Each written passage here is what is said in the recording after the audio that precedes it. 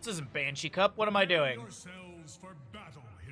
Alrighty, everybody. On the left-hand side, we've got our Alliance. And a 5-minute gamble as we are looking at a Kier Genji, Hebi Rhaegar, Liam Yrel, Brandon on Junkrat, and Tremor to play Diablo. Over on the side of the Horde, you've got a Nintori Leoric, Kerrigan to be played by Got Filth, Sai will be your Tychus, Legacy Brightwing, and Porky on the Oofer.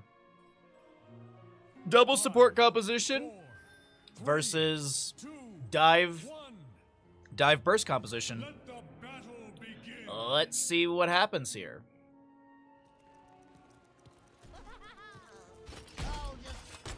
Extra wound timer is going to be nerfed in the upcoming patch. That's kind of exciting. See if that shifts anything at level 1, or if we're still just going to see the extra wound timers. I mean, it's going to move. It's going to move the bonus damage from 120 to 100. So there's that. I'm not sure if that's enough to sway people into picking. Blow him up level 1. Genji jumps into the top lane. Nintori takes a handful of shurikens and gets a phase shift, and that'll be the end of that little poke in top lane as we move down into our double soak situation. We've got an Arcane Punisher, Mortar Punisher coming up first in the top lane. That'll be at the 3-minute mark. Until then, we'll see some pressure onto Diablo applied. Kier jumping in, activating Deflect, and able to Swift Strike away as we've got a stun immediately onto Tremor from Porky. Moving back over to mid lane, looks like Leoric Brightwing's made a quick rotation into mid to try and catch this experience, while Kerrigan's actually shifted over for a camp on the right-hand side. 9 stacks for Uther currently on his Hammer of the Lightbringer level 1, so we're going to be looking for more stunnage from that once it's done for the cooldown reduction onto Hammer of Justice. An immediate camp grab for mid on both sides. Uther's going to work on bottom. This is going to be a nice, easy way to get a chunk of stacks. It's just going to take forever, so Kerrigan will rotate down and help out. Avoiding vision right there. We also have Nintori avoiding death, as we actually have Brightwing going down in mid, caught out by Diablo, Junkrat, and Rhaegar. As Rhaegar moves his way to bottom lane to let the towers do most of the work and finish out that wave as the camp gets picked up by Kerrigan Uther. Tremor a little split from his team. Soul Shield activated, cleanse from Hebi immediately with that Purge. Baseline trait for Rhaegar. Tremor looking for an angle here. Concussion Mine doesn't get the right angle they're looking for. Kier continuing to supply some sustained damage on Genji. And that's as much as he's able to do as Nintori's able to Wraith Walk out. Does take a bunch of shurikens, deflect damage, or deflect activated by Kier. As we have 10 stacks for the Shuriken Mastery already. Kerrigan Sharpened Blades being worked on. Tychus Master Assassin. You have that passive 10%. If you get the 15 kills, you'll have 25%. As a note, also, you've got Paralyzing Rage for Leoric level 4. He's not going to go into Neil Peasants. Uther's still slapping his way through this. Oh, we got 100 to 200. We got odds on the gamble. That's nice to see. Thank you, Chad.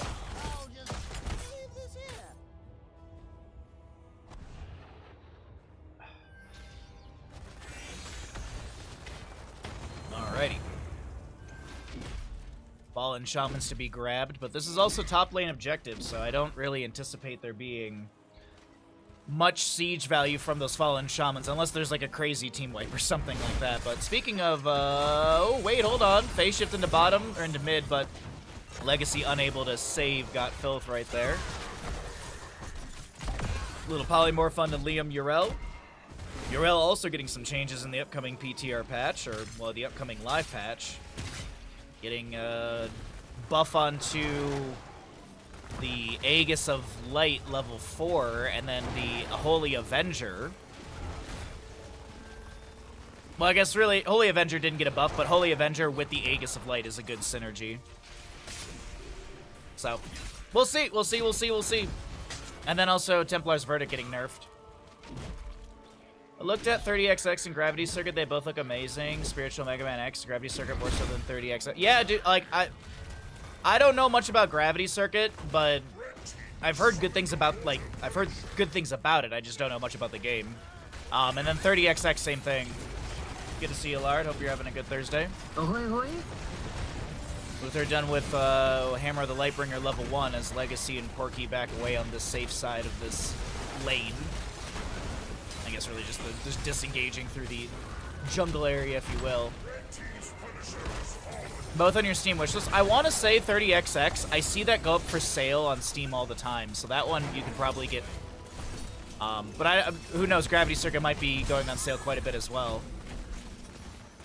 And I mean, summer sale's not too far away, right? Steam summer sale, probably like a month or two away. Legacy is displaced. He tries to take down Brandon, won't be able to do so. Genji chases on to Tychus, and he doesn't go for the Swift Strike over the wall. Oh, it's already 30% off right there? Nice. Both on my Steam wish list butt. Such a close moment, Buttspot. You really tried. Alrighty, it's Arcane Punisher for the bottom lane. We actually do have that Purification for Rhaegar on the Purge, so the big thing on that one is it's going to be a 45-second cooldown on Purge right there. 42 stacks for the Genji out of 60 on Shuriken Mastery as there's a dive attempt onto Brandon, but Liam's got the Righteous Hammer to bop him away. Tremor comes in with the Shadow Charge over power onto Porky. Gets a nice self-heal, but I don't think Porky is going to be able to make it out of this one. He gets pulled apart, and that's pulled Porky for lunch today. As we got 10 Talonteers on left-hand side, X-Strike, Ancestor Healing, Ardent Defender, Riptire, as well as the Lightning Breath Diablo. Moving down into bottom lane, our next Punisher, as I mentioned, Arcane, will be in this bottom lane, and with 5-0 in kills and the 10 Talonteer advantage, Team Alliance are going to push in through this bottom lane and take down the Fort Friend Gate at least.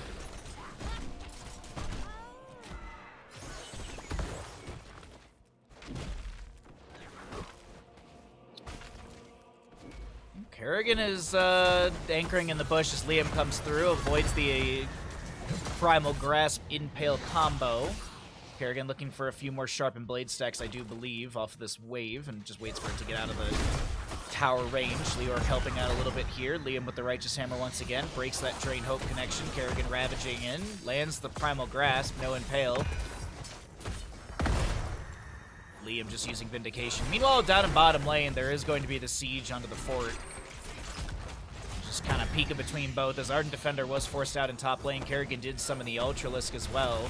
Take a look at the bottom lane fort, down to around 10% HP. Genji throwing in more shurikens, just trying to poke at the fort for that little bit of HP, or just to get rid of that last bit of HP. Concussion Mine dealing some damage. What is this game from? Heroes of the Storm.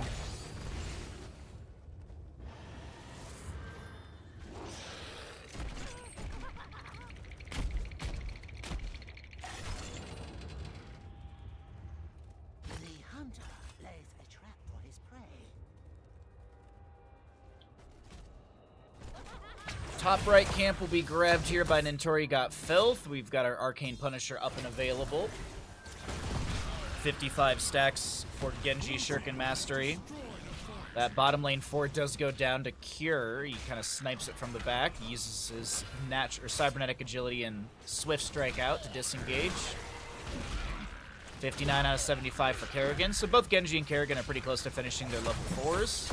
Level 13, though, almost here, and that might be the green light for the side of Alliance to step into this. The game that's being cast, is it from NGS? Well, the stream title says NA in-house matches, and there's NA in-houses. So this is from the NA in-houses. That's it. Tomb onto Tremor right now, trying to back away. More CC coming out from Porky as well. I got you. Yeah, that's just an in-house. It's just in-houses. There's no like league or anything like that. Similar to Ravencourt used to have the in-house games, and they stopped doing those because they were kind of competing with Banshee Cup. So Cure will be traded in top lane. Nintori for Cure. Punisher does go over to the side of the Horde.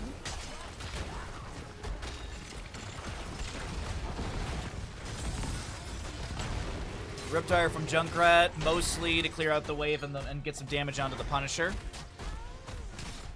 As this is bottom lane fort going down. Junkrat's discovered. Concussion Mine. They get Porky in that, but I don't think they're going to look to turn onto Porky right now. Genji's still dead for a few more moments. Nentori cheated death and has respawned in top lane already. As Legacy will Hearth out for full mana. Just checking really quickly. Phase Shift is off a cooldown, if needed. But it does not look like that'll be the case.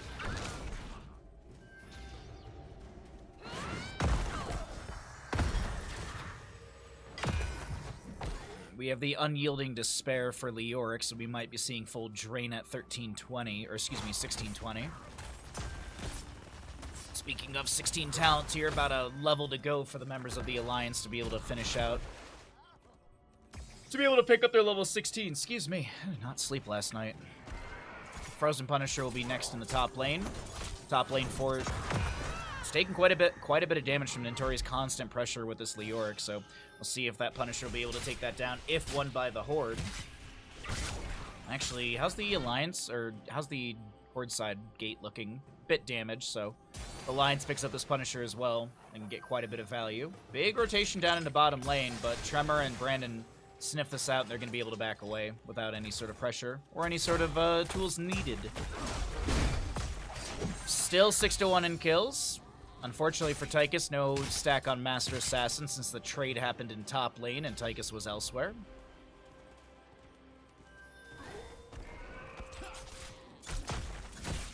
Yeah, there's Templar's Verdict. This will be nerfed in our upcoming patch, or at least the PTR says it's going to be nerfed. It's going to go down to 15 armor and 6% of their maximum health. So a small nerf onto it. Lightning Breath will cook up Nentori and get a kill onto Leoric. A Riptire from Junkrat will work its way up with the wave, get some explosive damage onto the fort front gate, I do expect. No, they're going to go in for some damage onto Legacy right there, who did tap well, gets a chunk of healing over time. Liam flanking a little bit there. That's going to be a Primal Grasp Impale onto Tremor. Unfortunately, the Impale does not connect, only the Primal Grasp right there, it looks like. Still 16 talent to your advantage. Junkrat's got those infinite, or the endless nades, so... hitting enemy heroes with those frag launcher grenades gives you that cooldown reduction. With the extra wound timers and the endless nades, I expect it to beat Cannonball level 20, but we could see extra oomph. I mean, with a lot of dive from Kerrigan and Uther stepping up and Leoric trying to get in there as well, you could get extra oomph value, so we'll see. But the poke value from Cannonballs, it's just really good value with that 116 combo. Concussion Mine gets the displacement onto Tychus, but Tremor, Diablo doesn't want to step in. Not with Yrel pushing out mid, Genji pushing up bottom. Macro Genji. You love to see it.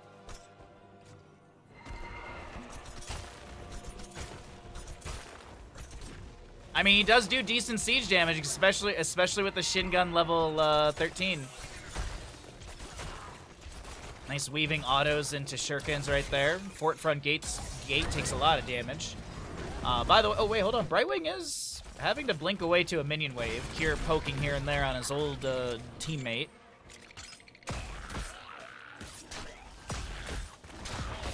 Yeah, watching Legacy and Kier during CCL was amazing. I mean, watching Legacy and Kier during Nations Cup was a blast as well.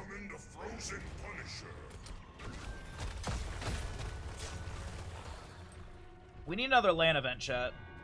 We need Banshee Cup Season 3 to be in Florida or whatever.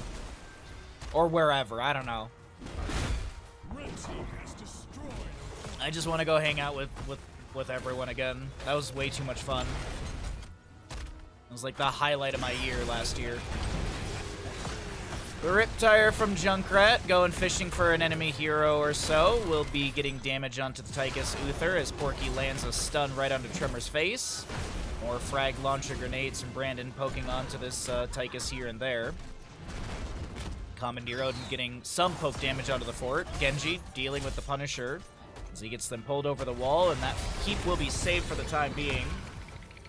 Hey, what's up, Legacy? Good to see you, dude. Red team's Punisher has fallen. Old jumping from Kerrigan. Sharpened Blades is done. Diablo looking at Porky right now. Lands the stun onto Liam, who activates Ardent Defender at full HP. And that's going to be just a back away, disengaged defensive heroic, if you will. 2-minute cooldown, but hey, you didn't lose your... There was no big burst onto Urel. I don't know. I don't know if Urel would have died there. I need Liam to pop into chat. I need Liam. I need to hear Liam's opinion on the changes to Urel.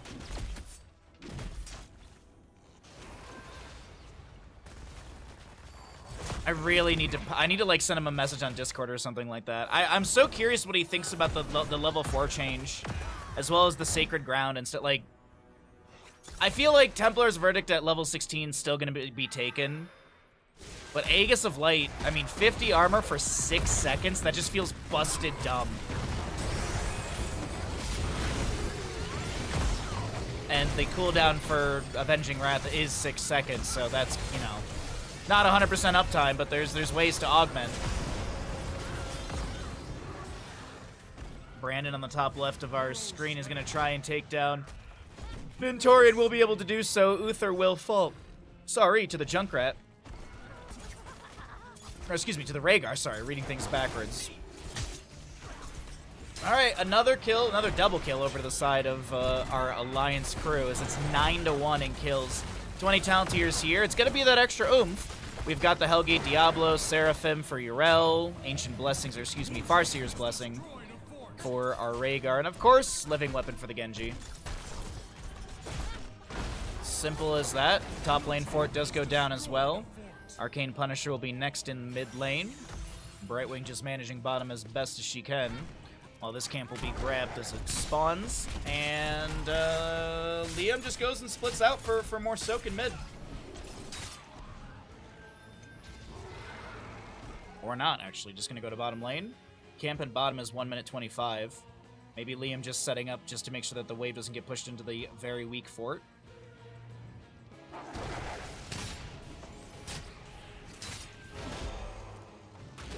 A level to go for the side of our red team for the Horde. Punisher coming up in 27 seconds. Arcane Punisher through mid. The keep front gate is healthy, but I feel like they want to give this so that 20 talents here can be picked up, but any sort of extra experience you can get off of the map outside of waves is being removed by the Alliance. I mean, the map is currently painted blue outside of this bottom lane camp. All the pings on the minimap right now. Not really sure who is, but Tremor anchoring over here on the right-hand side. They see the Leoric in top, Kerrigan mid, Brightwing Tychus, or actually Tychus showing in mid. Brightwing in the bottom lane. Mentori able to get the Wraith Walk out here, but Tremor still chasing in, has the Overpower. Immediate cleanse from Porky, who's rotated in. The Entomb from Leoric forces the Hellgate out from Diablo as Cure Swift strikes through, mounts up, and moves out. The 20 is actually here in time. Commandeer Odin with the big red button. You've got the Sonic Shift for Kerrigan. Uther with the Redemption, Invisible Friends, and it will be the Burning Despair for Leoric, but we'll talk about all that a little bit later while the Riptire comes through. Extra oomph getting almost a full reset. Big Righteous Hammer from Liam here, who activates Ardent Defender immediately. Diablo, Lightning Breath activated. Divine Shield onto Kerrigan as she Sonic shifts over to Brandon and just ravages through. Junkrat taking him down. A second kill of the game over the side of the Horde. Or the to the Horde, but the Alliance will pick up this objective, and they will lose Diablo. Souls expended. He's back in 3 seconds. Seraphim activated. Liam trying to run out of here, but he's running the wrong way on the map. Junkrat, more like Junkrip. Nailed it. You nailed it. Big Punisher jump backwards. Cure trying to make something happen off of this. Kerrigan is going to answer back with a Primal Grasp Impale, and Cure gets punished for even being present. Alright, Punisher cleared out, mostly cleared out, without getting any damage onto the keep. Top lane wave gets the keep front gate. Not bad defense from the Horde. They get the double kill, start to build some momentum of their own here in this late game.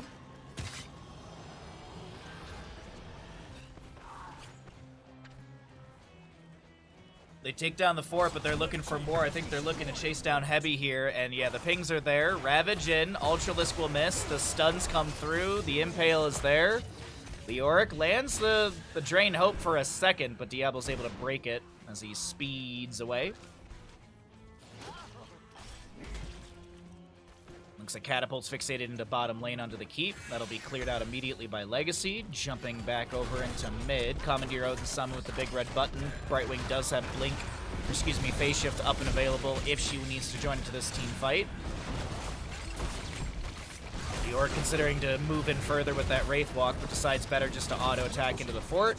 And that will be all outer layers removed on both sides. Legacy still delaying or clearing things out in bottom. As next objective is going to be frozen in the top lane, but Commandeer Odin in mid going to try and find a little bit more poke damage onto this keep front gate. Sidewall being taken down. Diablo looking to fire stomp out here. He does have the Soul to Flame and all that kind of stuff, so he's got the ability to pick up a soul or two, as Kieran bottom lane once again pushing things up, and Legacy just playing it safe, able to blink over to a minion. Has that Invisible Frenzy kind of break vision or connection. As Rhaegar has just gotten back up from death. Hearth out from Genji as well. We see a ping onto this camp on the top right. Is this a move to invade? Diablo kind of showing that the trajectory is over in this direction.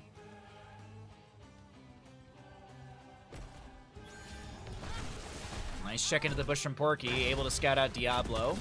Sees the Junkrat as well.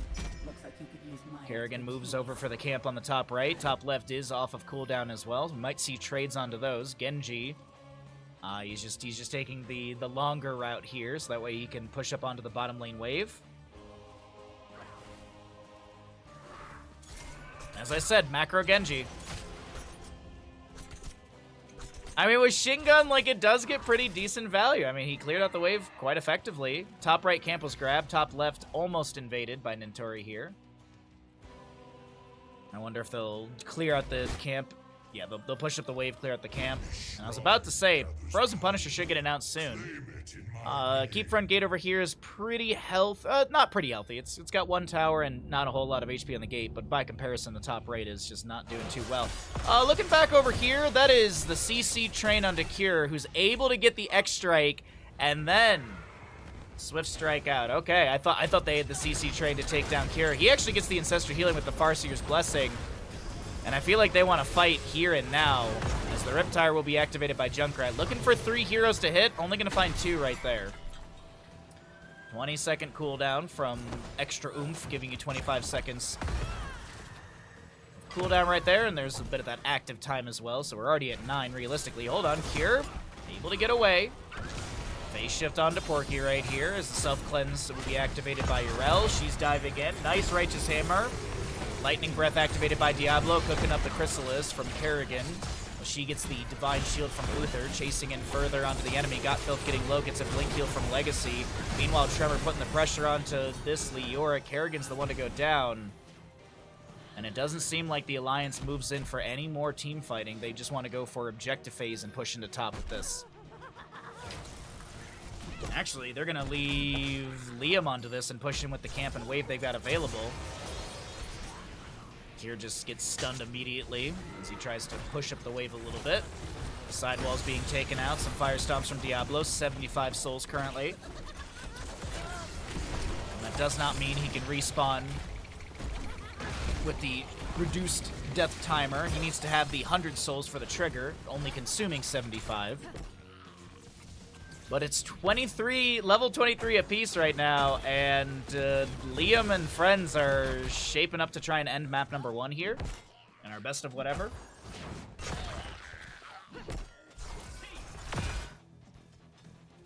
Camping bottom and a wave pushed up by Leoric really quickly. See if he actually, he'll get a little bit more of this and then probably Hearth out to defend.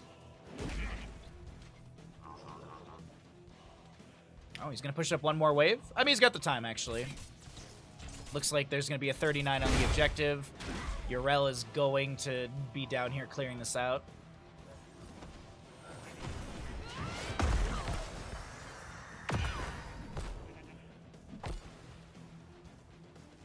It's a lot of back and forth in this game. Starting to see a bit of a rally here from the Horde.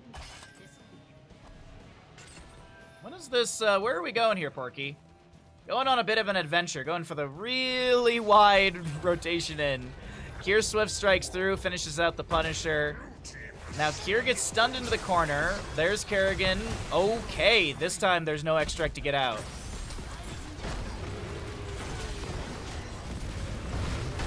I feel like Kira was just like, I'm Giga dead. There's a Sonic Shift in from Got Filth onto Brandon. Junkrat taking a handful of damage, but so is Legacy. What's up, Skullfy? Good to see you, bud. Urel jumps in, following up the Punisher leap. Diablo going in onto Leoric, who's able to Wraith walk out. Liam still trying to chase in. Hand of Freedom self-cast to try and get in there faster. And this is going to be Nintori going down as well.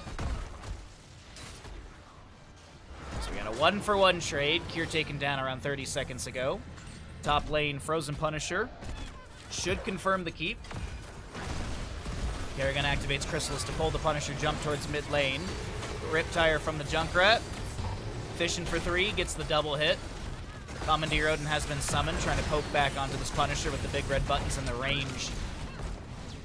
As this Punisher will be pulled back over towards mid lane, getting some damage onto Uther and friends. But the top lane keep, it's getting a little bit low. The unfortunate thing for the side of the Alliance is the minion wave. Actually, no, the minion wave is a lot healthier than I anticipated.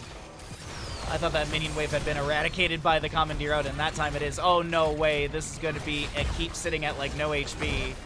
Urel does not have Seraphim or Ardent Defender available. 250 HP. 250 HP. And Riptire was summoned. Riptire's summoned to take down the keep, and they will be able to get it. All right. Punisher also got some decent damage onto mid. But losing 2 members here, Kerrigan, Porky, the members of the Horde are looking to run through top lane. Can they actually end off of this? Death timers are... Oh, wait, hold on. Kerrigan, Sonic Shift with the Ultralisk as well. Tremor's able to Hellgate away with 700 HP and activate his Soul Shield. Still 26 on Urel, 30 to go on Rhaegar for that respawn. Have the Horde turned this around at the last minute in top lane? Oh, they found parity. It still is 2 keeps to 2 keeps, albeit these keeps, this keep in mid and bottom, a lot weaker than what we're seeing on the Alliance side of things. This will be camp stolen away. Mortar Punisher from mid. Cure finishes out this camp. Do we see a fight over this Impaler, or is it just going to be Fallen Shaman to be grabbed? Kerrigan, Tychus, and Leoric did show mid for a moment there. Uther did pop up. They have to assume that this camp is being worked on, and yeah. Uther's also anchoring forward. Liam's clearing out top, safe and slow.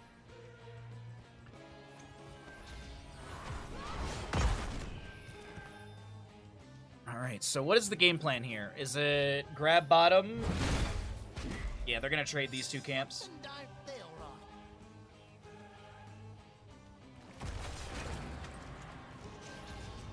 And I do see the Tychus Hearthing out right now, so they'll be setting up to defend top lane.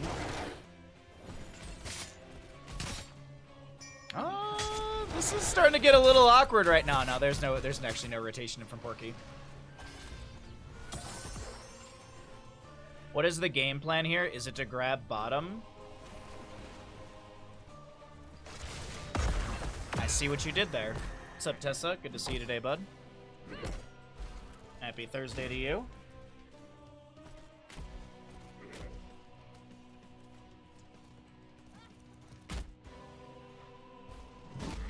Alright, waves being cleared out on top. We're just kind of sitting around waiting for the next Punisher or a big team fight. And the big team fight doesn't seem like it'll happen because Macro Genji is pushing things out in bottom.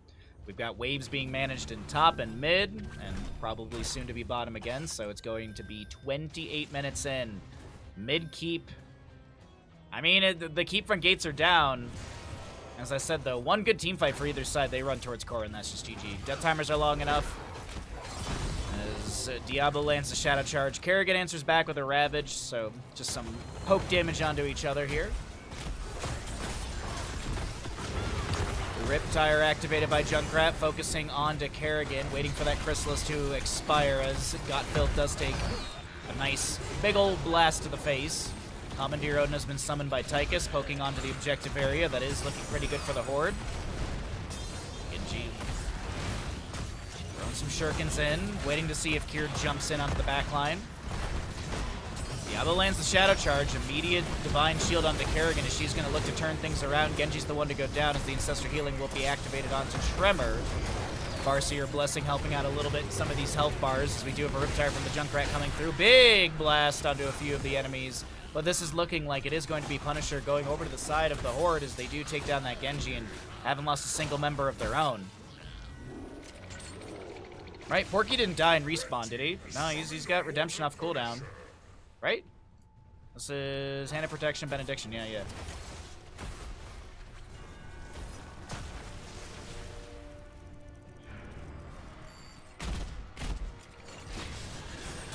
Seraphim for the self-cleanse. Liam able to back away. There is a catapult in bottom, but we're not really concerned about that since there's a Punisher and a whole heckload of other damage. Junkrat gets the full reset on the Riptire. Doesn't get a second one right there, but decent damage onto the enemies. And decent is the right word here because most of it's being healed up immediately by Legacy and Porky on this double support composition. And I can't believe it. It looks like the members of the Horde are going to win this right now. Genji has respawned. The Punisher still at 58%. All 5 members are here on the core, and GG, well played. What a fantastic game to start out our day for the NA in-houses. GG, well played. The Horde takes map number 1.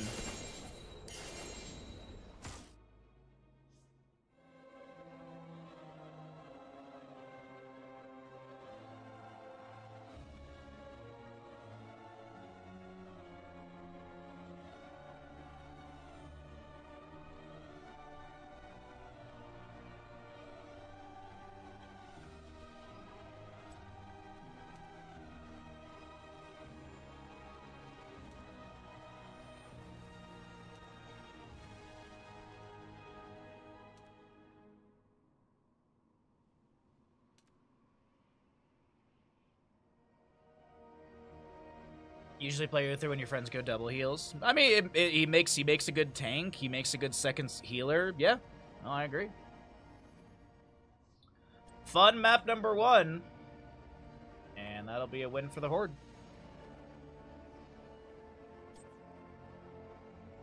Next map.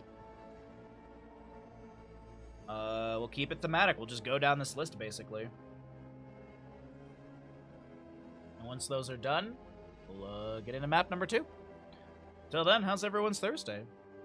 Any fun weekend plans?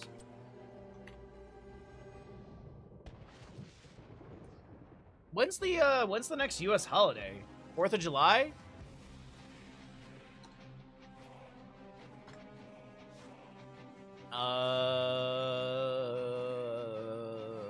Memorial Day. Memorial Day is coming up. Yeah, Memorial Day, May 27th. May 27th is a Monday, right? Memorial Day weekend. Right. Oh, right. Memorial Day weekend is always the weekend when we get, like, one random, like, tiny itty-bitty snowstorm. Like, it's just enough that, like, it covers the ground and it melts, like, immediately.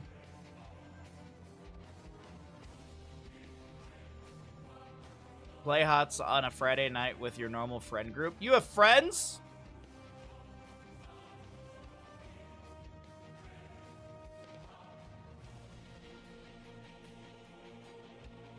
Lucky.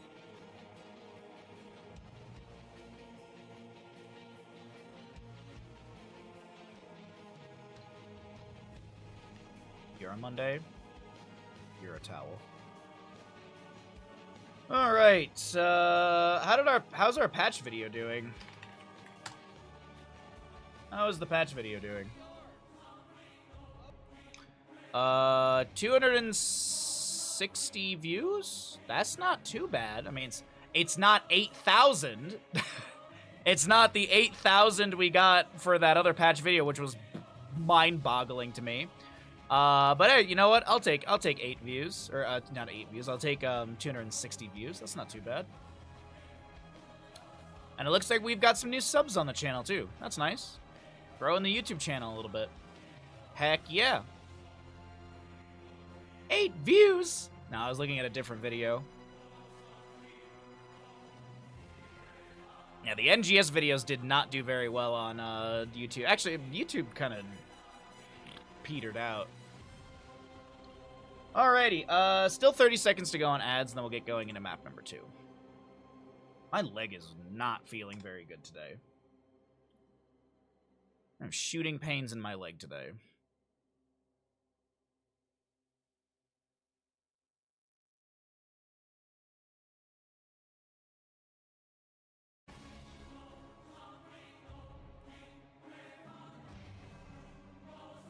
I got invited to the summit. I got invited to the summit.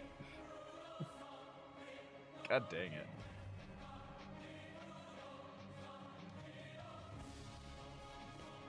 Apparently there's a new RTS on the horizon, and everybody got invited to it. Honestly, the most important is the sword change. It is very important.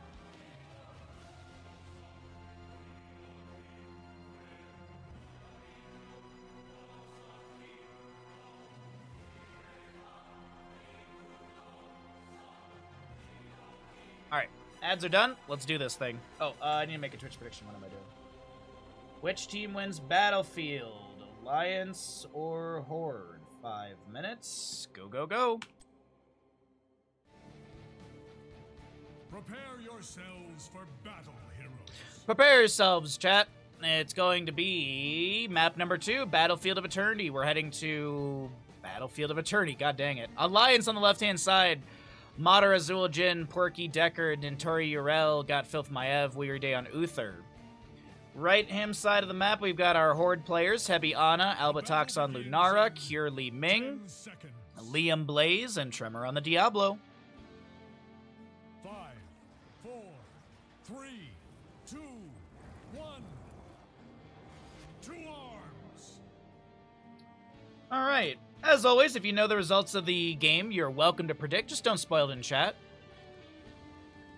The nice thing with this is there's no website where people can go check the results, unlike NGS or Heroes Lounge. So for those ones, we typically do, like, how many Zul'jin stacks? But for this, I don't even know the results, so nice little gamble we got going on for all of you. And pretty standard level 1s across the board. Big root from Deckard Cain. Albatox will not go down. God dang, god dang. That seemed like a guaranteed kill for the side of the Alliance twice, but looks like Lunara's got 8 lives. She's got at least 3. Meanwhile, in top lane, Cure and Liam able to put pressure onto the fort front gate. Just kind of giving the runaround on Nintori with this. Like, Cure is literally doing siege. Liam pushing up the wave, but also throwing abilities out at the fort front gate. Meanwhile, Nintori is trying to harass, and it's just not working out. Liam with some really effective siege in top lane. Big root once again, this time onto Diablo. Tremor, Soul Shield activated. Gets the Fire Stomp out. As this bottom lane fort is being eradicated almost.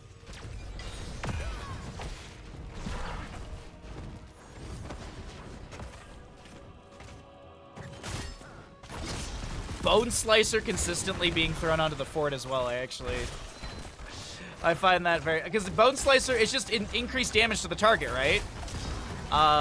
Marking... Does it... No, it doesn't work on structures, right? It's just damage? Or no, does it work on structures? I actually don't know, chat. I swear it does, but the tooltip would make you not believe that.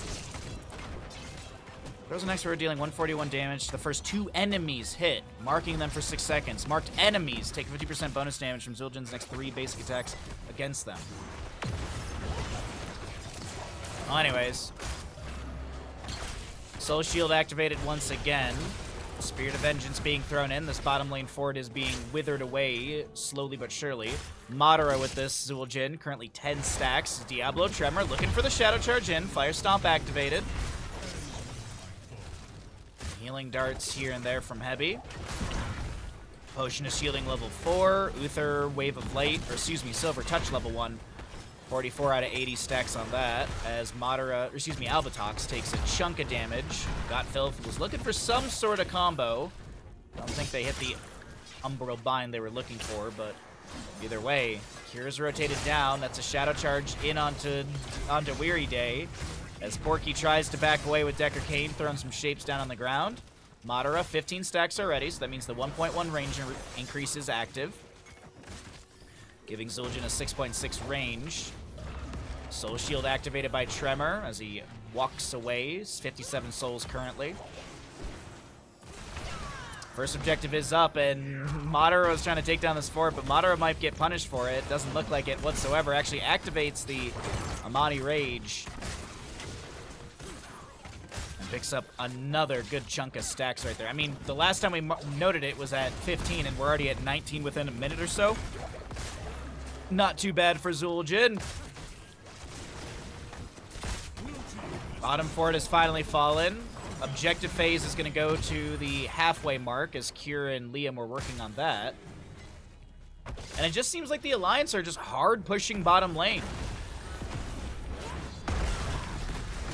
But now they go in for the defense. No, they're just going in for the team fight. Tremor's the target, getting rooted, activates Soul Shield. Maiev comes through with an Umbral Bind onto Tremor. He's trying to not get pulled in by that tether. Meanwhile, Kira and Liam on the left-hand side are going to continue working on this objective, and they will take it down to around 10% HP. Maybe even less than that with 1,200 or so. Or excuse me, 500 or so. Damage over time from Lunara, but also Kira's got Arcane Orbs and such over the wall. They'll tag the camp. Tremor finishes out the objective, and Yrel soaks up top.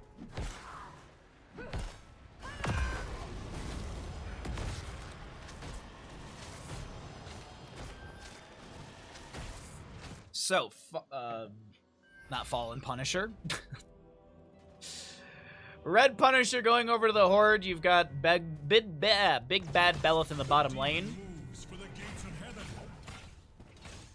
It's not dealing a ton of damage right now. Around 1,000 plus damage into structures. But hold on, Albatox is going to be taking a heck load of damage. First blood of the game, found 5 minutes in, will be onto that Lunara, but this objective with its shield about to drop is going to take down the fort front gate. This is actually really good clear onto the Immortal. I don't know how much more it's going to find. Madara drops his health pool down, tries to step out of the spin of the Immortal, still gets bopped and looks to chase onto Tremor here. They're going to let the fort take down the Immortal as Madara just gets stack after stack after stack here. Tremor will fall. Liam trying to just get some extra value onto this fort. No bunker, no level 10. This is like extreme from Liam. Like, what is this from Liam? Was he just like, oh, I'm probably gonna die. Let me just go proxy a wave really quickly. If he gets out of this, it'll be the greatest escape. No, he's just gonna run into towers and die. Okay. Ninturian top, damage over time. She'll fall to Lunara's damage over time. All right, let's cycle through those other numbers right now. We've had a bit of a back and forth in bottom lane. 3 kills go over to the side of the Alliance. They lose their fort front gate. They're going to take a lot of damage onto this fort. And it looks like the Horde, even though they lost a few there, they're still sitting okay experience-wise. Got Filth. I was about to say, needs that potion from Porky. Soulstone finished out by Diablo. As I mentioned, those 10s are half a level away for well, actually, I was going to say both sides, but a little bit closer for the Alliance. Tremor slowed and rooted.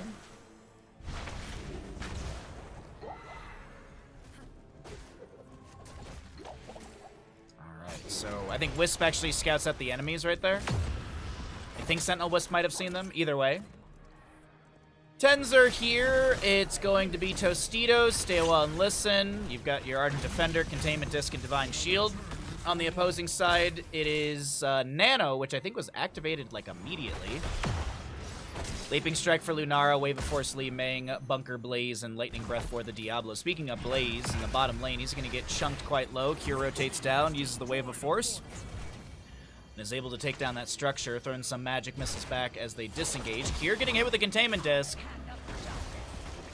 Nano Boost still down for 30-some seconds, and Cure is immediately deleted outside of that cocoon, or the Containment Disc, sorry. Looking for another kill. Nope, the members of the Alliance will go work on the Immortal. 41 stacks for Madara right now with his Zul'jin. Also 12 on his Arcanite axes for that twin cleave damage. That's actually all the questing talents to know. Diablo's full souls, if you are wondering.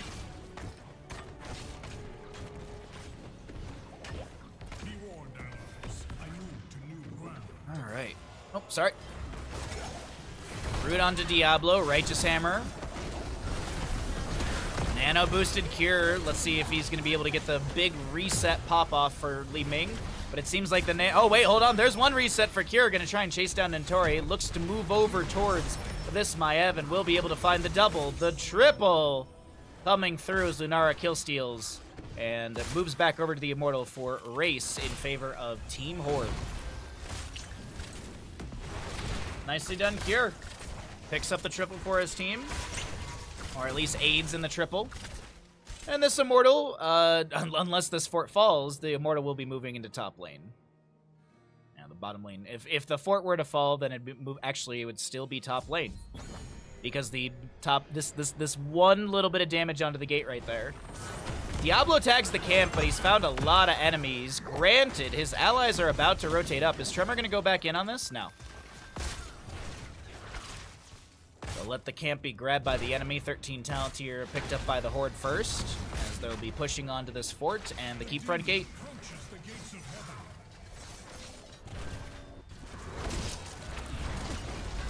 By the way, Lunara with the abolished magic level 13 right there. Okay. Blaze also picks up Collision Course. Divine Shield self-cast by Uther. Here looking for some Arcane Orbs to connect. Gotfilth putting some pressure onto the enemies. Gets the Spirit of Vengeance teleport out.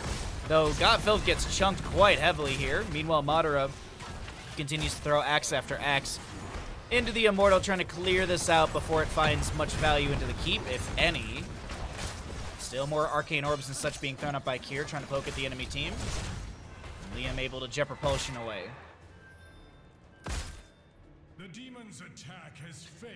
Ancient Blessings for Deckard. You'll see the Eye of Zul'jin. Basic attacks against enemy heroes grant Zul'jin 6% movement speed up for 2 seconds, up to 30%. So essentially, Madara could be mount speed while auto attacking. Terrifying. Terrifying. You could basically get run down by Madara at this point.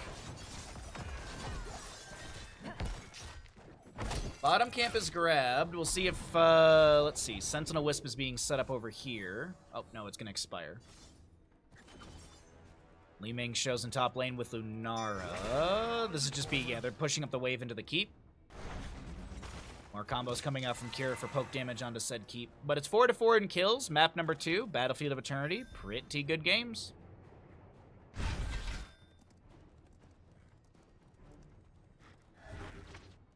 You see both teams grab their fallen shamans here. About a level and a half on both sides for level 16. So until then, we're just going to be seeing camps grab, waves to be pushed up, I do believe. Or I guess just waves mostly cleared out. I don't think they're going to push up too heavily.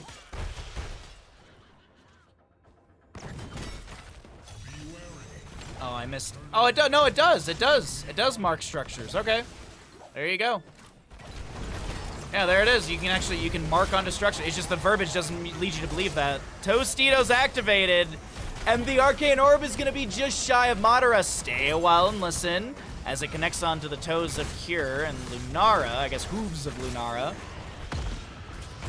Spirit of Vengeance in, met by his Sleep Dart. Ardent Defender activated on the low side of our screen in this team fight. Umbral Bind pulls Diablo back in at the top. In this top lane, Lunara goes down as well to Zul'jin, and that's going to be a double kill for the Alliance. Nicely done.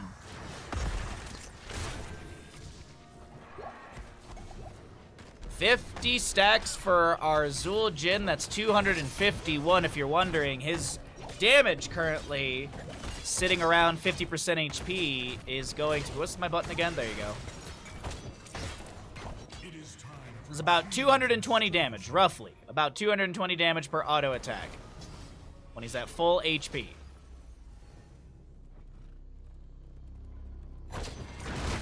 Alright, anyways, we don't have to look at that stat all the time right there. 16 talents here, almost here for the Horde. Alliance, are they going to go in for this fight? There's the 16 kind of rollover. Looks like Yrel goes to top to grab a wave really quickly. The Immortal...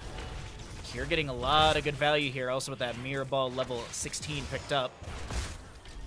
Speaking of that talent tier, we'll see the same thing picked up by the Alliance right now. Big Arcane Orbs being thrown onto Porky and Madara, but as I mentioned, Madara trying to chase down the enemy. Those auto attacks from the Eye of Zul'jin on enemy heroes giving you almost mount speed. Or, well, actually, it would give you mount speed if you get it fully stacked. It's just 5 auto attacks. It's just 5 autos. Punisher goes, or the Immortal goes to top lane, since the fort is still up there. And we already have the Alliance rotating up, the Horde matching. Weary Day taking an Arcane Orb combo. Cure looking to take down Madara here. Tostingo is available, but Madara with the self-control not to push the panic button. I would have, honestly, there. I would have absolutely pushed the panic button right there if I was Madara.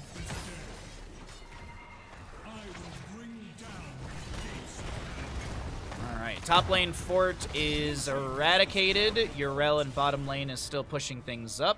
No, actually looks like she's going to join into the allies here in top. And Tori going to jump over the wall looking for Heavy here? Nice. Oh, I thought the angle of the hammer was going to be perfect right there. Containment Disc will connect onto Diablo. The Immortal's still, I don't know, below 50%. Moves on to the keep here, but there's going to be a heckload of damage to clear him out. Pyromania activated by Blaze, and it doesn't seem like there's going to be a way to close the distance onto the enemies here.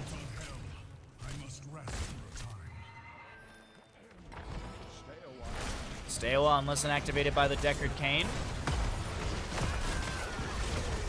Lightning Breath for Diablo as well. Divine Shield, though, activated onto Porky immediately. Nano boosted Cure, just not finding the value he's hoping for. So he might take down Got Filth here with a Magic Missile combo. Wait a minute, wait a minute. Did the Horde turn things around at the last second in this run through top lane? Weary Day is going to fall.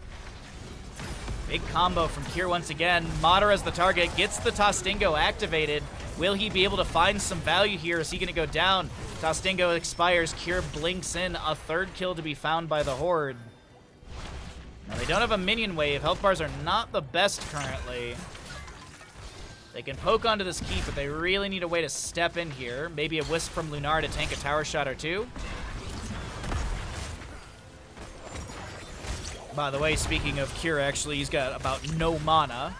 He gets an orb, he gets a regeneration globe. Diablo trying to put some pressure on Nentori, who also gets hit with a Bodic Grenade, reducing that available healing. Reducing healing given. I can't talk.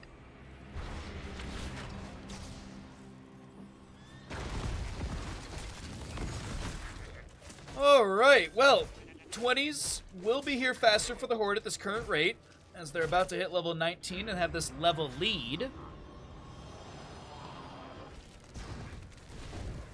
Liam pushes out bottom. We'll probably see Fallen Shamans traded here. Actually, no, they're going to go straight into the race on the side of the Horde here on the right. Straight into race as Liam grabs the camp for top lane, and Immortal faster to the side of the Horde. Okay. And the Immortals will go to defensive sides. Here comes the Spirit of Vengeance from Maiev. No reactivation of the teleport to try and get any sort of dive. Nano boost onto Cure, who's going to throw a combo back, and Deckard Cain's the first one to go down, as we do have a Blinken and a Divine Shield onto our Maiev, but Cure is just popping off right now, blinking left and right.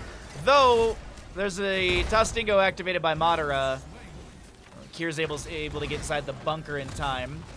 Another member to be lost. That Maiev does go down to Blaze. Bottom lane camp is pushing in. Cure getting... Oh my god. Cure getting dropped down to 90 HP. Madara unable to get that last auto attack. And this is going to be a quadra kill picked up by the side of the... Cure, you're... No, Cure, stop. Cure, stop. Well, here you go, everybody. Archon Pure Power. Archon Pure Power. Very, very good talent. It's a very, very good talent. Because Cure takes it. If Cure takes it, it must be a meta talent. Arcane Pure Power will win the game. GG, well played to the side of the Horde.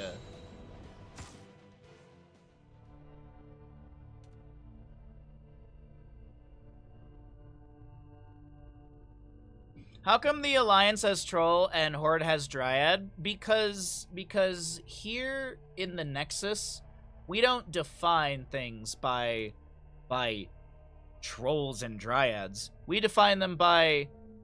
I got nothing. What's up, Bathroom? How you doing today, bud? I got nothing. I got absolutely nothing. I'm sorry. We're firing on maybe a cylinder today. Doing my best, sir. Let's pay out the people. The Horde does win Battlefield of Eternity.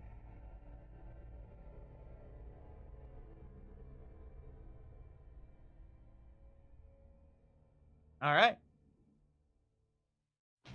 I need to get a cup of tea and get rid of some ads, so let's do that. The Horde continues to win in our best of whatever. And I will load up map number 3, and then we will get going into that after the ads are done. There's like a they gave me a bunch of games, so I'm just gonna cast until I don't feel like casting, and then maybe we'll play some XCOM later, maybe, or maybe I'll just do HOTS all day. Who knows? I don't know. It's whatever we feel like doing. All right. As I said, I got everything loaded up. I'm gonna run and grab that cup of tea. BRB.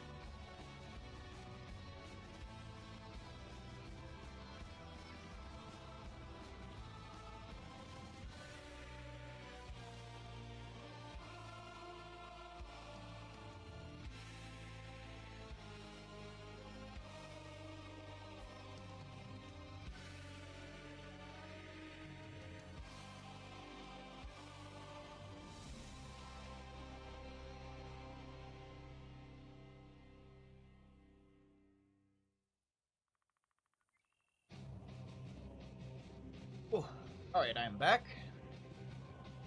Thanks for your patience. Oh, this is not Banshee Cup. Why did no one tell me? This isn't Banshee Cup. I've had that logo up for a bunch of games. How could... My disappointment is measurable.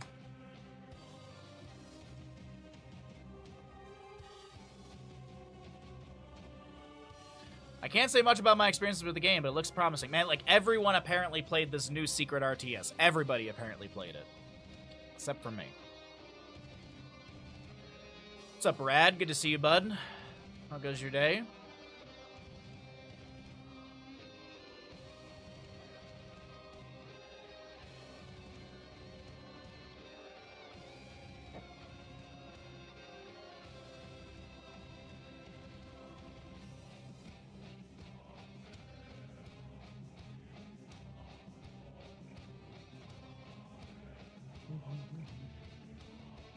God, I can't wait for Elden Ring DLC. Oh, I can't wait for it. I am I don't think I've ever been so excited for a game or DLC for a game before. Alrighty. I also got approval from Corsair for some new stuff, so that'll be exciting. I actually made I had a realization today. Do I have the available equipment for what I ordered? Because I might need to get something. Orders. Trying to convince higher-ups that their meetings are going in circles. Oh, that is impossible, Rad. Best of luck to you, bud. Best of luck trying to convince dinosaurs to stop being dinosaurs. Hope you're feeling better today. I'm trying my best. That's all I can do. Thank you for the kindness. We're trying again. It's the best I can do. Okay, scissor arms. It's up to 27. I'm gonna need to figure something out then. Okay. Well, we'll see. We'll see. We might just I don't know, we'll find out. We'll find out when it gets shipped to me. Anyways, yeah, I'm doing what makes me the happiest, which is cast HOTS. So that's all I can do.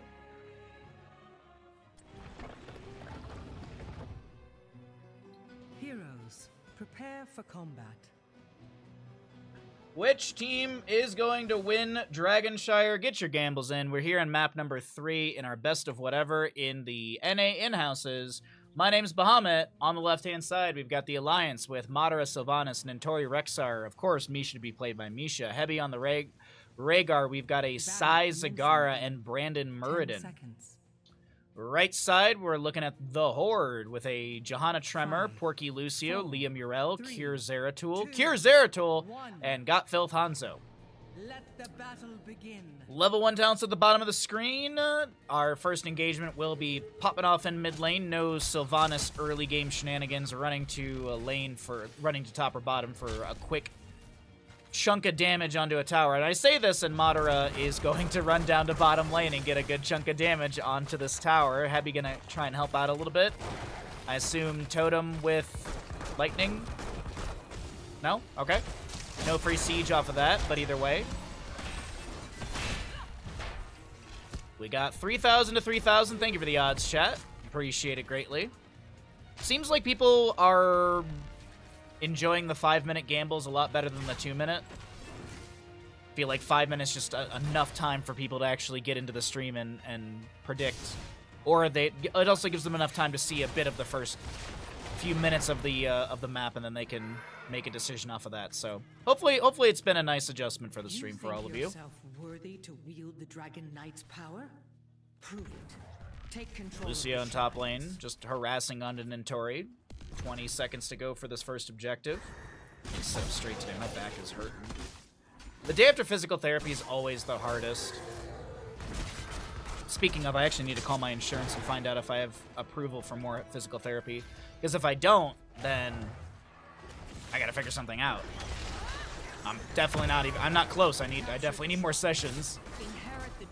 Porky is able to speed boost out of this one as he moves his way over to... Actually, he moved into mid, but now he's kind of rotating long into the top lane, taps the well, and gets back into the allied fight of this top lane. There's actually quite a few members of the Alliance pushing in. Misha on the point anchoring. We've got Zeratul doing double soak duties. Hanzo trying to soak things up. They did grab that camp for the bottom lane, matching against Zagara. Porky getting bit by Heavy here.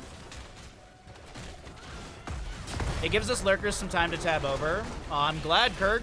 Seriously, I'm always trying to make the stream as good for you all as possible. If it means making the gambles longer, that's a very simple fix.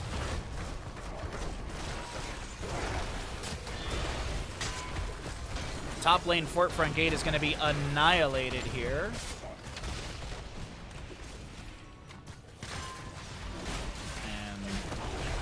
That was not subdone? Wait, how did that not trigger subdone, dude? I was not... Wow. I am blown away that wasn't a quadra hit? 2 times. Tremor steps in with a condemn punish, and I'm like, oh yeah, he's gonna get subdone. No. There's 5 characters to hit. That's wild to me. I'm not, no flame onto Tremor, just literally I'm baffled that it didn't hit. Nice righteous hammer into the corner. Brandon being slowed. Zeratul comes up, lands the singularity spike. Brandon now being chunked and will go down. Red team draws first. Hassler, what's up, bud? Good to see you today. Hope you're having a good Thursday. Now it burns. Tomorrow, by the way, chat, it's Elden Ring. We're gonna do some stuff and fight Melania again. And then, we've got Discord movie night tomorrow. We're watching 300.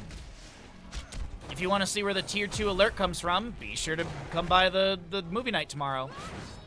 3 o'clock my time, 6 o'clock East Coast USA, and midnight Central European summertime.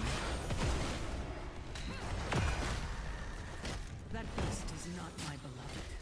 Not anymore. Melania, Blade of Michelin? Yes. She has never known defeat. By me. Yet?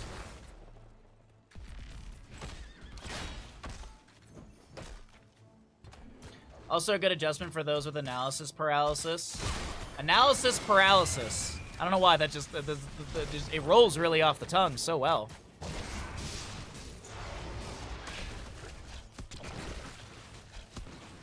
What is analysis paralysis, if you don't mind me asking? Never heard of this before. Like, I know people can be indecisive, but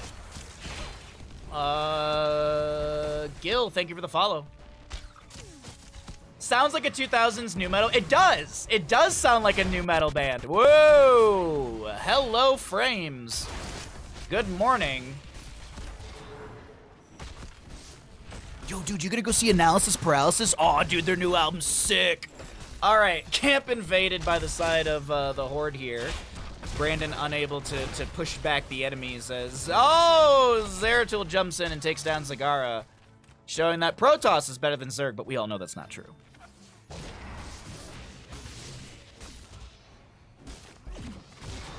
Prepare yourselves, heroes. The shrines will soon be active again. I don't know why, Analysis Paralysis sounds like a ska band. I don't know why, that's just where my brain's going with it. 10 talent tier here for the right-hand side, so we'll go ahead and cycle through those other numbers. We've got a Dragon Strike, or excuse me, Dragon's Arrow. Might of the Nerazim, we'll see a Ardent Defender Yrel, High Five Lucio, Bless Shield for the Johanna. Remember Ska? Ska's still around, dude. Ska is still very much around. What's up, Ninja? Good to see you today, bud. Dragon's Arrow into Sai, and Lucio gets the kill.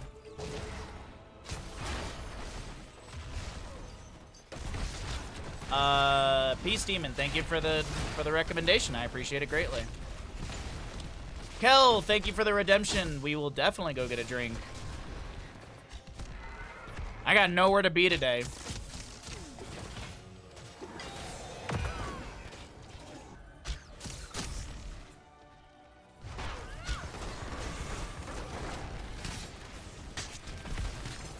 We'll have a party Thursday, because just why not? Screw it. Muradin with the Avatar. We've got a Devouring Maw for Zagara, sorry. Ancestor Healing, Boars, and the Mind Control for Sylvanas. Rexar did go down in top lane while I was trying to remember what talent names are. Avatar from Muradin activated, and he tries to take over bottom lane control, but it looks like Porky is just harassing and being too much of a nuisance on this Lucio. Mind Control goes fishing. Madara can't find anything with that. Not a crazy long cooldown, only 40 seconds. Actually already at 33. Ancestor Healing connects just in time onto Madara, who does have... Is that armor debuff? What reduced... Oh, it was the punish. It was healing. It was Sins Exposed. That's what it was. Nicely done. That was a really good denial on some Ancestor Healing value. Completely forgot about that Johanna level 7. Avatar activated once again by Muradin. He does have the 5% cooldown reduction from Reverberation level 4. I feel like a lot of people forget about that. Reverberation at level 4 is like crazy good because the amount of things... I mean, look at this. Increase the attack speed slow from Thunderclap from 30 to 50%. That's huge. And then you increase the duration by 1 second. And then enemy heroes hit reduce your heroic ability by 5%. 5% of 90 seconds. Someone in chat can do that math, but still. Landing some thick Thunderclaps. Gets you some nice chunky cooldown reduction. Brandon, though, seems like he's in a bit of a bad spot right now. No Avatar for 40 this time, and I hyped it all up, and it all goes to heck. How is my back doing today? The day after physical therapy is always kind of the roughest because of the manipulation and stuff, and they're testing me, like, you know, How's my posture sitting? Can you do this? There's usually a lot of like, can I bend your leg this way? And they'll bend it like a little bit. I'm like, nope, nope, nope, that does not bend that way. So, but we're hanging in there. We're doing our best. Rhaegar and Sylvanas will go down. Meanwhile, Kyr's going to try and trade into Zagara, and he manages to do so. No tower shot connecting onto Kyr, and that will be a quick triple kill for the side of the Horde in bottom lane. Red team destroyed a fort. 4.5 seconds? Oh, the 5%, thank you. I was like, 4.5? Where's 4.5 in the tooltip? Thank you very much for that, Turbo.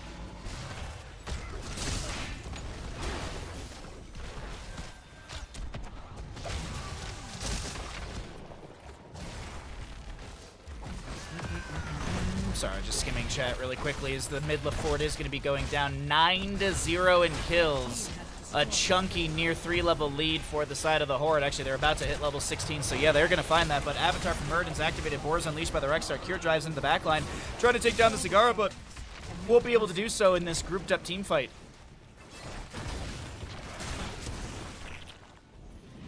Grouped up team fight. That's kind of like saying, give me your VIN number. Kind of redundant, isn't it, huh?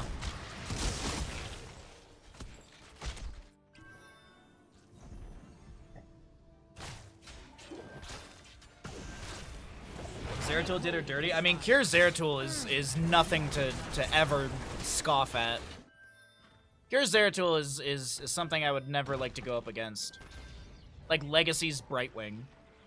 Or Liam's Yrel. Or Madara's Sylvanas. Madara's Sylvanas is terrifying. But we've got another Dragonite. This one going over to the Horde. Looks like they're going to dangle the angle into top lane. Take down another structure. Get periodic catapults in all 3 lanes. I will say, like, the catapult mechanic in Heroes is cool, but, you know, I really do love... In like Dota, well, maybe not Dota. I don't know for sure. But in like League of Legends, you have the super minions when you take down the inhibitors. I think that's such a cool mechanic. And I know like catapults are kind of like that, but I don't know why. But I really like that really hard push you get from, at least when I watch League of Legends.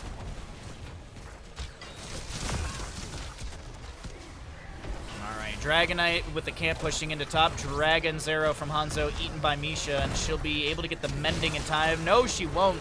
Hanzo gets the kill. Mind control onto Yrel. She activates Ardent Defender and is able to back out of this. But Zagara goes down. I'm sorry, Zeratul bottom lane. Ah, that's what it was. Zeratul in bottom lane. Wait, Brandon wants to get this, but Kyr's a little too slippery. He can dodge a wrench, and he can definitely dodge a ball. Now Kyr going in onto Heavy. Lands a Singularity Spike. Is he going to warp back onto it? Doesn't look like it. They're actually still focusing on a Brandon. This is an offset fight as the Muradin has to Dwarf Toss away.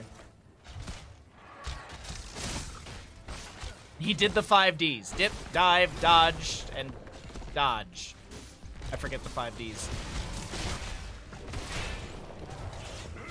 Bottom lane still has this fight breaking out. We've got a Yrel pushing up top lane. Zagara on her way back. Madara with 27 HP is going to be taken down by Kyr, who will be traded. Finally, the monster of Zeratul is taken out. It is 16 apiece on levels by both sides, but it's still a 3-level lead just about to the Horde as they're going to roll into 19. But the even fight without a Zeratul is something they're looking for on the side of the Alliance. Boars are unleashed. Brandon getting low. He will go down. Liam trying to back away. Dragon Zero creates some space to scatter off the sidewall. Takes down the Rhaegar. And now Godfelled Porky and the friends are on the chase to take down Misha. They will be able to do so. Nintori looking like the next target. Zagara drops the Devouring Maw. Is there an answer, or is this just to create some space? A couple Banelings thrown back, and it's just to create some space. Analysis paralysis is another word for overthinking. Trying to account for all the possible outcomes based on every little bit of information one can think, and continually adjusting, looking at the best decision, eventually leading to take no action at all. Huh. Interesting.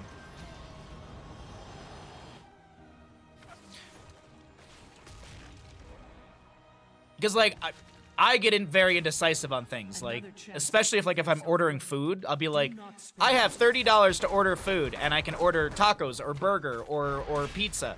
And I will get into the indecisiveness of like, well, like pizza sounds good, but also tacos. And then eventually like half an hour goes by and I just put down my phone and I'm like back watching TV instead of actually making a decision. Bish Hanzo's. Oh, Bish Hanzo's amazing. Become the Dragon Knight. Claim vengeance for my family. I don't. Did Nintori know how close he was to death right there? Dodge, duck, dip, dive, and dodge. Thank you, Hassler. That minion from Alterac Pass is no joke. The one that replaces the Katas. Oh, the Reaver minions. Yes. The Reaver minions, I absolutely love the Reaver minions because, as I always say, not a lot of people know, Reaver minions have physical armor. They have 50 physical armor, which allows them to constantly push up those waves so effectively. Alright, well, Dragonite's grabbed by Cure. We've got bottom lane Keep being belched, some flames being belched onto it.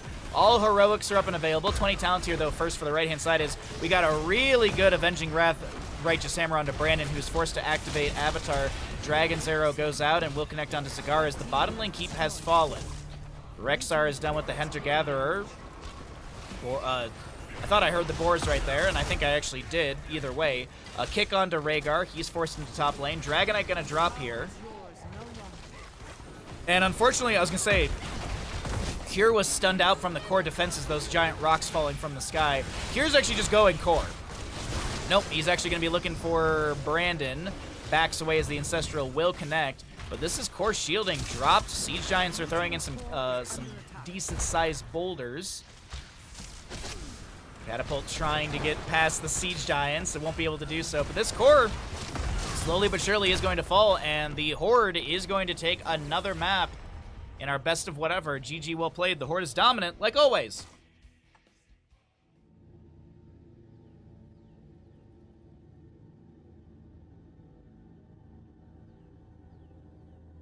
Cure Zeratul, dude. Cure Zeratul. Oh my God. Got Filth, Hans? Wait, Got Filth? What? There's we're rounding on this number. There's a 40,000 difference. Actually, 37,000 difference. But still, dear Lord, that heroic damage. I was like, oh, it's gonna be Zeratul with 72,000 heroic. Nope. Wowee.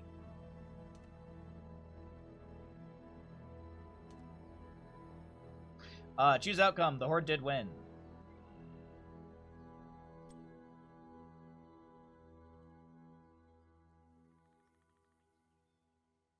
All right.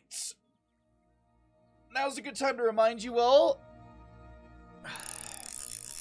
If you've got Amazon Prime, you've got Prime Gaming. And if you've got Prime Gaming, you've got a free sub here at twitch.tv/Bahamut Gaming. You support the good boy that is Bandit. You support the stream. You push our sub goal up further. It makes me very happy. And that's really about it. That's really about it. That's all I can offer you. Great emotes, ad-free viewing. And unfortunately, John Cena has rescinded his contract, so he will no longer be punching Jeff Bezos in the penis. So we're going to have to figure out a new contract. But either way, no. Thank you, everyone. If you'd like to subscribe, it's much appreciated. Let's go ahead and get some ads out. It's beer 30. I need a couple more cups of tea. I didn't sleep very good last night, so I want to wake up. Otherwise, if I go into beers now, in about 2 hours, I'll be sitting here like trying to keep my eyes open, which I'm already trying to do. But don't worry, Kel. That one's banked. That one's banked. We will be getting to that eventually. Is that the third map of the day already? Wow.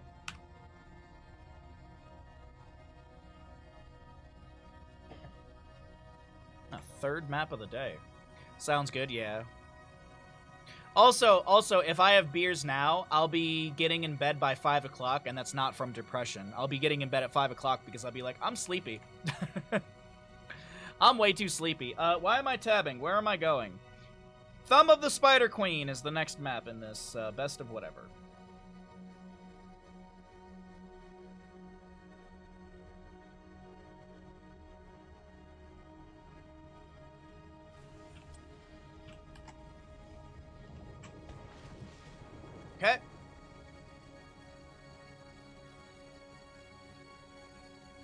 Okie dokie. Well, how's everyone's Thursday? I was super unmotivated in every way, shape, or form yesterday. So when I went to the grocery store, I bought eggs, butter, yogurt, and sausages. I did not buy any sort of dinner foods because I'm an idiot. So I got to figure that out. I realized I had burger patties in the freezer. I was like, oh, I'll have burgers. I just now made the realization, chat, I don't have burger buns. I don't have burger buns. I just made this realization. You know what I could do is I could just season up the burger, cook it, and then have like a side of rice with it. I could do that. It's a little healthy. Working hard for the man to buy myself a lightsaber hilt? What? Wait. What kind? Laying in bed and can't sleep. Yeah, I get that. Make a small loaf of bread. Just make some bread? Hold on. Hold on. That's actually not a bad idea. Burger buns from scratch. 40-minute hamburger buns.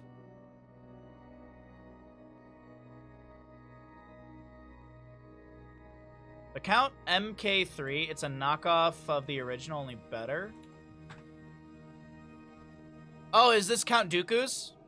Where it's got like the Oh, it is. Oh, that's cool. I like that one. Also, good job choosing the correct faction. Sith is always the best. I don't know why. I always like the bad guys. I don't know why, but I always like the bad guys. I like the Sith. I like Shadaloo, which is basically like, you know, M. Bison and stuff like that. I love Umbrella. I literally have an Umbrella tattoo. I really want to get a Shadaloo tattoo. Best hamburger bun recipe. Blah, blah, blah, blah, blah, blah. This is why my family loves me. Blah, blah, blah, blah, blah. I just need to know the ingredients. Do I have these things? Dry yeast. Yes. Water. I think so. Vegetable oil, sugar, egg, all-purpose flour. I guess I could try and make my own burger buns tonight. How long does this actually take? Is it okay, so... Here, if you guys want to see what I'm looking at. Here you go. Recipe hamburger buns. Let it sit for 5 minutes. The step wakes up. Okay, wait. Mix the yeast in some water, sugar, and oil, so that's blooming. So you're blooming. This step wakes up the yeast, or wakes up. After 5 minutes, you'll see that the mixture has become foamy. This means the yeast is doing what it's supposed to do. Next, mix the egg flour, salt, combine, add flour, soft dough, kneading with your hands. I don't have a stand mixer. They take up way too much room. Quickly ship the dough balls, divide into 8. So I need to drop this entire recipe. I guess I could just save the extra buns, huh? I could just freeze them. Allow to rest for 10 minutes while the dough preheat your oven to 425. Egg wash. After 10 minutes, rise. Okay, this is not bad. It's not bad. It's a really, really good recipe. That was a really good idea, Kel. Thank you. Thank you for that. We'll see how bad I do on that. Umbrella from Resident Evil. Yeah, I literally have an Umbrella logo tat. It's nothing. It's nothing. Here, I can show you. Here. There you go. See? I also have a Dragon Ball. It sounds pretty easy. It does sound, Ember, it does sound really easy. So that's why I was like, it's like, I thought it was going to be like crazy involved or something like that. Like, you must let the dough rest for 2 days. And then when the sun hits the equinox. Why 2? I had a friend in college, and we both got Dragon Ball tattoos, and he got 1, I got 2, and the idea was to get other people to join us. We never did, so...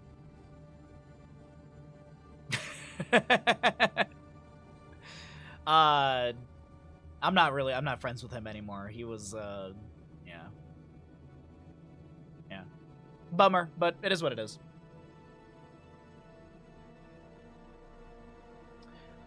Good old college friendships that, yeah. Finding 7 friends is tough. Finding 7 friends is tough in general. Getting 7 friends to also get a tattoo, that's another difficulty.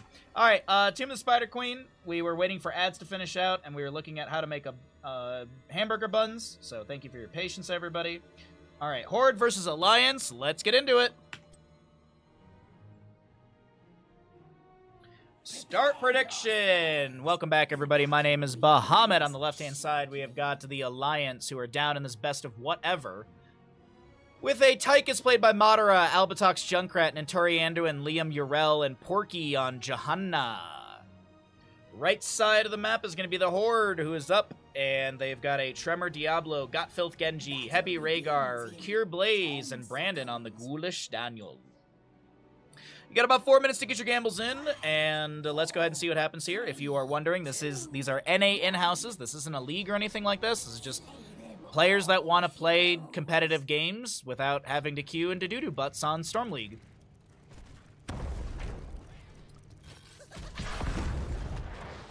We need to have Bandicam during game. That was one of the things that I always thought about having on.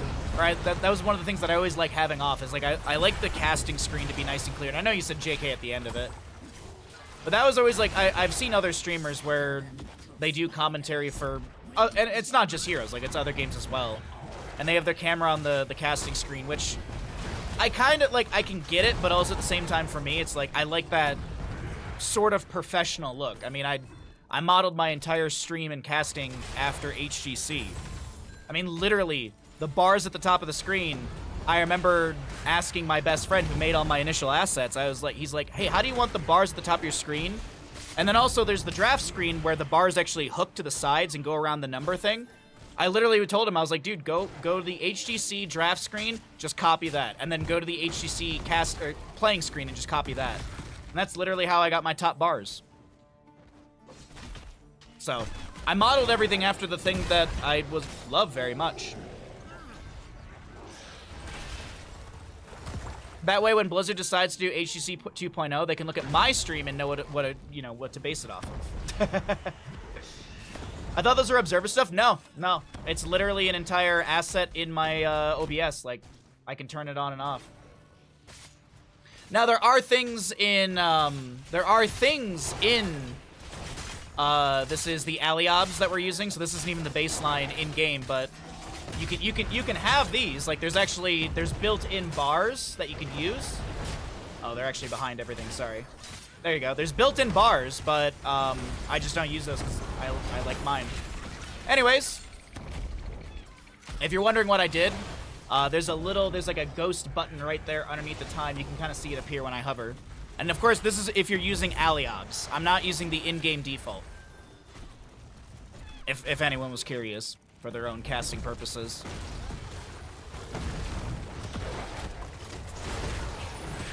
I mean, heck, I think you can shut off the entire UI.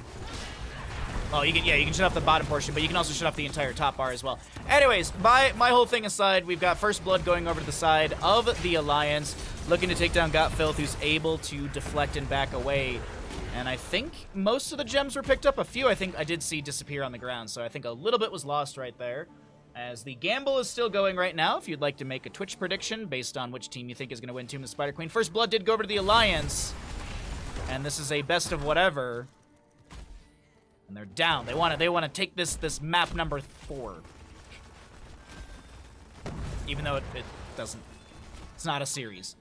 Bottom lane, Liam. Bopped by Tremor with Diablo, but unable to find any sort of follow-up. I do want to point out Gul'dan is already done with his level 1. 3 minutes and 9 seconds into the map. He's got his 30 stacks on Pursuit of Flame.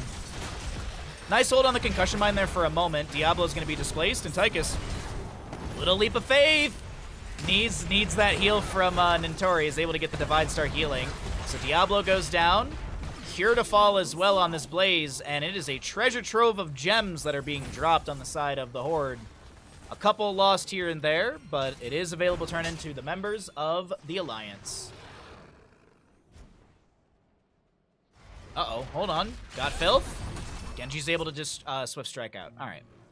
Liam's got the last few gems, and that will be our first objective going over to the side of the Alliance. I think I saw a ping onto Madara in top lane. And I think that's from the side of the Horde. Madara is not going to fall. Drop down to about 25%. Big step in from the Johanna. No subdue level 4. She went into hold your ground. Another concussion mine setup onto Tremor here, who will fall. And the hold your ground level 4 right there. Increase the Iron Skin shield by 40%, and its cooldown's reduced by 2 seconds.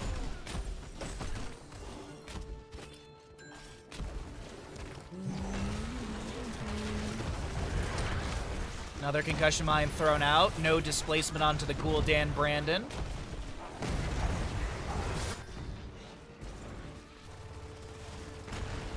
Mid fort front gate annihilated. Man, the Alliance on a tear at the start of this map, number 4. 4-0 in kills, a chunky level lead. They're getting value across the map. I mean, they're not taking down any major structures, but they're opening up the map quite a bit. And, pretty close for another turn in after this as well. Oh, the Leap of Faith will not come through. A little Kaimo Cleanse as Blaze gets that hit. Nintori slowed, but won't go down. Porky maybe dropping 14 gems. Does not look like it. Liam jumps in with 15, and this is a little scary. Good concussion mine from Junkrat. Creates enough space for Liam to be able to back away. That was a scary moment, but our Yrel player is fine. And it looks like he is going to just start out this camp on the left-hand side of the map. And the red... Oh, Brandon didn't get the tag onto the camp, so Red Webbers will descend without any sort of buff from... Not buff, but any sort of siege assistance in mid lane. Let's cycle through the other numbers! Get an idea what the damage healing experience looks like here in map number 4 of these NA in-houses.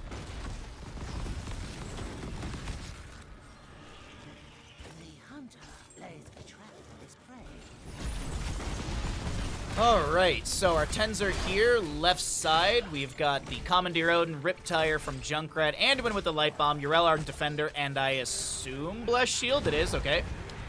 No Falling Sword Light Bomb shenanigans. Just gonna go into the point, not really point click, but still skill shot. Actually, with the Webweaver kind of expiring here on the left-hand side to the tower shots, Commandeer Odin, Madara looking to push things up a little bit more in this top lane. Not going to find much with that. Oh, wait, no, he triggers his minigun and gets a chunk of damage onto Tremor here. Peeking into bottom lane, Liam's low, but so is that Genji, who's able to swift strike away. Right side, Horrify, Bunker, Ancestral Healing. We have the X-Strike Genji, and Diablo's holding level 10. He's going to go Lightning Breath, okay. I'm seeing a lot of Lightning Breath lately. Turn in, they need just about everything but 1 gem, so they're going to need Tychus in top lane. They're going to need Madara's 4 gems right there. And he's going to try and turn these in. Tremor just working on the wave first. Liam, okay, there's the Chastise. The Shurikens don't delay out Madara. He actually finished his turn in. And Liam gets the last little bit. Leap of Faith saves Madara. The Lightning Breath is not going to get the value Diablo's hoping for. Jet Propulsion denied by an Iron Skin of Johanna. She turns around and... oh, no, I thought she had the Blessed Shield right there. I thought I saw that animation go out, but not the case whatsoever. Blue Webweavers have descended into lane, and Alliance, what can they do with this? They've already taken down the mid lane fort. What's next?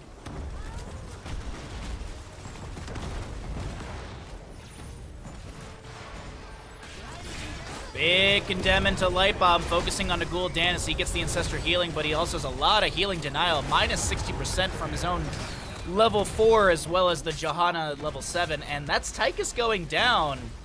A little too much aggression from the side of the Alliance right there as Genji harasses in the backline a little bit. Mid lane Webweaver descends in and gets some great damage onto this keep front gate. Brandon clears out the wave as best he can with those Fell Flames. And level 13 is going to be still faster for the side of the Alliance as they take down the fort and get more passive experience gain and that little bit of structure experience. And when I say little bit of experience, I mean very little. It's 400. Not, I mean, they got some amount of experience. I don't know, because there's been 500 experience gained for the Horde, and that's literally from 2 fort front gates.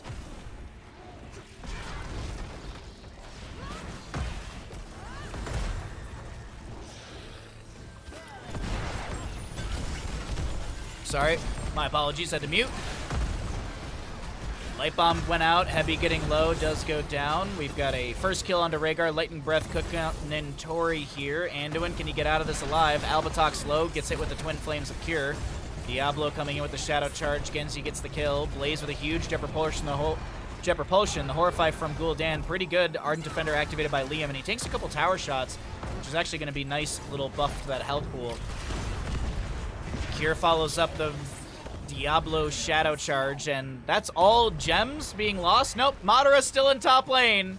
Madara's still in top, just hammering away with this Tychus.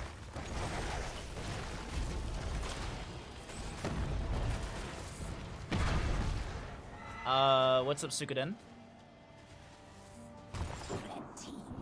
Good to see you. Hope you're having a good day, bud. Thanks for coming through the stream. There's a new PTR patch video review. It got released yesterday. If you have not checked it out, please be sure to do so. If you subscribe to the YouTube channel, it'll make Bandit very happy. Speaking of, if you're enjoying yourself here on Twitch, be sure to drop a follow. It costs you $0, and you got another streamer in your repertoire.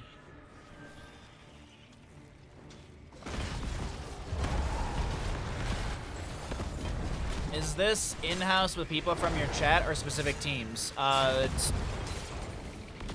very good players from NA.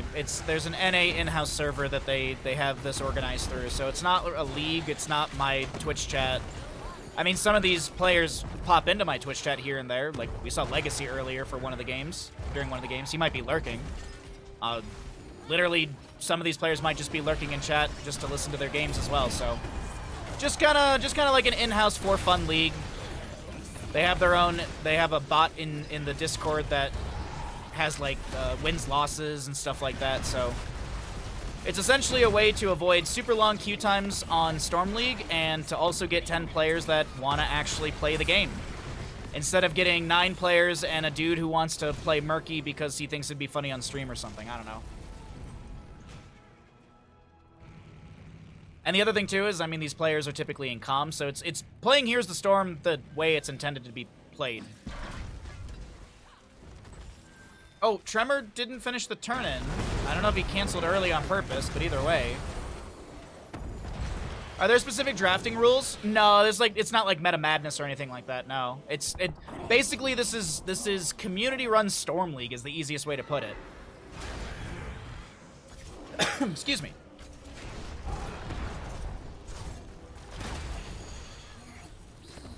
Alright. So, our red web weavers will descend for the Horde as Cure is chasing down Liam in bottom. Something's going on with this.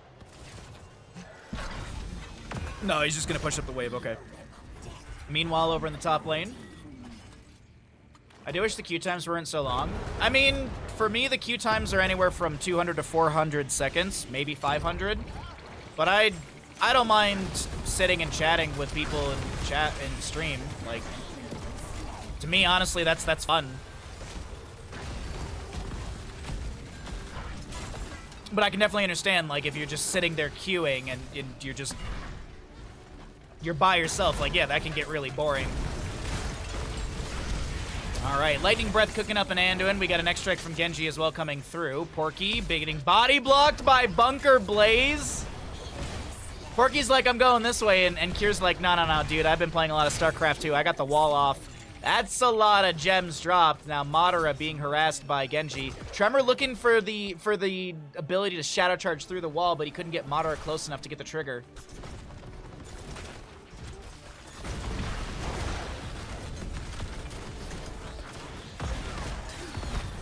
Righteous Hammer from Yrel pushing people around. Liam trying to back away. He's going to use this corridor and gate to get out from the enemy as Madara activated Commandeer Odin, but Genji is getting a ton of damage into this Titan.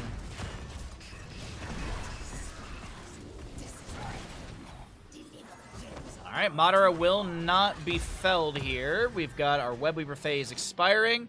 41 in the pockets of the Alliance, 28 in the pockets of the Horde, and it looks like Tremor's going to turn in a handful here. But we do have some camps to be grabbed for mid and bottom.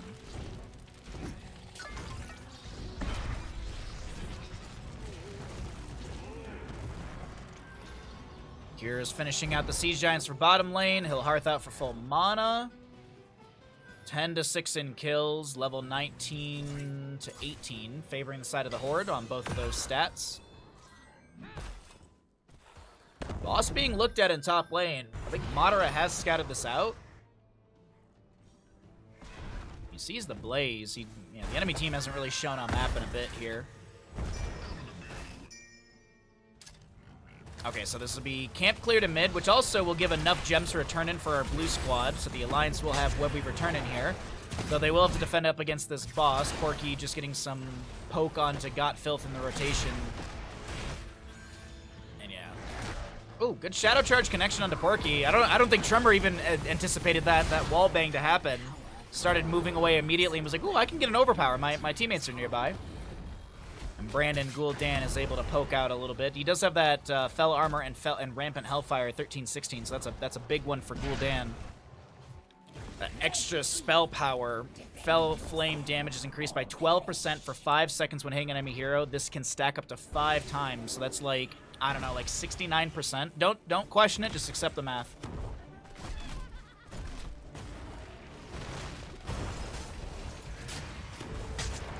Pretty nice percent right there. 20s are here, though, on the right-hand side. Demonic Circle, actually, for Gul'dan. We're not going to be seeing the Haunt. Blaze Burn Notice, Farseer's Blessing, Living Weapon, as well as the Hellgate.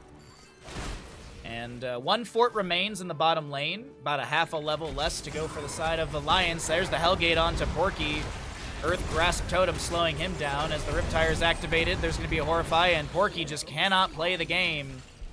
As Madara is now being slowed, Blaze, Cure, looking to body block and activates Bunker next to this keep. That'll be Tychus going down. The Horde, I think they're going to be picking up another W here, chat.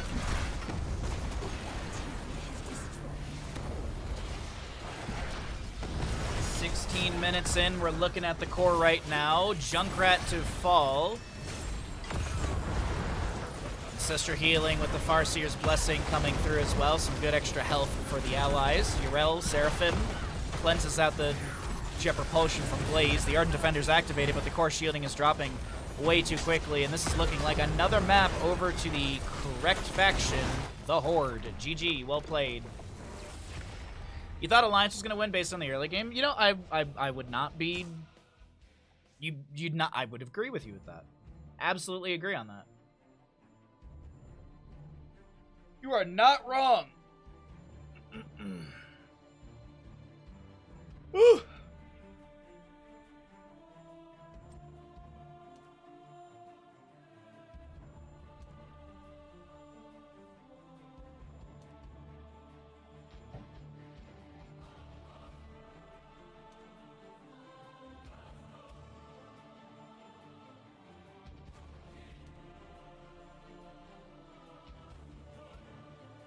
All right, let's pay out the people. The Horde did win another map. Man, they... seemingly indomitable. Seemingly indomitable. Nicely done. Let's go ahead and set up another map. Let's see. That was Tomb of the Spider Queen, so we got Towers of Doom up next. Man, the Horde gonna win this best of 9 like it's nobody's business.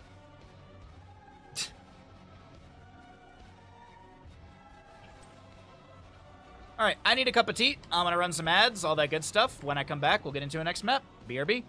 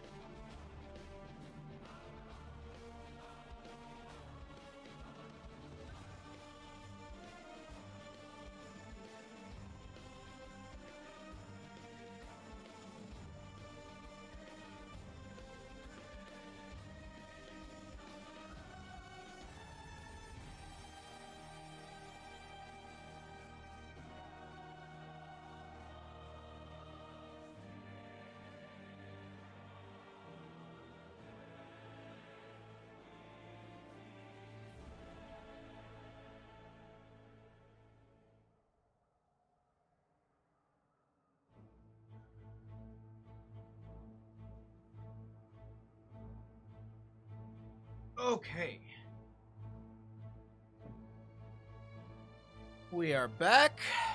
We got some tea. Ready to go. Any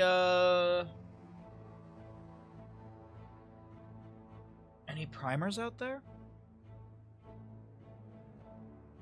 Alrighty, so got tea, ads run. Let's go ahead and start up a prediction.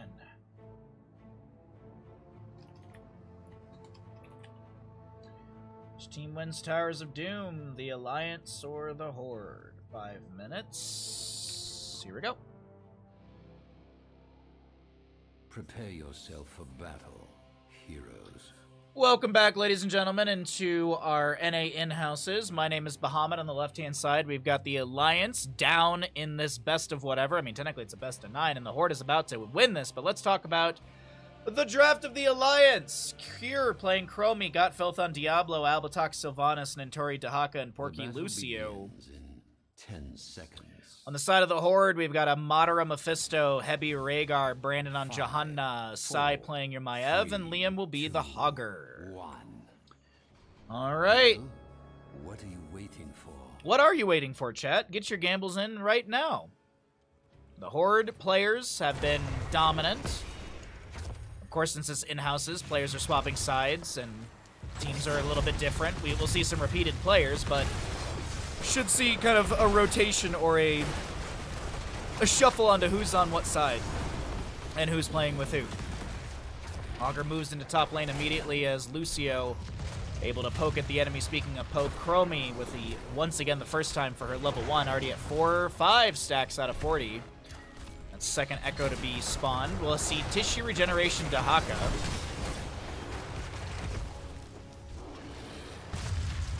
More sustainability for him. We'll see what kind of talents he goes into later. Soul Shield for the Diablo. We've got that Feral Heart for the Rhaegar. A little bit of double soak assistance into the Dahaka right now. This also gives more souls over to Diablo a little bit quicker from those minions dying. So he's got 13 out of the 100 already on that one. We'll see time troubles for, or chronic conditions for the Chromie at level 4, level 2. 30% buff to allies, 30% debuff to enemies for 3 seconds. Bunch of 3s. And Mephisto jumps out, just trying to poke at this wave. Brandon poking onto the enemies as the Sapper Camps will be traded for the bottom lane. A little bit faster to the Horde as they're able to get these near the fort front gate, but it doesn't look like they'll be shoved in. It's actually the Horde, or the Alliance right now, excuse me, who are now the ones trying to pressure in with these sappers. No level 4 for Diablo, no Soul to Flame, but he's still fire stomping through the enemies, getting some damage, and all that good stuff as the Spirit of Vengeance from Maiev, not going to be triggered to teleport to step back in. Augur has discovered Dahaka up in the top lane, and we'll see how Nentori and Liam fight over this. Essence immediately activated. Diablo and Maiev on your minimap are rotating up. Augur with a nice staggering blow. And this vertical bounce, Nentori's got to be careful. Has to burrow under the ground, has to give the camp away. Staggering blow into the wall. First blood over to the side of the Horde right now as they take down Dahaka in the top lane, and they steal away the camp.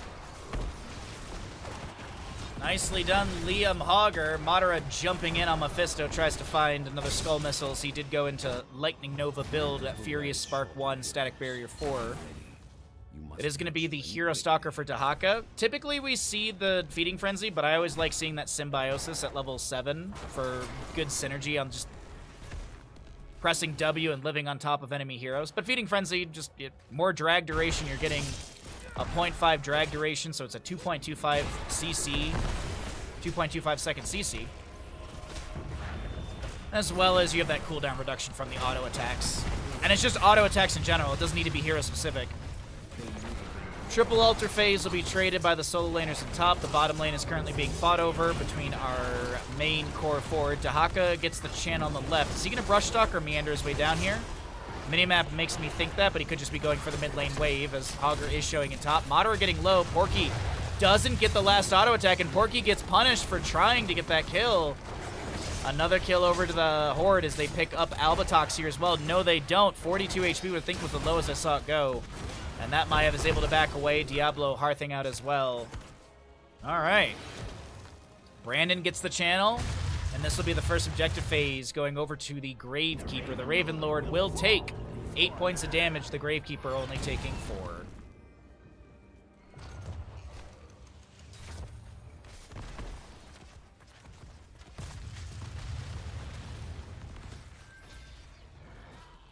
Alrighty, so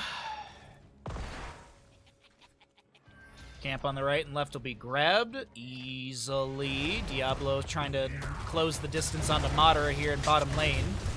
Godfilth looking... Oh, Godfilth getting body blocked pretty heavily there and actually getting chunked quite a bit. Actually, maybe this is killing Diablo. He doesn't have full souls. Time stop onto 2. He has the movement speed buff, but he gets Umbral bound and he does go down. Another kill over the Horde, taking out Diablo, and he will not respawn any quicker. As I mentioned, that's 65 souls. Sylvanas able to Haunting Wave away. Madara doesn't actually have the shade forward here. Lucio poking, but I don't think Lucio's going to threaten the whole health bar of a Mephisto. Temporal Loop from Chrome. Madara gets cleansed by Rhaegar. Nicely done. Next objective phase should be announced here soon. Going to be a single altar, if I'm not mistaken, in the center of the map. 4 shots could be raining into one of these teams' core. That laugh right there means we're 5 minutes in, and the boss has spawned in the top of the map, and there's your announcement for the altars.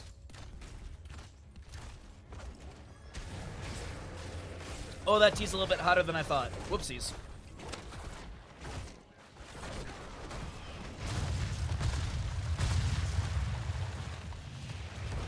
All right. Ooh, we actually have the trickery from Mephisto, but let's focus it on this camp in the top lane. As once again we've got a big old team fight around this staggering blow. Hogger with the bounce. He actually goes all the way back into the lane with the rotation of so many Alliance members. Sai is going to go down, and that'll be first kill for the side of the Alliance. But these later game kills are pretty important for closing the experience gap. Granted, Rhaegar gets the channel. This will be 28 to 36 in core HP. The Alliance still bleeding out here, but they have their level 10s across the board. Chromie already got her heroic at level 8. Durance of Hate goes fishing for Cure, and Madara unable to land that skill shot. High five Lucio, Dahaka holding level 10. He might go into adaptation. We'll see. Isolation, commonly the pickup. Wailing Arrow for Sylvanas, Lightning... Oh, it is the Isolation. Lightning Breath for Diablo. We already saw the Temporal Loop, as I mentioned. Durance of Fate was missed earlier by Mephisto. Ancestor Healing. Blessed Shield, Containment Disc, and the Shockwave. High five from Lucio, as well as a little burrow from Nintori just to break away from the Umbral Bind of that Maiev. Let's see, next objective, double objective in the mid and bottom positions. And camps to be traded? Looks like camps to be traded. No aggressive invade from either side.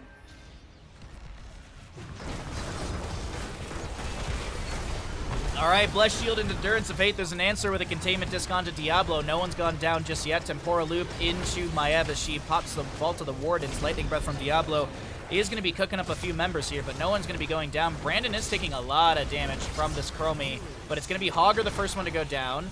Godfilled Shadow charges on the Mephisto, who's now in a... Yeah, Mephisto's Giga dead.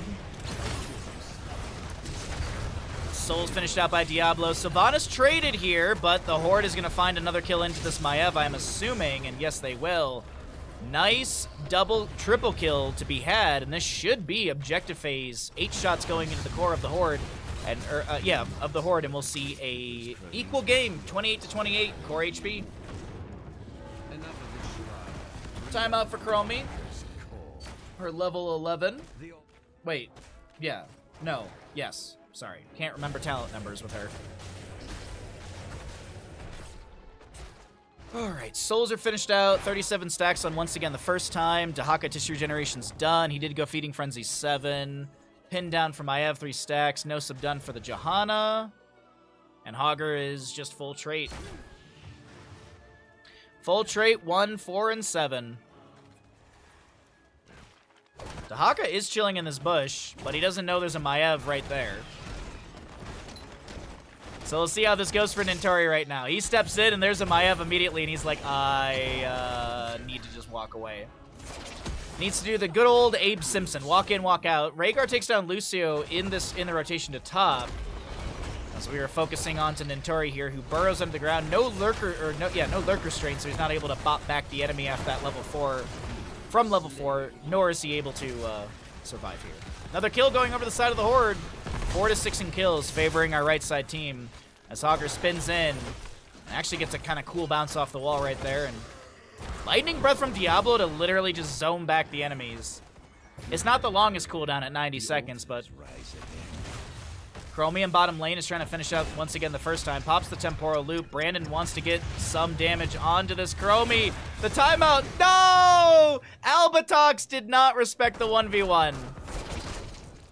But now Cure is going to get run down by Rhaegar, and Albatox, who did not respect the 1v1, is going to be able to Haunting Wave away. Dahaka brush talking in here is super... Oh, no, it's not. God felt this here. I thought the Diablo wasn't in place. That's going to be Endurance of Hate from Mephisto connecting onto somebody. Rhaegar goes down. Maiev is done with pin down. We'll take a look at that talent rewards in a second here. Nintori just trying to get away. I think you're dead here, dude, but anyways. Spirit of Vengeance will... I was going to say, Spirit of Vengeance is gonna return, and he's going to die to that, isn't he? He landed the drag, but the Spirit of Vengeance was just impending doom. Alrighty. Albatox looking for the channel here. 4v4. Chromie and Johanna just about to be here for that equal team fight.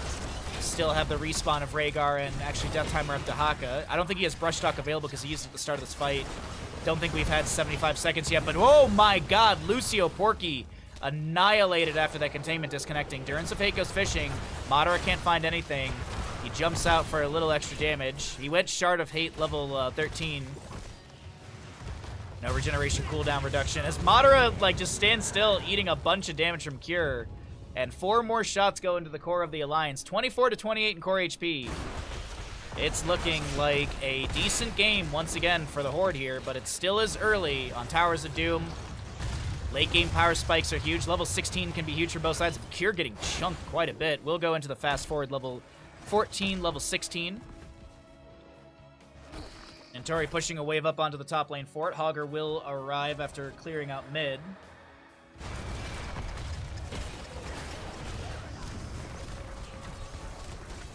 Containment disc onto Diablo. He's silenced for for 1.5 seconds after that. Endurance of Hate denied by Diablo. That's a 10-second cooldown. Isolation onto the Johanna did connect as well. Big Wailing Arrow from Sylvanas. His Lightning Breath from Diablo is activated. Getting really good damage onto Mephisto, and Madara will be the one to go down. Got Filth a little bit low here, but this Diablo... Does he have Shadow? No, he's kind of a mixture here. Fire Stomp at 4 and 7, and then he went into Shadow Charge 13, 16. Brandon is dead. Lucio, do you have the heavy casters? No. He went into Slip at level 13. Alright, Fan of Knives, by the way, we didn't really talk about the pin down. So the first reward, increased Fan of Knives damage by 35%. Each additional time 3 enemy heroes are hit by a single Fan of Knives, gain additional 5% damage up to 50%. Hit 4 enemy heroes with a single Fan of Knives to instantly gain all rewards. So Fan of Knives have a 85% damage increase from this, if I'm mathing that correct and understanding the tooltip.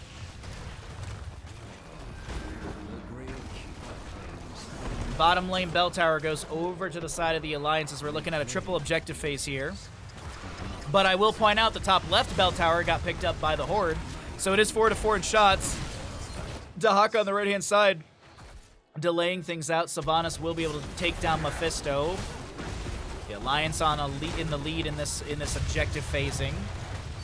Chromie gonna sneak the tower shots down over here while the allies start pressuring this top right Bell Tower capture. And Chromie gets this uninterrupted. Is this a 12-shot phase? That'd be wild. Still 23 to go in Mephisto. Diablo done with his level 13. Ancestral Healing is just a half a second too late. Heavy is going to go down to the Lucio as well. And this is looking like a 12-shot phase. Hogger, though, is going to sneak the left-hand side. Liam with the sneak. Liam with the sneak. Liam with the sneak. He gets it. Liam gets the sneak. Oh, but he's going to be temporal looped back. Drops the shockwave. Misses. And he will go down trying to sneak those shots. Or actually not trying, but... You can't... Cure! You guys can't get boss. It's not game winning. How could you do this? Oh my god. If the Alliance loses, it's because they got boss at 13 minutes 45 seconds.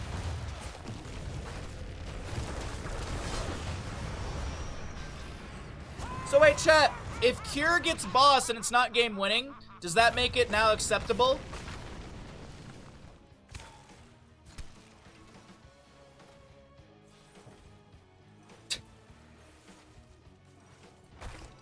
I've been screaming about this for years. Never get boss. Well, Kier got boss, so if Kier does it, it must mean it's okay, right? It's almost like I'm vindicated. Durance goes fishing, finds a Porky. Dehaka gets top lane, but Porky is gonna go down and bottom. No, I'm not vindicated. No, it's not acceptable because Kier did it. Damn. Whoa, whoa, whoa, whoa, whoa. Big lightning breath. Nintori is going to be able to brush talk in, lands the isolation and drag onto Maiev. She's looking like she's going to be taken down as well. A double kill over to the side of the Alliance, who did lose their Lucio. No, never. Okay. What's new? What's new? Piercing Sands for our Chromie, level 20. We've got the Hellgate, Bolt of the Storm. Hellgate and Bolt of the Storm actually have different timers, right? Yeah. 30-second difference. Bottom lane bell tower being worked on here. Diablo looking for the top right channel, but Liam's got a delay over the wall. There's one delay. Mid tower goes down. Bottom tower still being channeled here. Albatox on the low side. Okay, so they end up getting like 11 shots into the enemy core, if my math was right on that. I think they got 11 shots. I think they got 5 for the first, 6 for the second. Boss up in 3 minutes here. 5 HP remains on the side of the Horde. What's up, Blast? Happy Thursday to you, my friend. 1 minute 30 on the right, a minute 3 on the left. Durance goes fishing. And they find nothing at the end of that hook but an empty hook. Brilliant. Brilliant, brilliant talking by me today. Alright, Diablo starts out this fight with a big shadow charge onto Johanna. She's going to be dropped fairly low, but so is Diablo's health bar as well. Chromie on the top left is going to use timeout. She's being harassed by Liam, who's now the one who needs to get out of here. He's going to get time stopped. It is a 30% speed reduction onto him. As they confirm the kill with that Wailing Arrow as well. Gotfilth getting low. Madara wants to get the kill, but Hellgate is forced out by Diablo, allowing him to clear some space away from that Lightning Nova. If he didn't do that, he definitely would have died to Madara's Lightning Nova, especially with all of the additional, Fury Spark, Static Barrier, Static Field. Single altar in the center of the map. One bell tower is held by the side of the Horde. If this is channeled by the Alliance, they take this map. If they get bottom lane bell tower, they can hold the lanes and get the 5 shots in with the barrage. So a couple win conditions set up here for the Alliance off of this objective. Boss only gets 4 shots, and it's up in a minute 42. Madara, the target of that temporal loop. It was, as I mentioned, Piercing Sands level 20 for Chromie. No stuck in a loop. Gotfilth is going to go down. Does have souls to respawn. The center teleport is up and available, so he can close the distance with that. Have the Horde started the late game fight, or clawback?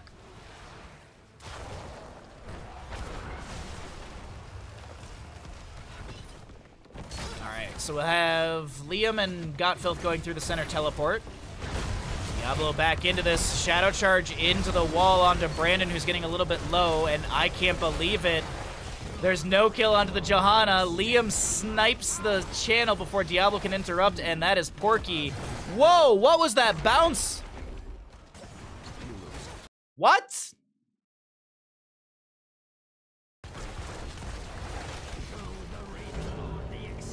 What was this bounce, dude? What? What a wild bounce. That was super weird.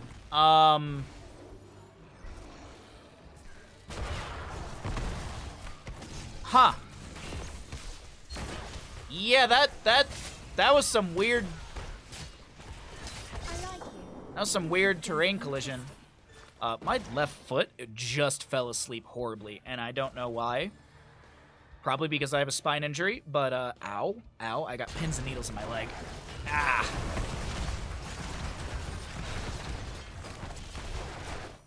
Well. Alliance are going to lose a few bell towers here. Boss is going to be spawning. That's what that laugh means. Sappers are going to be going over the wall. 3 shots go in with that. Huh.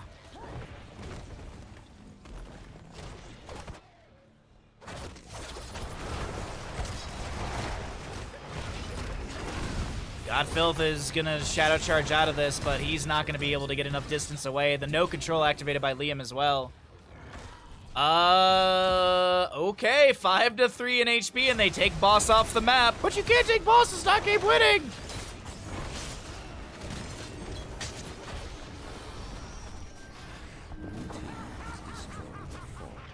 No, I mean, you deny the win condition to the enemy team, so this actually makes complete sense to do this. It makes complete sense to do this because if you don't take Boss, then you go to bottom lane, the enemy team sneaks this, and they take a W, so... Twice in one game, gets out torches. You just have torches available? 8-3 in core HP, and it's shaping up to be a real fun Towers of Doom map here, everybody. Durance of Hate goes fishing and finds a Lucio. Immediately, Madara jumps in, trying to take down Porky. He high-fives away. The Wailing Arrow from Sylvanas was the answer. Meanwhile, there's a flank from the Johanna trying to make something happen here. Porky's still very low. We've got a Containment Disc onto the Chromie. Ancestral Healing, they're going to group up around this a little bit. Just try and get some extra HP for Sai and Heavy. Drag onto the Johanna will connect. The top right bell tower is going to be converted back over to the Horde. And actually, we're kind of back at regular game state. Left-hand side bell towers to the blue squad. Right side over to our red squad. We've got...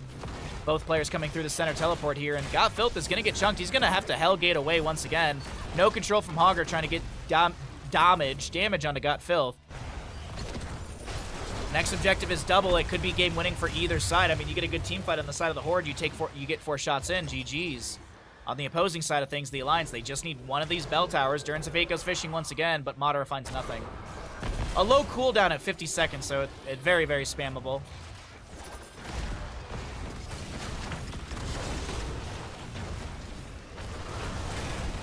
Albatox is able to get the Haunting Wave out. Chromie does go down. That's a drag onto Heavy, but Sylvanas gets picked off the Horde? What? No Umbra Bind on Dinatori. I mean... 2 bell towers. 43 on... This is seeming like it's GG's. This seems like GG. You have to go for the left-hand side. Activate them now. You can't give this to... Yeah, I was gonna say, you can't... Oh, wait, Dahaka, what? I'm sorry, what? I didn't even see this on the minimap. Dahaka goes to delay things. He lands the isolation. 2 fights happening over here. Ancestor Healing will be utilized onto our... Maiev. Dahaka still harassing. 11 seconds for Chromie. I mean, if this would be the most insane delay if Chromie and Sylvanas can get back into this. Fire Stomp should get a delay onto Heavy, but Godfilth, will he be punished for even trying to do that? Lucio on the right-hand side is trying to snipe that channel. Heavy gets the channel. They're okay with giving 1. 4-3. It all comes down to 1 bell tower. 1 channel. Dahaka pops Essence. He burrows under the ground. But he gets chunked immediately. Chromie is back, but Dahaka immediately is felled. Diablo, Hearth out, and he's going to be able to get into... Oh, the Piercing Sands. Okay, the Piercing Sands. Liam going for a channel. Albatox with a delay with the Haunting Wave. It's 4v5. Diablo comes in. He does not have souls. He's at 69. Wailing Arrow from Sylvanas, and Diablo does go down. The no control from Hogger coming through. A lot of damage onto Cure, Porky, and Albatox as Madara tries to go for the channel. Delayed up by Cure once again. Very low red health bars. Lucio gets sniped by the Hogger Shockwave. Cure gets taken out. Meanwhile, just above, Brandon gets the kill onto the Sylvanas. And it's all because Cure got boss early on. If you know, that's it. That's the reason.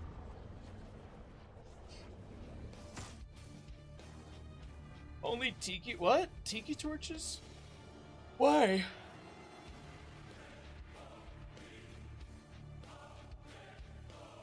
What, are you afraid of mosquitoes or something?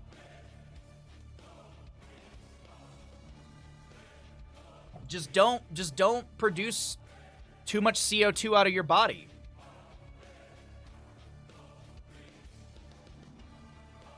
What's up, Tearless? Is it Tearless or Tireless? It's like Tyr is a god, right? Tyrr. Tearless? Okay.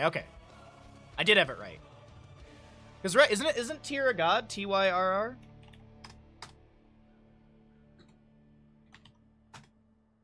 Oh, it's one R, but it is. Tyr is a god in the Germanic mythology, valorous and powerful member. Patron warriors, the Norse mythology. What is he a god of? Norse god of war. Wait a minute, but Kratos is the god of war.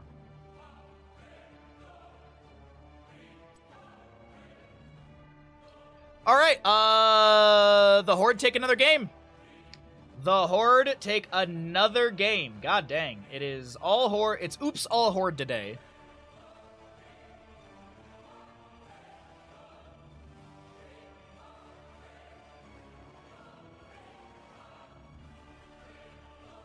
And don't have blood for the mosquitoes. Well, so that's the one thing that I heard. My buddy's wife, I mean, before they were married, like, she did a study in Oregon over the summer, and it was like about mosquitoes and stuff. So I remember when she was back, we went to Saginaw, Michigan, to celebrate her 21st, and I was like, oh, I'll be a designated driver. Like, I don't mind not drinking.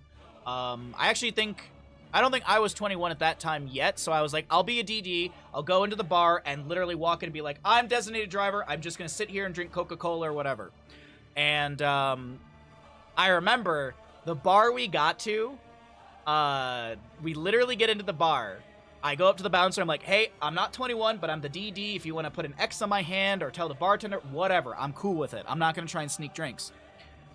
Meanwhile, her younger brother, who was a lineman for Madison, Wisconsin, the college football team, like, he was like a starting lineman, like, he was really good. He was younger than me. He was like 19 or something like that, and he had a fake ID. So he goes in, hands the fake ID, and it's good. Like, he knew the address, he knew everything. Like, he actually even told me, like, he's like, dude, I have like this like memorized. The bouncer made him do the signature, and the signature wasn't good enough, and the bouncer kicked him out. So I remember I spent literally the entire time of that birthday party just sitting outside on the curb. I remember just sitting on the curb outside with her brother, and we just talked for like 4 hours, because that's how long they were in there. But it was funny, because people from the birthday party kept coming out from the bar, and they would chat with us. My best friend was there. Well, it's my two best friends. But my best friend Brandon was there, and he was drinking, but he had a flask that he would go to the bathroom and drink out of as well. So he was just absolutely annihilated. It was a very very fun birthday. Anyways, let's keep casting. We got more games for all of you. So the next map is Battlefield. From a different day, but we're just gonna keep things going here. We're gonna keep calling it Horde versus Alliance. And we'll go ahead and get into a Battlefield game while we get rid of some ads and stuff like that. God, I should play Ragnarok already. Ragnarok was alright. Ragnarok was okay. I could not stand Atreus in Ragnarok. I could not stand it. God of War, the first God of not the first God of War, but the, I don't know what you want to call it. It wasn't really like a reboot or anything like that, was it? But anyways.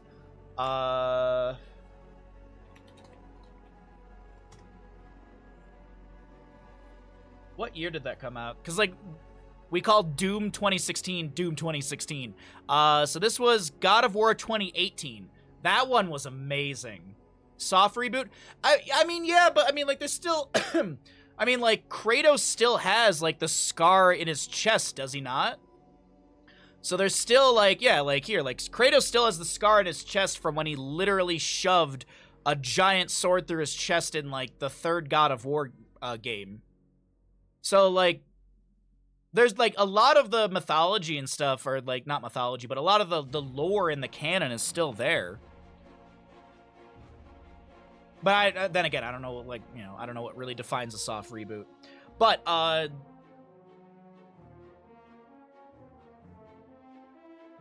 there's that whole area where they talk about his past in 2018. That's what I thought, yeah. Like, I think there still is connections to the old games.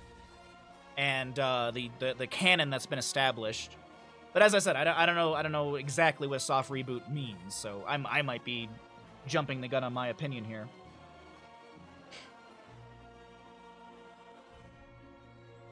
Roses are red, April is gray, Mario Kart is coming in what month? May? Well, if we get another 9 subs, then yes, it will be. We'll have Mario Kart. Mario Kart versus chat will be on May 3rd. It's we typically do Mario Kart versus chat on the first Friday of the month. If we hit the sub goal, and we have consistently. It's gonna be May. Oh, like the Overwatch character. Got it. Okay, got it. It's like the Overwatch character. Makes sense to me.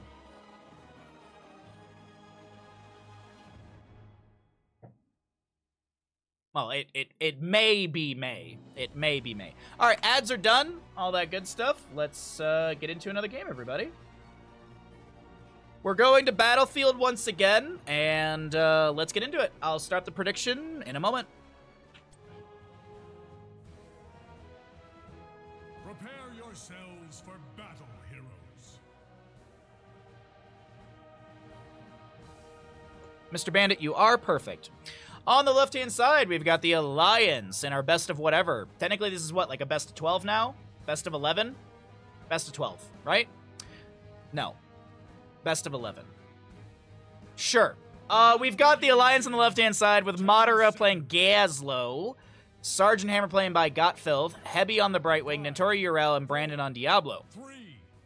Right side for the Horde, it's going to be Kael'thas Kier, Legacy Lucio, Sai on the Greymane, Liam Hogger, and Porky on the Garrosh.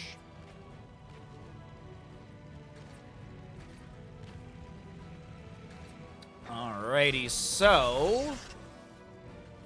lanes are looking a little different than normal here. We've got a potential gank in top. Nah. There was a float towards the top lane.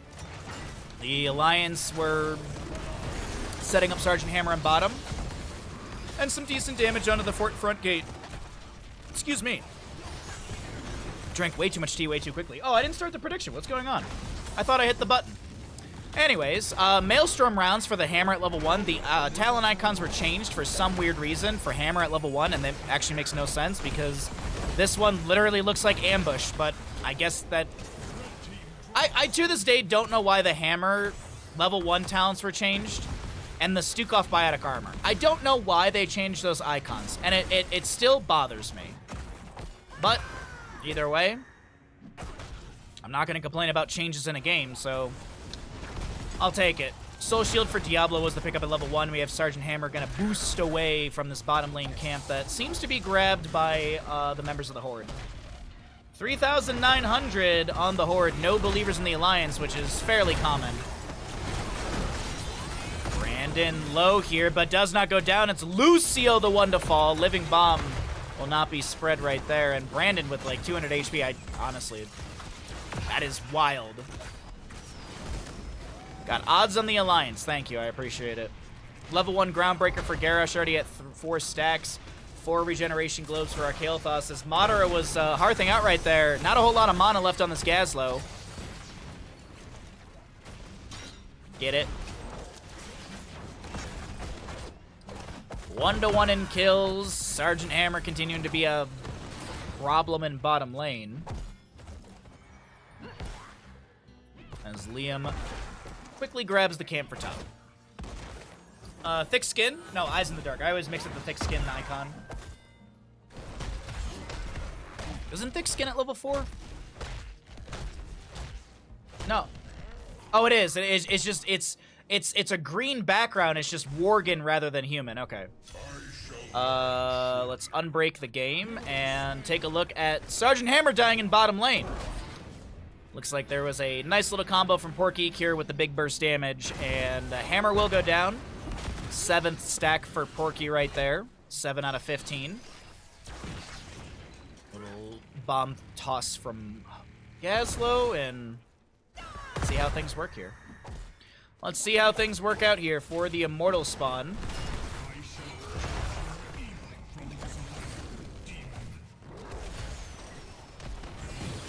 Still pressure in bottom lane being applied. Onto the fort front gate. We've got a toss combo. That's a great gravity lapse follow-up. Madara does go down.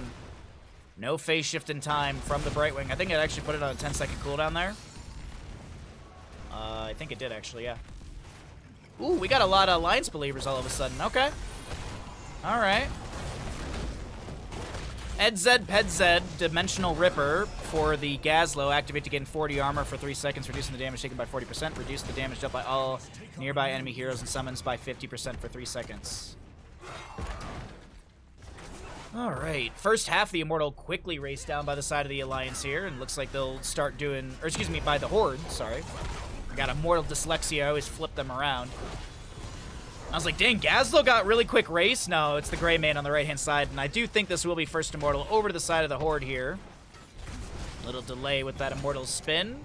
Globes to be gathered for Kael'thas, 2 more for Kier. On his way for that level 1 Mana Addict. He's got 10 more to go. Burned Flesh for the Kael'thas level 7. As we take a look here in bottom lane, Porky looking around for Madara just below. Oh, and the 7 talents here is about to come through. Hogger will be able to grab that in top lane. Living Bomb thrown onto the tower, zones back the enemy a little bit from clearing out against the Immortal. Nicely done from Cure, just a bit of zone potential with that annoyance of the Living Bomb. Hammer's gonna activate her siege tactics right there, but also had the concussive blast to push back Porky. And Brandon getting a little low on Diablo. Hover Siege was picked up by Hammer, but she's unable to hover out of the stun from the Immortal here. And this Immortal's getting tons of value early on.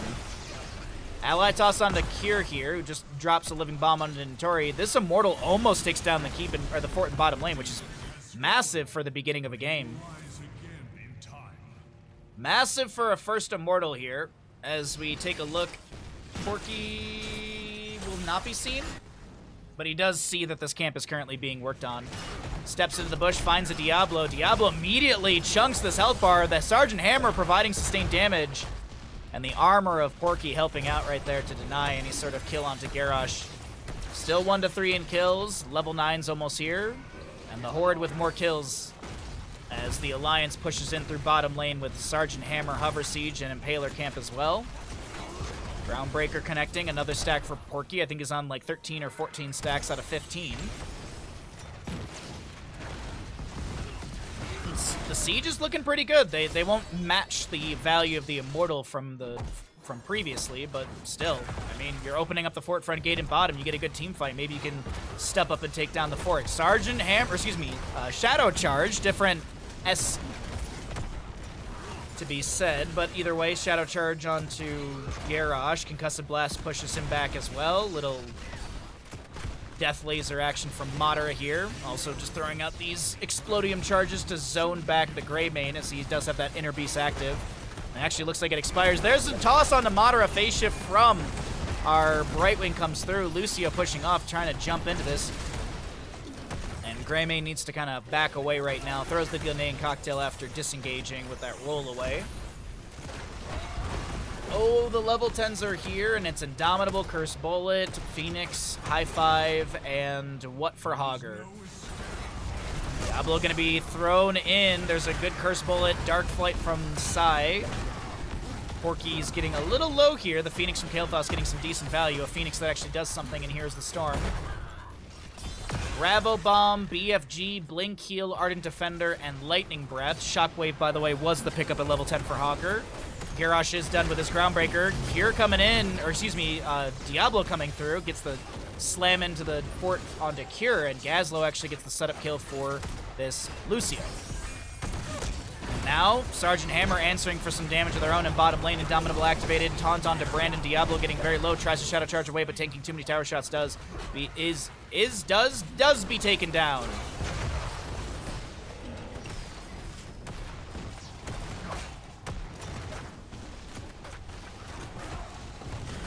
So, Hogger with the bounce through this camp. We've got Immortals in mid. Oh my god, I don't know why this just popped in my head. There was, back during CCL, Doa thought that the Immortals throw damage at each other and it weakens them over time. And I'm not, like, trying to flame Doa by any means. It was just really funny to me because, like, the production person, like, popped into our comms, and they were like, the Immortals don't do damage to each other. Just, I don't know why, but that was just really funny. People really did not like Doa, and that was such a bummer. He's such a good caster. He's such a good host. Really, really bummed out that people were so negative about his casting and stuff. But he was the one to make the call to have me swap in as the caster, and that was really awesome. That was really, really cool.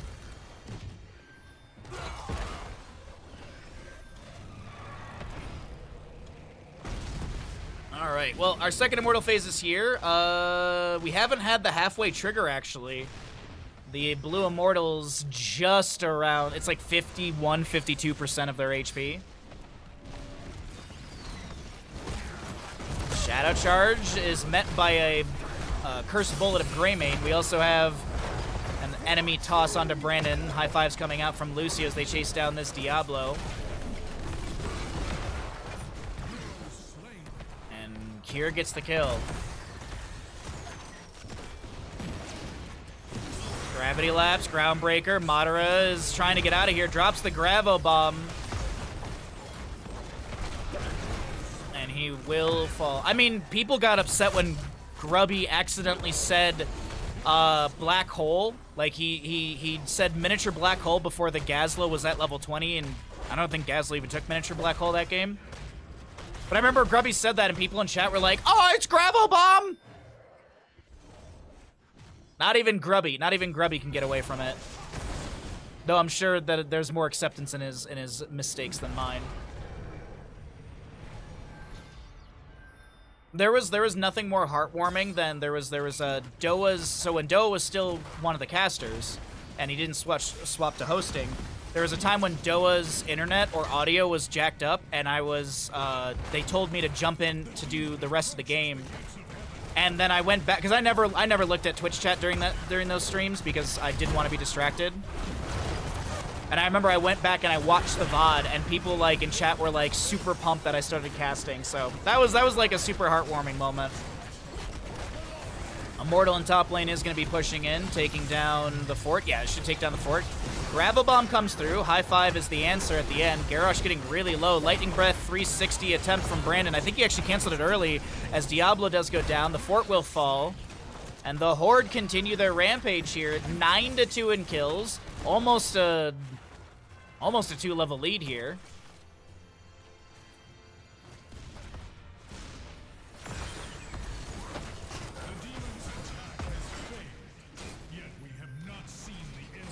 So Liam gets to bottom lane. He'll clear out this camp that was pushing in. Fire Stomp build for Diablo. Gazlo with the superior schematics at level 13. Rocket turrets attack up to 2 additional enemies for 60% of the damage and have 30% increased attack range.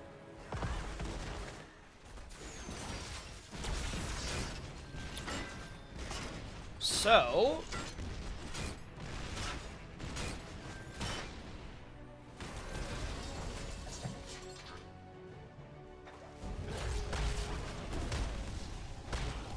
camp on the right to be grabbed. We'll see Impalers for bottom. And Tori clearing out the top lane wave. 16 talent tier advantage to the side of the Horde, as I mentioned, that 2-level lead that's been formed. We'll see Pyromaniac, the Ignite as well. Lucio with the up the frequency. Porky goes fishing with a Groundbreaker right there. By the way, if you enjoy the casting, we are going to be doing Banshee Cup this weekend. Saturday and Sunday, it's the GSL Bracket A. And it's 3 best-of-5 Saturday, 2 best-of-5 Sunday, if I'm not mistaken. Saturday also, we're going to be joined by Ninja, our lovely moderator and friend, as well as Tatsuki, who's also our moderator and friend, and Big Scary Duck, the lovely Big Scary Duck. The 3 of them will be joining me for a wonderful day or wonderful session of Mario Party. And it has nothing to do about the fact that it's Snoop Dogg's birthday on Saturday. It's a national holiday. I guess it's a worldwide holiday at this point, right? Granted, Europe has weird formatting with their day, month, year. Insane. Excuse me, month, day, year, right? No, that's America. Brandon getting really low here. He's going to be tanking a heckload of damage, but there will be an answer with a Brightwing phase shift. We have got a BFG rocketing through, as well as a Lightning Breath trying to cook up some enemies, but there's just not enough damage to find a kill, and Brandon will get hit with a Living Bomb, be dismounted. Nope, never mind, he wasn't dismounted. Our battle cannot remain here. 16 talent tier advantage to the Horde still. The Alliance trying to pick this up through the top lane wave with Yrel. Shadow Charge finds Porky in the corridor. The answer is Madara being thrown into the enemy squad, but phase shift from Brightwing. Brandon stepping in. Here comes Yrel charging up that hammer. Shockwave from Hogger creates some space as he looks for the Hog Wild out and will be able to get a nice bounce. Nicely done from Liam with the angle, but here comes the angle from Brandon. Shadow Charges onto Kira, who did activate his Arcane Barrier. I do believe that was the noise I heard activating. Did I not click on Cure? No, it didn't actually activate. That must have been Soul Shield from Diablo triggered.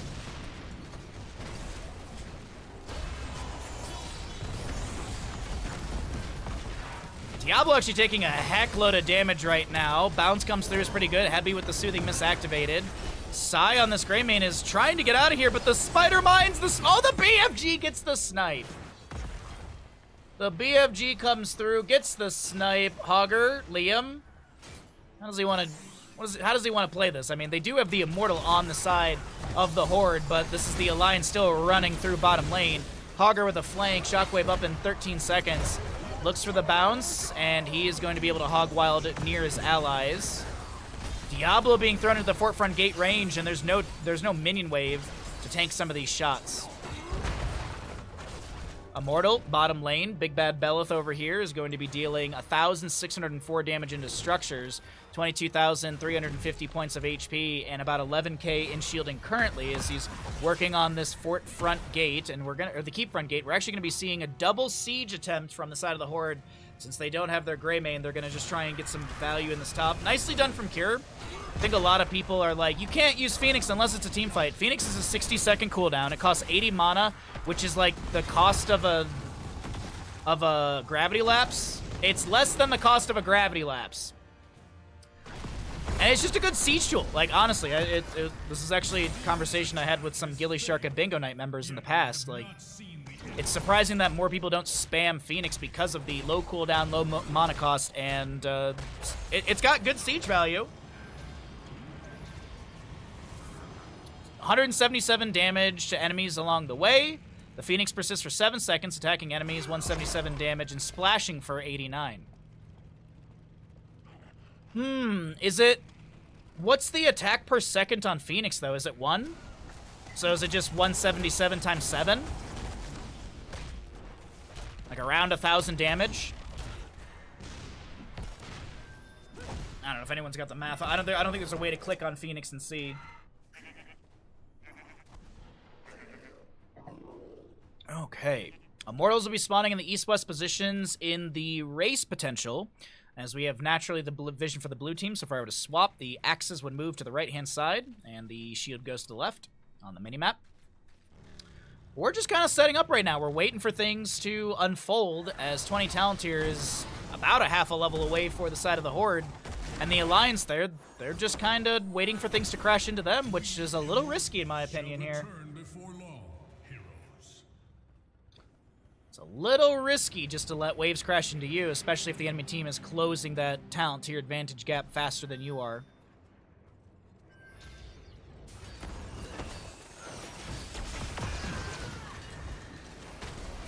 All right. Well, it's exactly that. They're just gonna let the 20s go over to the side of the Horde and look for the race between both sides. I mean, they do have decent race here. Yeah, you see, it's like, all right, you know what? You want to try and just race against us? We're just going to run right at you. Polymorph onto Garrosh immediately. Hogger with a beautiful bounce in, but cancels it early. Just doesn't want to be too displaced into the enemy. By the way, it's that Flamethrower Kael'thas mixing fire for our Lucio. Blunderbuss for Greymane. We've got the No Control as well as the Titanic Might. Greymane on the right, working through the Immortal. The enemy team moves into top and bottom, and will try and soak up for 20 in this small window. I must find another way.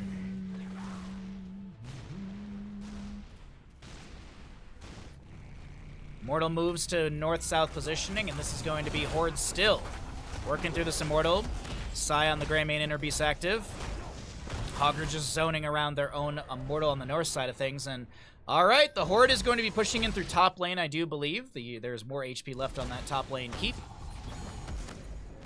But this does open up the opportunity for that 20. That's Bomb Toss at level 20 for Gazla. It's a really good defensive tool. Ultra Capacitors, we've got the Invisible Friend, Seraphim, and Hellgate. Alrighty. 20s on both sides, 4 to 10 in kills. Favoring the side of the Horde, who have Big Bad Belith in the top lane. Probably dealing like 1,800 damage, 1,852 damage into structures. Gusted Blast pushes back Garrosh as he's going to need a little bit of healing. They have found themselves a Yrel, and she couldn't even play the game or push a button. Rabo Bomb combo from Gazlo, high five from Lucio, activated Arcane Barrier. A very low Porky is able to back away.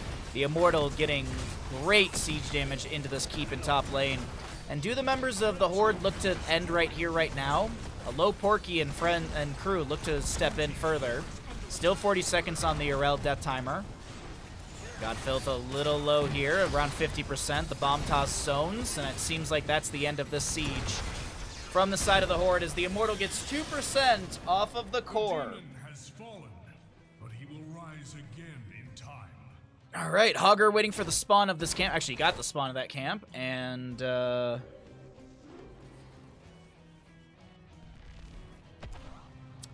bottom lane, we'll see Impalers over here as well.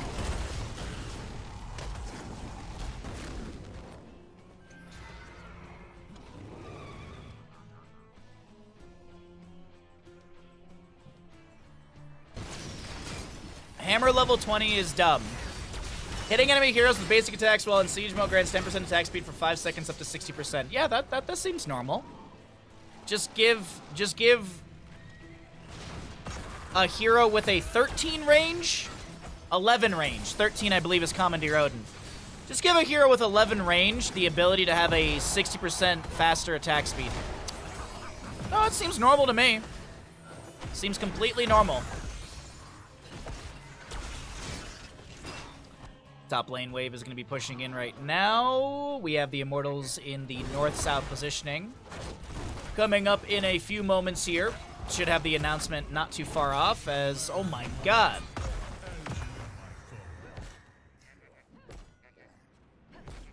Sometimes it's like I know this game very well. Alright, camp on the right to be grabbed by Liam. We've got we have Gazlo in top lane. Just trying to clear out the wave. Yrel doing the same, and yeah, this camp will be done before, just as these Immortals spawn, so pretty decent timing from the Horde here. You and all your servants in hell. How is this going to be played? Flame Strike from Kael'thas. Kier just playing it safe with that extended range from level 20. Does have the Ignite level 16 as well. See if that finds some any value here. Alright. Phoenix from Kael'thas is going to be thrown out. Yeah, it's getting a little bit of damage right there. 199. The hammer will start hovering her way in. Porky discovered in the bush.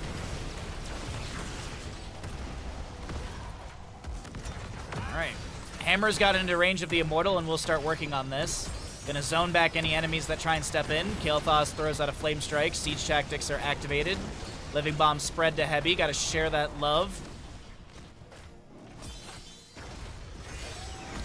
Bottom lane wave is crashing in towards this keep. Hogger gonna push things up. Yrel clearing out top lane, so it's 4v4 right now. Yrel's gonna join back in to make this a 5v4 and maybe... oh no, actually Hogger's on his way back. He just wanted to get the catapult onto the keep. So it is fixated there. Gazlo, bomb toss. Okay, hold on. Diablo, shadow charge. Does not set anything else up. Knockback onto Garrosh, pushes him into the stun, but there's going to be our defender in time. Warlord's challenge. There's a grab-a-bomb from Madara, but it doesn't look like he got the pull he was fishing for.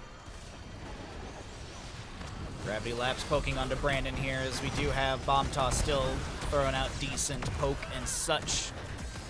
Good zoning and everything. That catapult in bottom lane was cleared out, but it did get a lot of value here. Blue team's core is under attack. Catapults in top lane have arrived. There's no periodic catapult to match since the top lane fort is still up, and we have Immortals on defensive sides.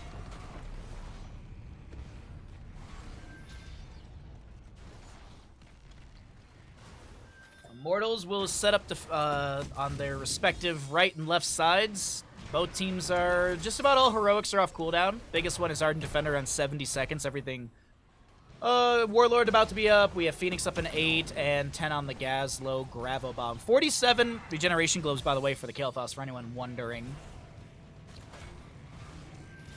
Widow Mines will be thrown into the bush. We've got Hammer getting hit with a Flame Strike. Hogger looking for the bounce thrown into the enemy. Doesn't get the bounce past, and that would have been pretty good if he was able to get that bounce past into the Shockwave staggering blow. BFG chunks Cure. He throws the Phoenix out. Madara on the left-hand side trying to disengage. Fire Stomps from Diablo are helping out here. Good! Flame Strike. It's Diablo Gazlo to fall. We've got Sergeant Hammer doing her best to push back against the enemy, but it is looking like another Immortal phase going over to the side of the Horde here. We're already on the second phase. Actually, polymorph onto our Garrosh, who gets a high five from Legacy. Mentori whiffs a hammer onto the enemy right there. Hogger with a bounce around. Still no Gazlo for 40 seconds. Some well taps on the right-hand side. With 47 globes, what is Kael'thas' mana at? He's at 1,425 and he's still to tap well. That's why Convection's such a good talent. You're always going to need mana. Heavy is able to blink away, but the Living Bomb is too much. Brandon is able to get a Fire Stomp, and Hammer actually goes down to the Garrosh who stepped into her. Kier wants this, though. Okay, what is Brandon going to be able to land? Okay, Kier throws out every button he's got. Lightning Breath, Shadow Charge. No, Kier, not like this!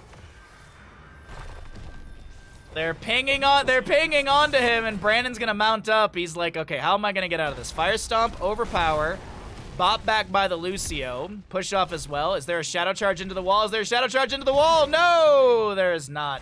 Yrel tries to create some space and buy some time as Gazlo is pushing out the wave in top, but Liam's already running towards core with the Immortal. Blue team's core is under attack. I never understand how Kael'thas players do anything without taking Mana Addict. Well, just land all of the Gravity Lapses from your level 4 Mana Refund Gravity Lapse talent. Yeah, just land the Netherwind. It gives you 80 mana of your 90 back. Just land every single Gravity Lapse and you'll never be Mana Starved. Boom. Next question. Oh, it looks like the Horde are ever dominant in our best of whatever, as this is another map going over to the Horde. They take down the Alliance on Battlefield of Eternity.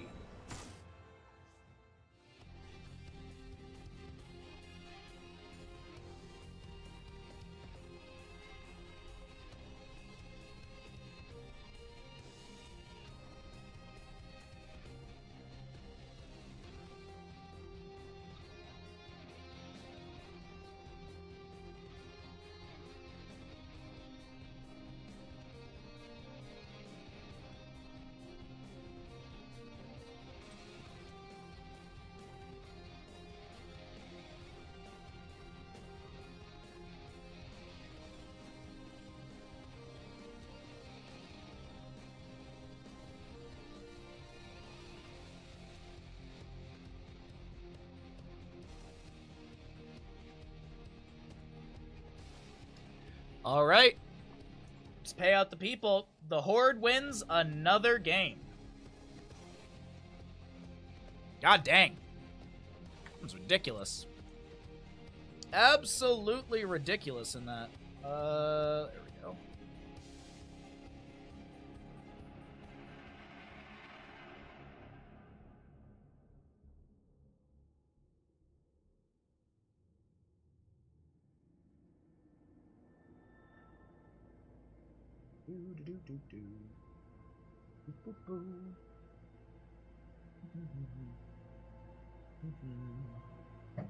Alrighty, that looks good, that looks good. Blop, blop. And pop, pop. Alright, I need to go get something to drink. I will be right back, and then we're gonna get into another game. Alright, we got a lot of maps still. Still have a lot of maps that we can go through here. So, if you're having a good time, be sure to... I don't know why I mean, we're running ads. I probably shouldn't be trying to spiel right now. Alrighty. Looking like a fun map number 7. Wow, 7th map. We've been doing a lot of HOTS casting here. Alright, as I said, I'm going to run to the bathroom. I'm going to grab some bevy, and be right back. Consider subscribing or gifting subs or whatever. I don't know. I don't know, man. I don't know, dude.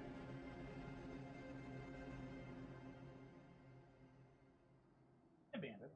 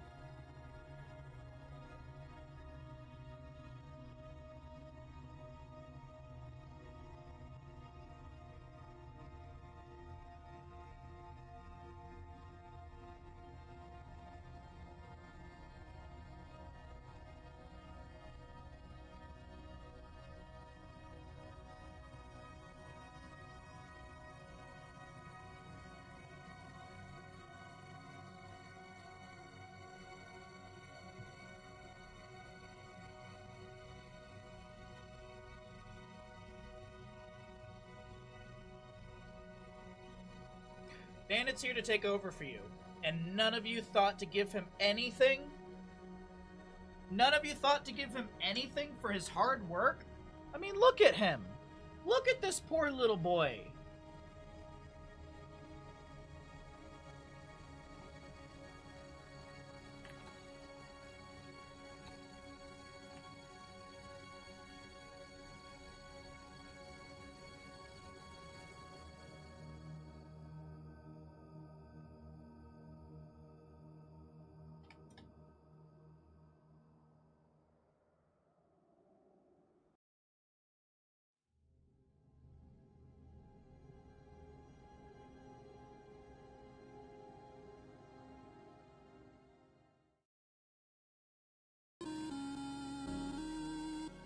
For just $4.99 a month, you can support the good boy that is Bandit.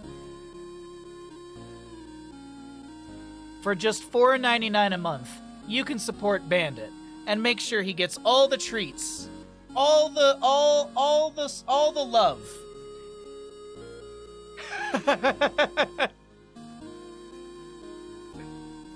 Oh wait, hold on. I don't have alerts on this channel. Sorry.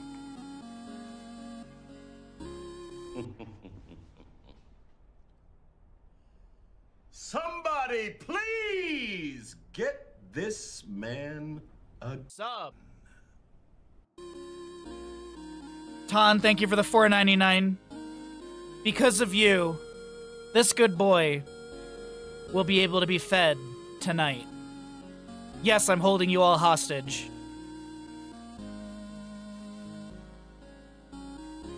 Okay, that's enough of that. All right, thank you, Ashmantle, for always looking out for the good boy. What does that mean, mister? Mr. Buds. Mr. Buds. You want to clean your teeth? Where you going?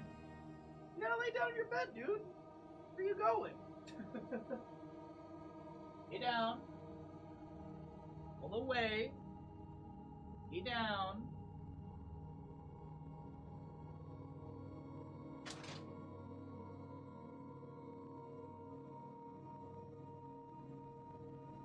Alright, do I need to break it apart for you today, or are you gonna do this on your own?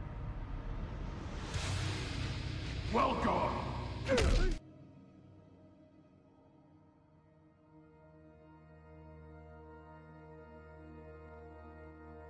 Oh, Darth, thanks for the raid, bud. You're just in time. You're just in time to get punched in the face. Thank you very much for the raid.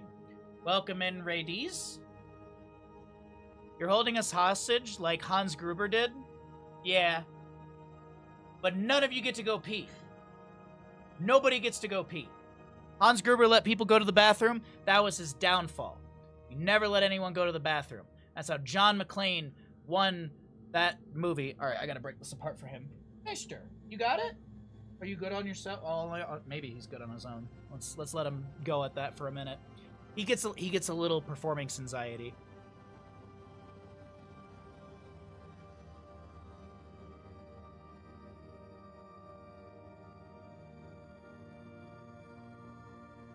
It's a while since your nose has been broken.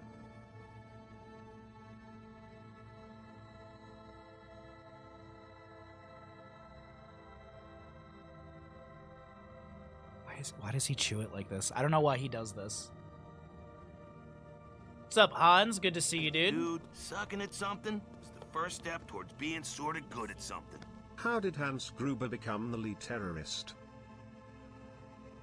He won the gubernatorial election. Atan, thank you for the 100 bits. I appreciate that, bud. How did Hans Gruber become the lead terrorist? He won the Gerber national election. I see what you did there. I see what you did there. Very clever. Mr. Buds, did you do that all on your own? Mr. Good Guy. Thank you, Ashmantle, again for the redemption.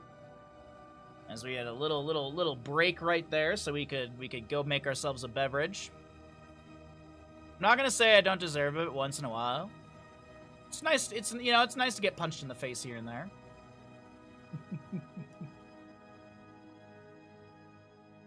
No, it's not. No, it's as someone who has received a few punches to the face. No, thank you. I do not enjoy close-handed slaps to the face. I really don't. All right. Ads are done. Thank you for the raid. I appreciate it. Is everybody ready for more games?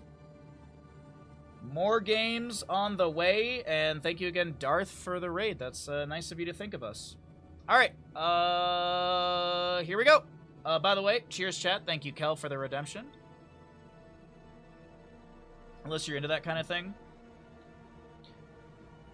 You know the meme of my moral compass leaving my body when the villain is sexy? That's me in a nutshell.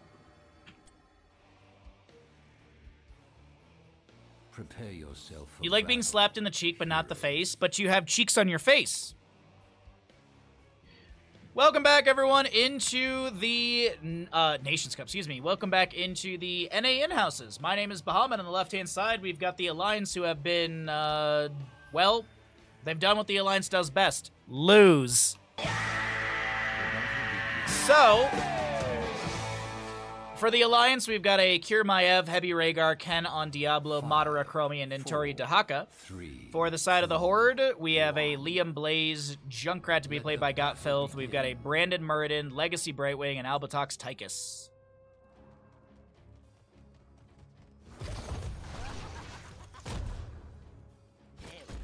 On my side, we have Popcorn. Ooh, Popcorn sounds delicious. That was almost my follow-up to my dinner last night. Dinner last night was one frozen burrito, and then I ate some pita chips for more calories. But I was like, oh, I should make a bag of popcorn. And then I just decided that I was done eating because I was very not hungry yesterday. I think I had a total of like 1,600 calories yesterday. So that was a really healthy day for me for sure. All right, well, the gamble's going, as Ashmantle has pointed out, and we have got ourselves a little double soak duties between our Blaze Dahaka, some mid lane to be picked up by some allies. Dahaka did go into... Oh, no, he actually did not go into Enhanced Agility. He's Tissue Regeneration level 1. Another Dahaka with another Tissue Regeneration 1 on Towers of Doom. Interesting.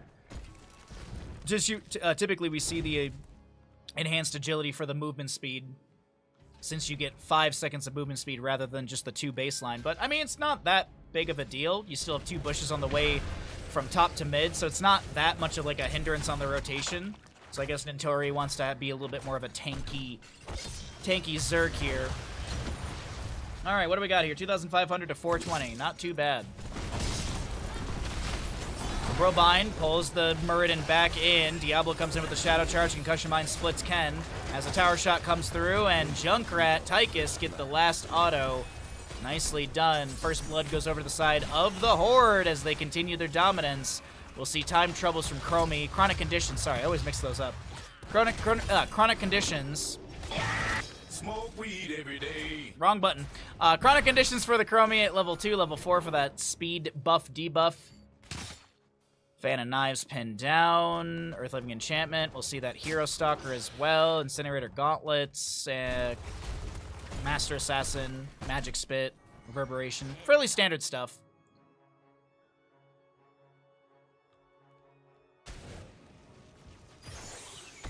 Is everybody excited for Saturday?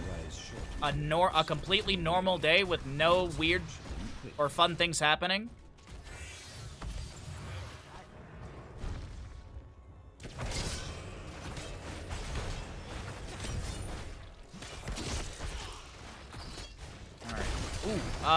Madara is going to take a moderate amount of damage. Get it?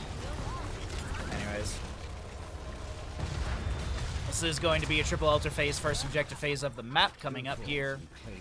Top left and right. Maev is going to try and sneak the right, but Liam should have a delay with the Twin Flames. Muradin going for bottom. He will get this channel uninterrupted. Maev seems to be splitting off and grabbing mid lane soak really quickly. And maybe top left channel. It's actually Dahaka meandering his way over here, but Liam's got a delay on this. There's one. Right wing floats over to the right-hand side. Legacy should get this channel. So we're maybe going to see 8 shots into... Or we're going to see 8 shots into Alliance. 4 shots into the Horde, I'm assuming. You're going all in on Alliance. Ooh. By the way, the gamble is about to close. Thank you very much for the all-in, Lockjaw. They gotta break the curse. Curse? No, this is just Horde dominance as it always has been.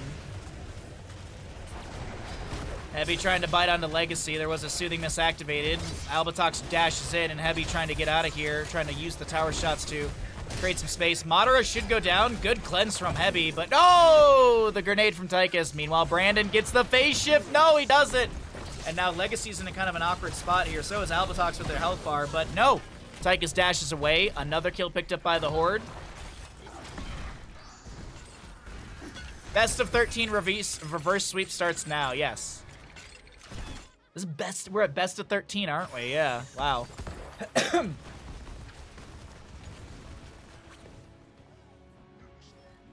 Wow, wait.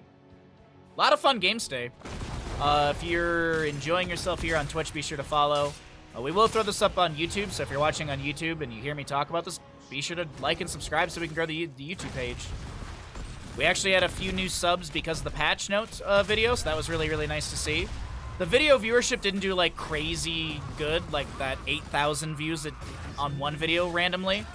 But, we got a few new subs, and we got a decent amount of viewership. Like, the last I checked, it was like 260 views. Pretty good, though. Soothing Mist from Legacy trying to get out of here, but the slowing sands are just too much, and Legacy will be sniped by Brightwing. Cure very low on this Maev, considering maybe jumping back into this, but I think we just see the 4 shots go into the Horde here. Whoa, whoa, Madara is fine, unless the Riptire... No, I won't do 50% of Chromie's health bar. Ken is actually getting really low and does go down. No souls to be able to buy back in, so this Diablo will be out for the next 19 seconds. And the Horde continue as they're going to get 4 shots into the enemy core. 28 to 36 in core HP. As we cycle through the other numbers, level 10's at the top of the screen. Riptire, Avatar, Bunker, Blink for Brightwing, and a Commandeer Odin for the Tychus. As Brightwing did phase shift into top, Mentoria lands the drag. Legacy blinks away. No big deal. No big NBD. Looking at Albatox here. Fan of Knives will come through, and Chromie takes Tychus to the beach. I mean, it's fitting.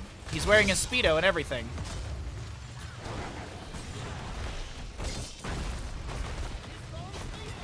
Uh-oh, Diablo displaced. Brandon jumps over the wall with the follow-up Stormbolt. Tower shots into Diablo as Ken uses the sidewall to shadow charge away. Alrighty, man, the Horde is looking real comfortable here in this map number 7, Towers of Doom. Time stop onto Muradin. Brandon able to Dwarf Toss away. Tries to throw a Stormbolt back into the enemy. No connection.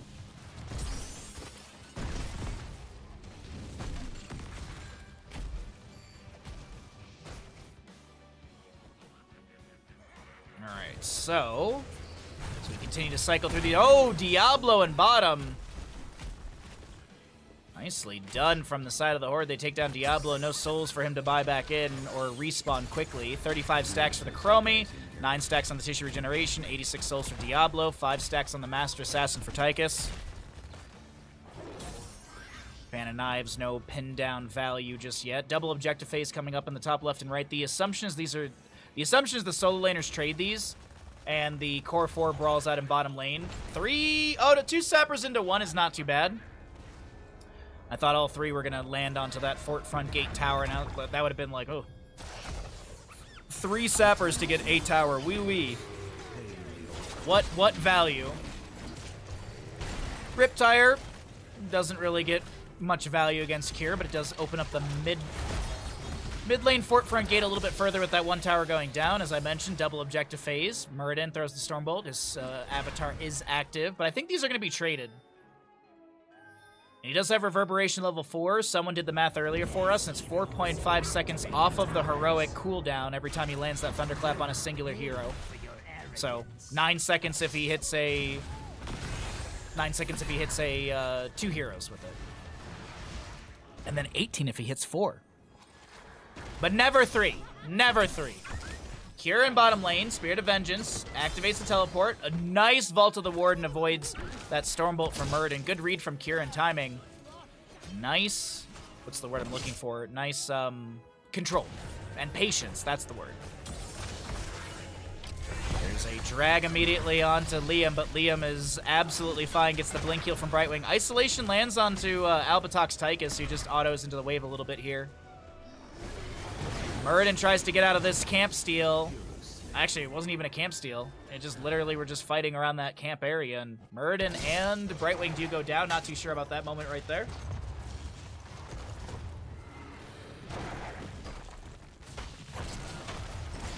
So, our bottom fort is going to be worked through here. The Diablo comes in with the Shadow Charge, threatening Albatox, and threat is pretty much the right word for that. Double objective phase, middle and bottom positions. 10 shots could be grabbed here by the Alliance, which would make up a lot of ground in this 24 to 32 HP game. Core HP game. Junkrat poking at the wave here, but the bell tower hasn't been converted yet. Still waiting for that sort of, for that timer right there. 10 seconds to go. And level 16s are almost here for both teams. Chromie done with one, Dahaka done with one. We've got level 1s. Be swift. We've got Diablo Souls full. He's He's full on Black Soulstone. God, weird. Maiev gets the channel. That's 5 shots. 24 to 27. Albatox on this right. Has to cancel. Brandon activates Avatar. No Umbral Bind to pull him back in. It did connect, but he was able to use the side of that wall to kind of just stick and hold. Commandeer Odin summoned. There's the containment disc. Slowing Sands underneath that. Junkrat uses Concussion Mine to get over to his allies. Riptire from the Junkrat. Connects onto 2. Commandeer Odin still throwing some Annihilation and missiles out. More Ragnarok missiles. Commandeer Odin does expire. Level 16, about a quarter a level away for both these teams. Little grenade out from Tychus as well. Tori going for the channel. There's a twin flame from Liam that will delay once. Camp on the left-hand side is going to be grabbed during all of this. Liam starts the camp on the right as well. This is still a few-minute brawl over this objective area. Dahaka goes to mid. He does show in this, so it's kind of a... Maiev pushing up bottom lane? What is going... Oh, she's maybe trying to clear out the sappers? No. All 3 of them still go in. Not too sure about that, but either way, the fight does continue out. Ken is going to get the Ancestor Healing from Rhaegar. Lands the Shadow Charge onto Blaze. Soothing Mist activated by Brightwing. Legacy keeping a lot of allies fairly healthy here. Nintori uses some Essence and pretty much getting back to full HP. Containment Disc once again thrown out, this time onto Tychus. Pyromania activated by Liam. Cure getting a little bit low, is able to Spirit of Vengeance away. Brandon is the one to go down. Now Lightning Breath from Diablo is cooking up Legacy, and he is going to be sniped by Madara Chromie. Cure does go down, Tychus to fall, and the Horde are falling apart. The Horde is falling apart, and this is going to be 10 shots into the core of the Horde. But I do believe Sappers went over the wall as well, because it should have been... I think 3 Sappers did go over the wall, because it should have been 22 to 24 at the end of that from just the bell tower phasing. You can't get boss, so you'll lose the game. Oh my god, the Alliance is throwing.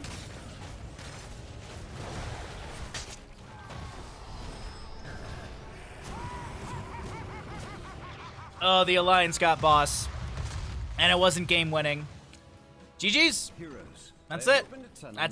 That's it. The Alliance has thrown the game. Triple altar phase coming up next. If one bell tower gets converted and all 3 of these bell towers are channeled, that'll be GG's, but that is a tall order, a tall glass of beer to fill.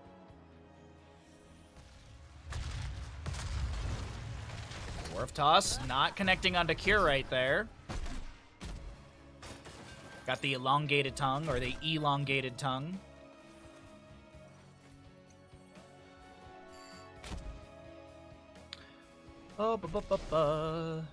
It's kind of just waiting for the setup here. There's a big old bush party for mid. Be right there. Stormbolt right away onto Dahaka, who jumps underground, or I guess burrows underground. Riptire is going to not get the explosion they're looking for.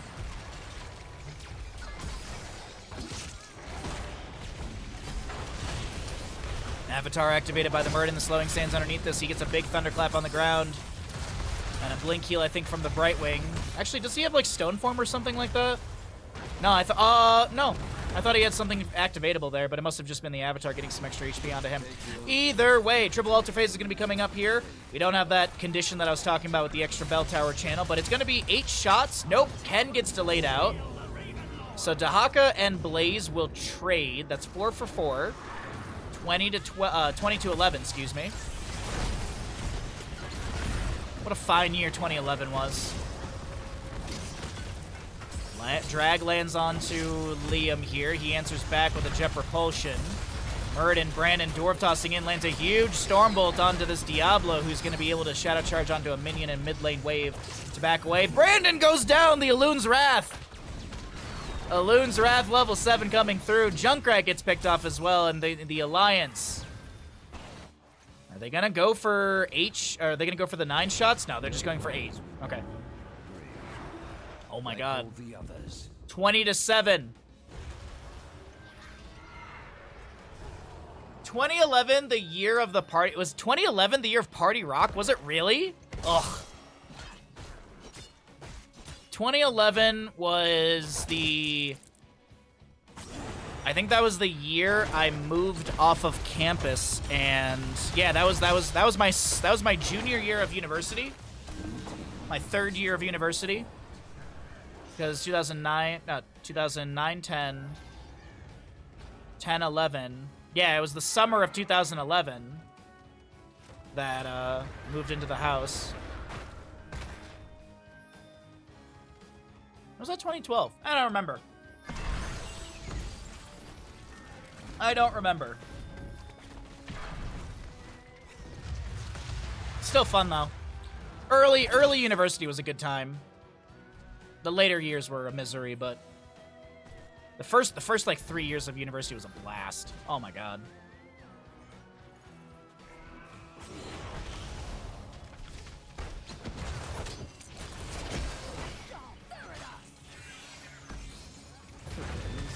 Alrighty. 20-4. Actually, it's 4-20, favoring the Alliance. A weird way to say it. Level 20s here on both sides as well. And Singular Altar could be game-winning for the Horde here. Or for the Alliance, sorry. So used to saying that the Horde's winning things.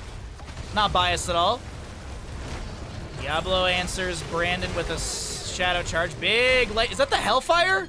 No, I just, the animation looked slightly different there. I know it doesn't increase the range, it's just duration increase, but it looks slightly bigger. I don't know. Just looking at Diablo's Flame. Drag lands onto the Commandeer Odin. Concussion Mine splits Nentori away on the right side of our fight. The spread volley with the Cannon Bulls are going to be thrown out by this Junkrat. Decent damage coming through. Liam getting low on the Blaze is unable to use any sort of bunker. It was on cooldown still. Brandon Dwarf launching out of here, and he's not going to be able to do so. Kier with the Fan of Knives comes through, gets the Umbra Bind onto Brightwing, and does find another kill. And it's looking like the Horde is being mopped up right now by the Alliance. They must have cheated somehow. Kier with the triple kill, quadra kill overall, and Kier's going to get the final channel here. Madara helping out. Junkrat in mid is not going to go down. Dahaka looks for the drag. I don't think Got Filth will fall in time. No Finland achieved, but this is going to be map number 7 over to the side of the Alliance. The reverse sweep in the best of 13 has begun. Sup, Slayer? How you doing today, bud?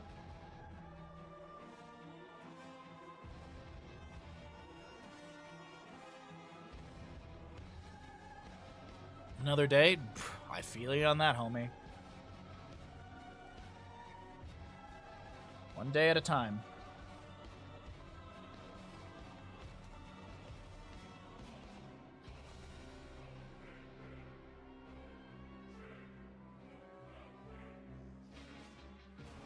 God, now I have the stupid Party Rock song stuck in my head.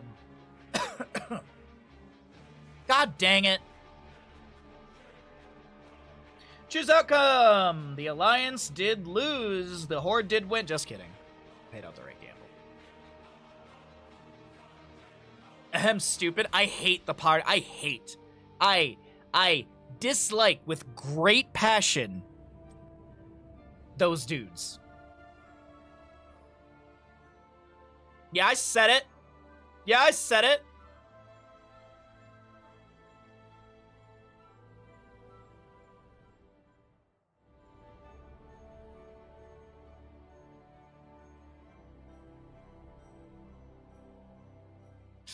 Bandit eats the dental treat, and he just passes right out. I love it. You gotta separate the artist from the art man. Who's art man? Who's art man? Is that DC or Marvel? Or is it like, is it like a Dark Horse? Is it like a Dark Horse, is it like a Dark Horse hero? Like Sin City? Right, that's Dark Horse?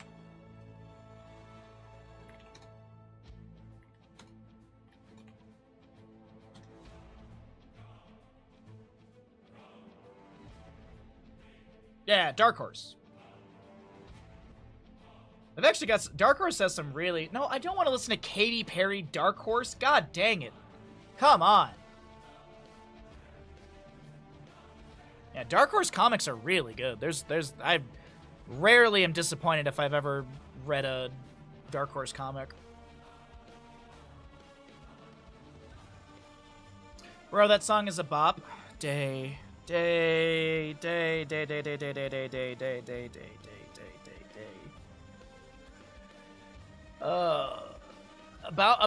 About that Thai food dinner date, yeah, I think I might be busy all of a sudden.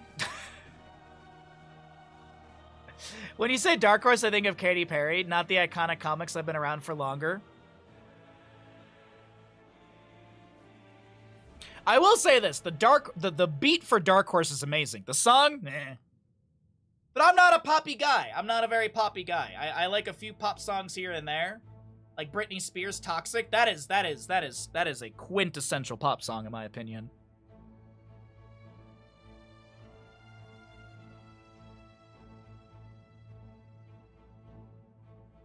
The dental tree's laughing gas.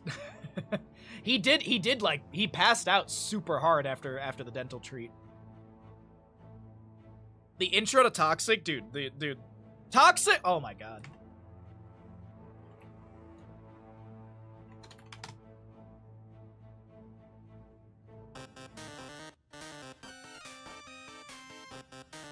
We gotta run ads anyways.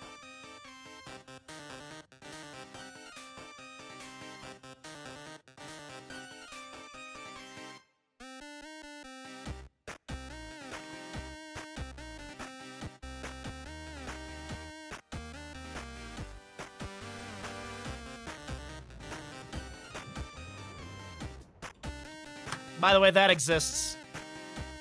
By the way, that exists.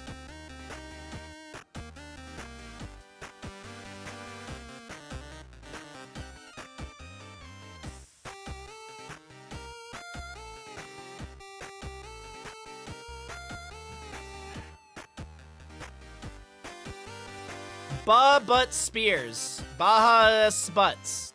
Baha S Butts I like.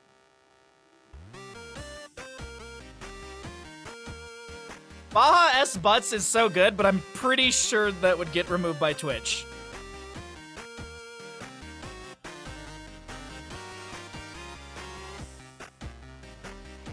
Hey Bahamut, what do you do while you run ads? Oh, I just play Britney Spears' Toxic 8-Bit.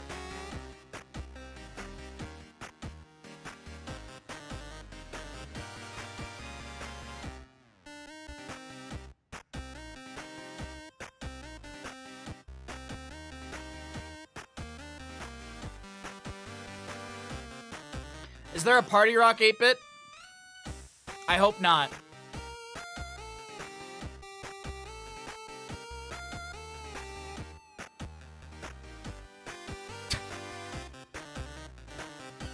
Leave Baha S Butts alone. Alright.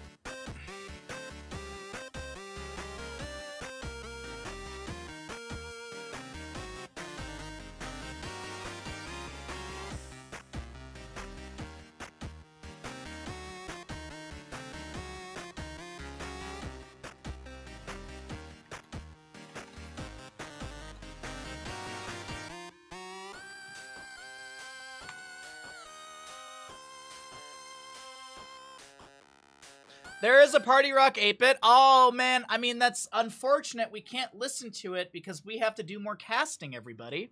I'm so sorry. I know you were all looking forward to when I play Party Rock 8-bit. Unfortunately, we have to get back into casting. So I'm just going to have to get into the next game. We don't have to. Yes, I do, because I don't want people to leave the stream. I don't want people to be like, "Oh, this guy, there's no content in front of my face. I need to leave immediately."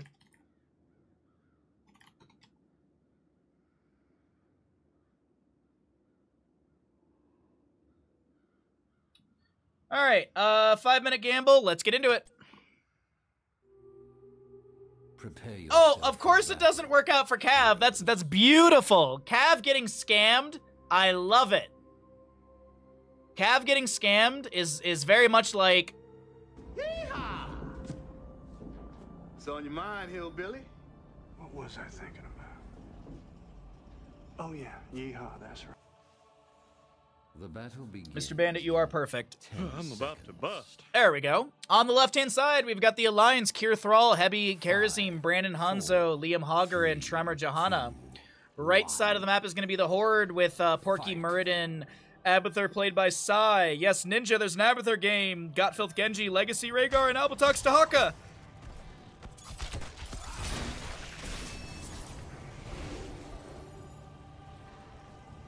It's hard-coded, isn't it? It scans my name and says 25% chance. You think I give you a 25% chance, Cav? Yeah, right. That's way too high. Emotional, Cav, that 25%? That's way too high. I don't want you accidentally typing in chat and accidentally beating Melania. Cav literally was playing Elden Ring a week or so ago and was like, "Oh, I'll go ahead and practice Melania," and then accidentally beat her on the 3rd try. Yeah.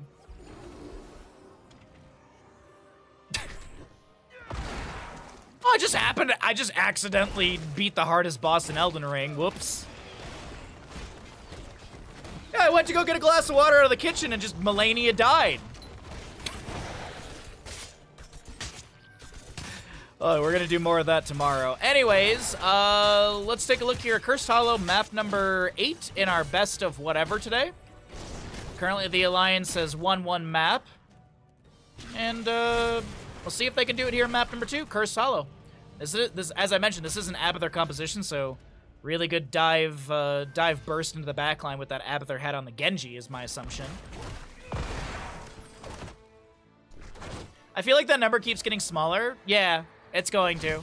Eventually, it's going to be like, yeah, Cav loaded into the boss arena and Melania just died. He's gonna have negative attempts. I do think it was like 3 or 5 attempts or something like that. It was very low. All right, level 4s are here. We got that Frost Wolf pack. 4K on the Alliance, 3,400 on the Horde. Not too bad on our gamble predictions. Siege Giants in top lane. Liam doesn't see the Abathur here, no? No, okay. He's just enough behind the gate. Gotfilth will rotate up to try and push back these Siege Giants. We don't have level 7 yet, so no potential Mule. Karazim does go down to the Rhaegar in the... That was in mid lane. Okay, yeah. Or no, Rhaegar goes down to Karazim. I think I said it backwards. He is Cav, Blade of Licorice, and has never known defeat.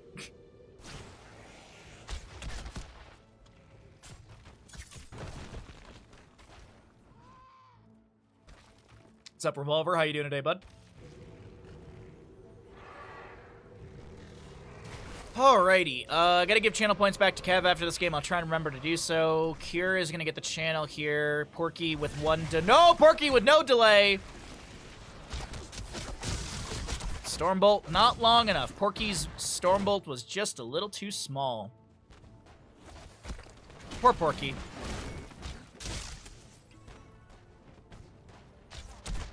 Got filth. Find some shurikens here. Just picking up that stackage at level 4. Got 4 out of 6 stacks for the Thrall Frostwolf, trying to land these and finish out that level 1 talent. Thrall throws in a Chain Lightning to start things out. Tremor with a Condemn, slowing down Murden. He's going to be purged by the Rhaegar. Porky able to get the Dwarf Toss over the wall, but Brandon chases in with the natural agility over the wall, and he's unable to chase in further. The Stormbolt delaying things out from Murden. Nicely done. You got weenie for lunch again today? I actually thought about buying hot dogs when I was at the grocery store yesterday. But I had no motivation for food, so I bought the things that I meant to buy, and then I left the grocery store. Which I should have bought burger buns, but as we were discussing earlier, I'm going to make burger buns for myself tonight. Because I was like, oh, I have burgers, and I was like, oh, I'll just make those after stream. And then I had the realization, like 2 hours ago, like, I didn't buy any burger buns, but I found a recipe online to make my own buns, and it takes like 40 minutes, so I'm gonna give that a shot. If it turns out like crap, turns out like crap. If it doesn't, neat.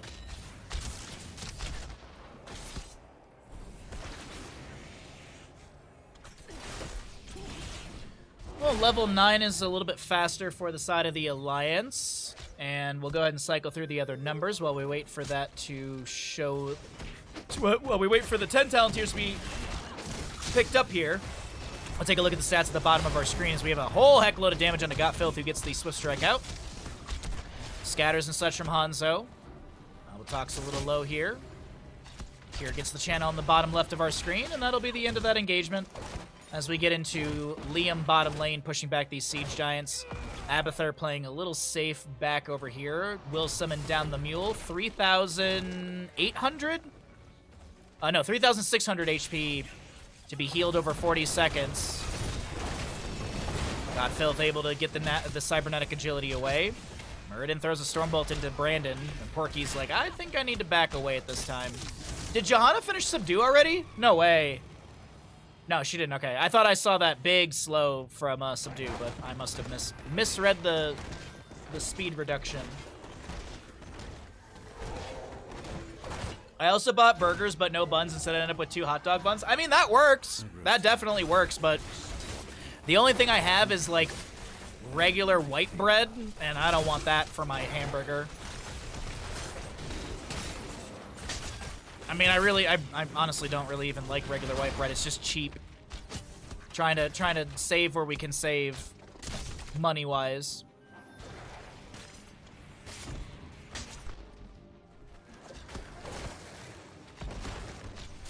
How does the Subdue work? Just have to hit 2... Yeah, you have to hit 2 heroes for the 80% slow. 2 or more.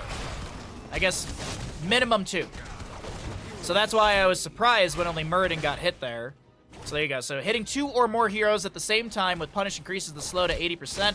Slow amount does not decay. Hit 4 heroes at the same time, and you finish, and then the reward is Punish always slows by 80%. But I just misread the speed reduction. It just looked like Muradin was really lumbering along there. Dragon's Arrow from Brandon starts out this dive in through mid. Legacy takes a scatter but won't go down. Meanwhile, Genji, the dragon became him, but he also became dead.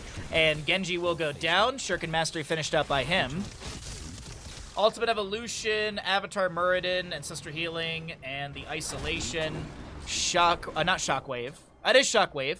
Sundering, I was mixing up those 2 icons right there. Sundering, we've got a 7-sided strike, Dragon's Arrow, as well as the Blessed Shield.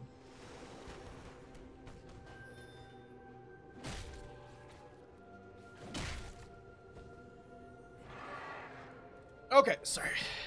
Just trying to stretch my neck out a little bit there. The stretches I'm doing constantly, well, not constantly, but just it puts pressure on my neck, so trying to get past that sort of soreness from the exercises. Porky chilling in the bush, watching a lot of enemies around him. Godfilth will jump into mid lane. Mule has been summoned down by Abathur. Brandon, holy crap! Ah, dang. Shimada Bro taking down Shimada Bro right there. We have Curse available to the side of our blue squad, the Alliance. And they get a kill so far. Oh, no, sorry. The Horde gets a kill during the Alliance Curse. So, that's not good. 7-sided strike on a Legacy. Self-cast the Ancestral. Porky gonna start backing away. Big shockwave from the Hogger coming through. Porky's still alive. Legacy gets a chain heal as he's gonna wolf run out of here. Dragon's Arrow across the map. Gets the big old 2-second CC, and Dahaka will take down the Thrall. Another kill over to the side of the, no. A kill to the side of the Horde. Sorry, my brain is all over the place in this game, sorry. My curse subsides. Not a whole lot of value from that curse, gonna be honest. Not much, if any, value on this curse. I mean, they trade kills. Bottom fort took barely any damage. Mid fort took barely any damage. Mule's gonna be summoned every minute or so.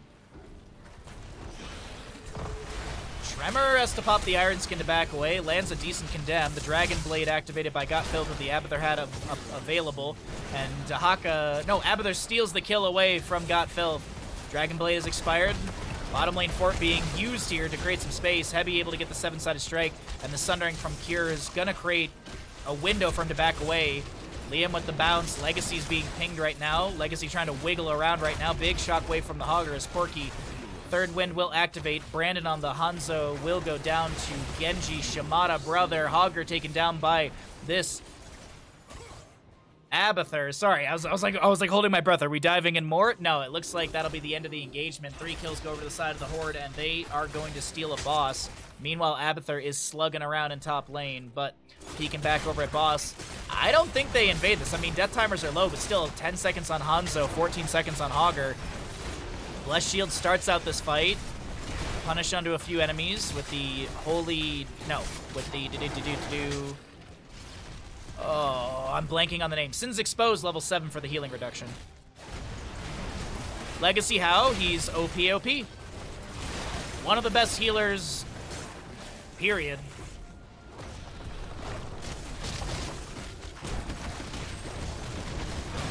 I'd say Legacy is probably top 5 healers in Heroes of the Storm competitive.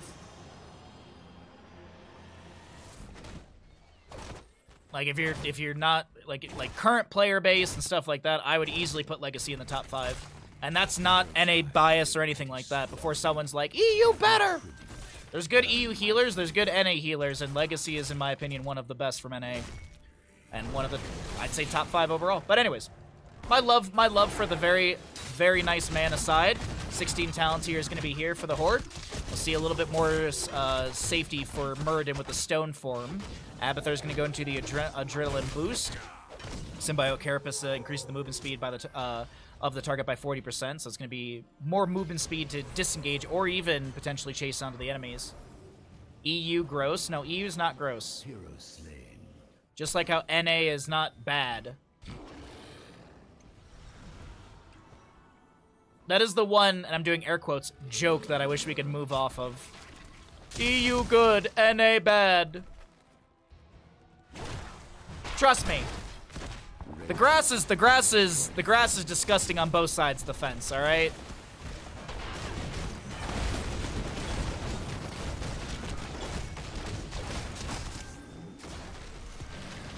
Okie dokie. Boss is grabbed for top lane. Dahaka brush stalking into... No, he was Hearthing? No, wait, where did he...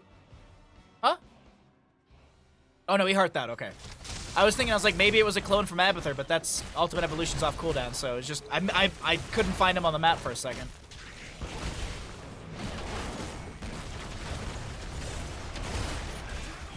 Dragon Blade activated. Clone onto a Genji. Huge sundering from the Thrall. Muradin does go down. I think the Abathur clone was cleared out as well.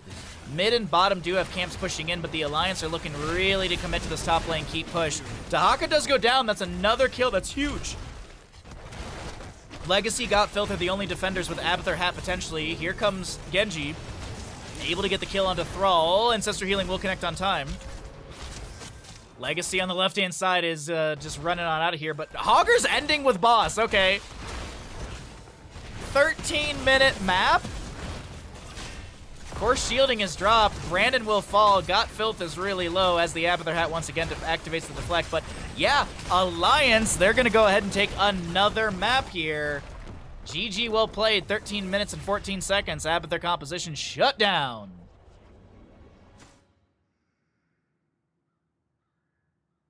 silly brinery shit. I know it's not brinery, but I tried to make something. It's just lazy. It's just lazy humor, in my opinion. Much like most European humor.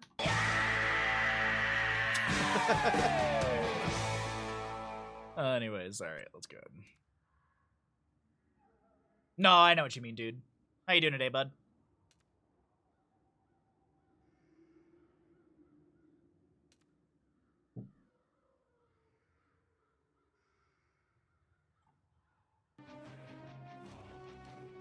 Got him.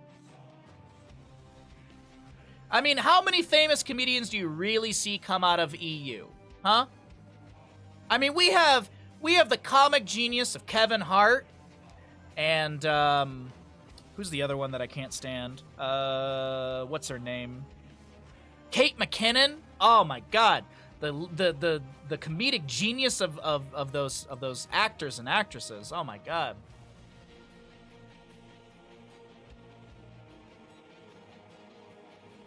You got Amy Schumer, who's just constantly gross. You got Bill Burr, who just yells. Actually, I do kind of like Bill Burr, but he's kind of a dickhead. Monty Python, that's UK.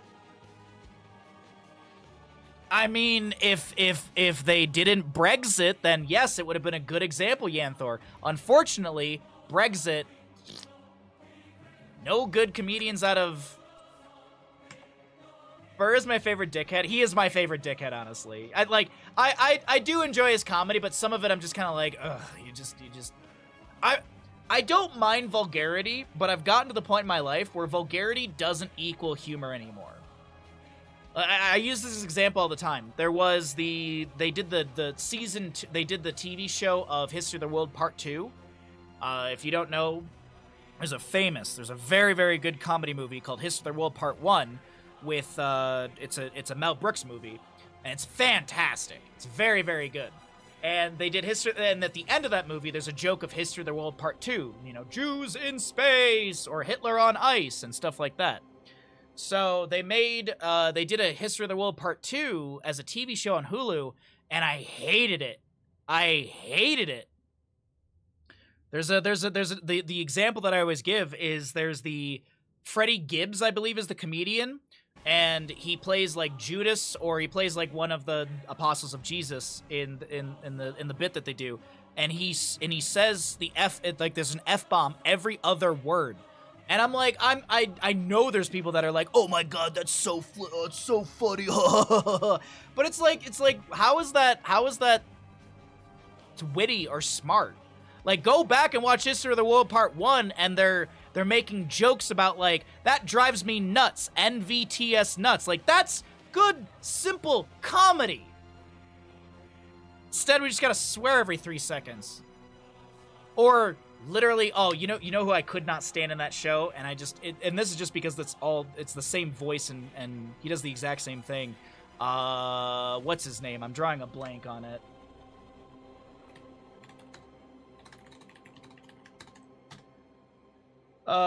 Nick Kroll. I'm so over Nick Kroll, dude. I'm so over Nick Kroll. He does the exact same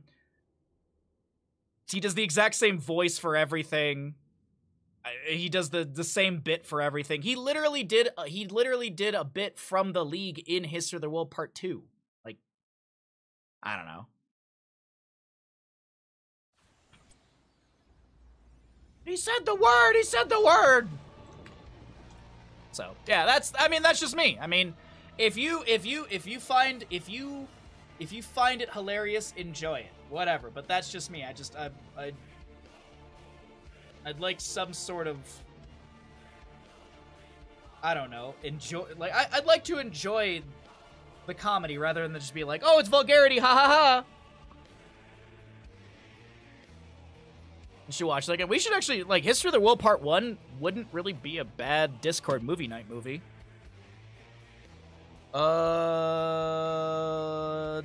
In May, we're watching Batman. We're watching an Adam West Batman in May. Where's my pen? Oh, it was in my Final Fantasy.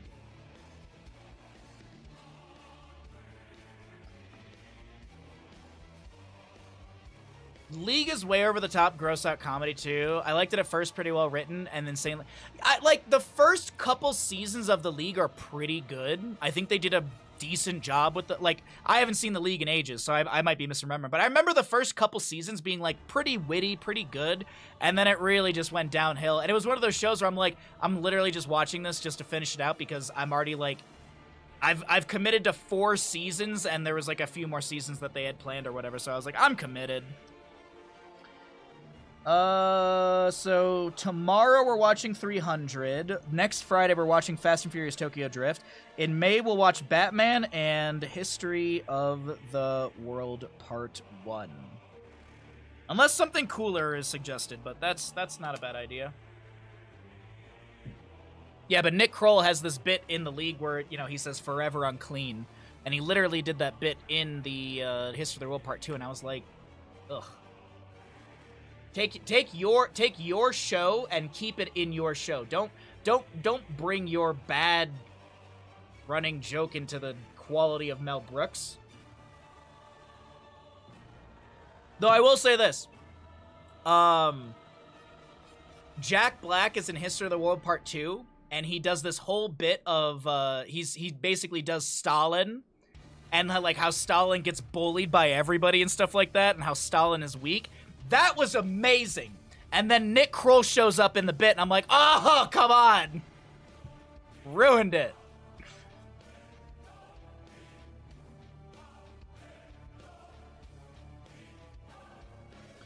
A dinky 6-episode seasons, yeah. Yeah. Nick, like, Jack Black doing the Stalin bit was awesome. It was like, I was laughing because it was literally just making Stalin look like a weakling. And then Nick Kroll literally pops out of like a cart or something like that. And I'm like, you just could not be in a bit, could you? You just had to force yourself into it. Okay, ads are finally done. I apologize for the delay. Let's go ahead and get into the Tomb of the Spider Queen. Another game, another map, another gamble.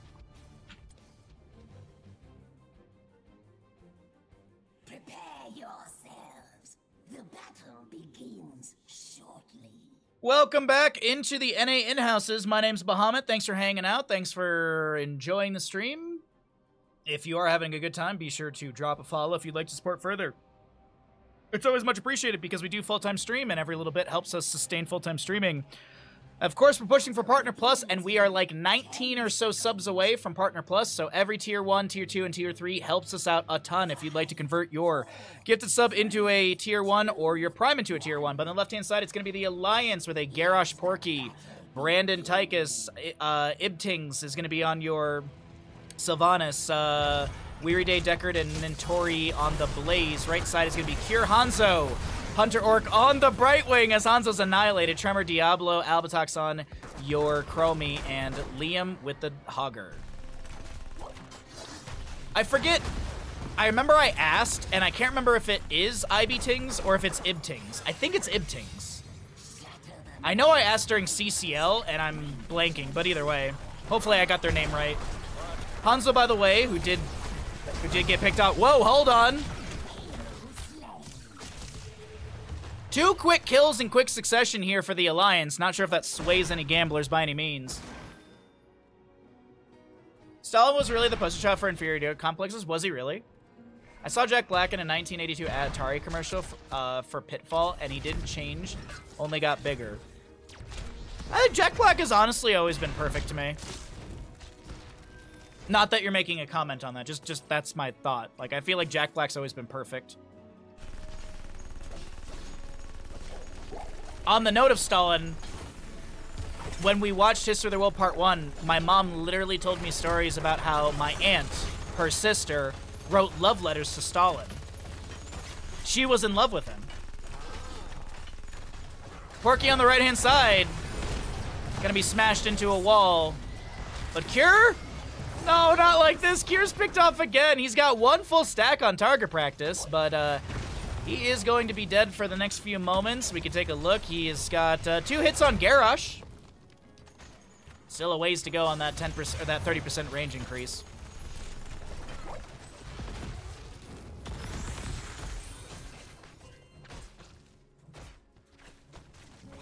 Well, dang. The Horde seem to be in a bit of a spiral right now when it comes to these games. Alliance picking up win after win after win.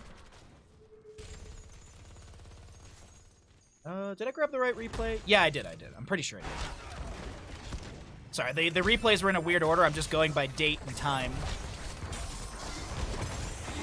Groundbreaker, decent damage onto Hunter Orc here. 40-something HP, but does not go down. 5k to 3.5. Nicely done, chat. Explosive Arrow picked up by the Hanzo at level 4 for some extra wave clear. Bottom lane seems like we got a bit of a 4v4 as Tychus and Chromie are going to be doing the double soak duties between mid and top. Just wanted to check and see how things were looking between them because I did see Tychus advancing into Chromie, but she doesn't seem too threatened by it. We'll go into Chronic Conditions. Nailed it this time. Chronic Conditions level 2, level 4. For the Chromie, she'll also have the proper greeting. Diablo considering his options for about a level and a half there, and Tremor will go into Fire Stomp. Or Soul to Flame. Potion of Shielding. We've got the Unstable Poison. Alright, nothing too crazy to start out this map number... What map are we on, chat? Is this 9? This is map number 9 of the day. God dang. Well, if you've been enjoying the casting and the content, be sure to drop a follow here on Twitch. As I mentioned, every little bit supports the every little bit helps the channel. Followers, lurkers, etc. Porky takes a small amount of damage as he's able to wiggle his way back towards some potions from Weary Day.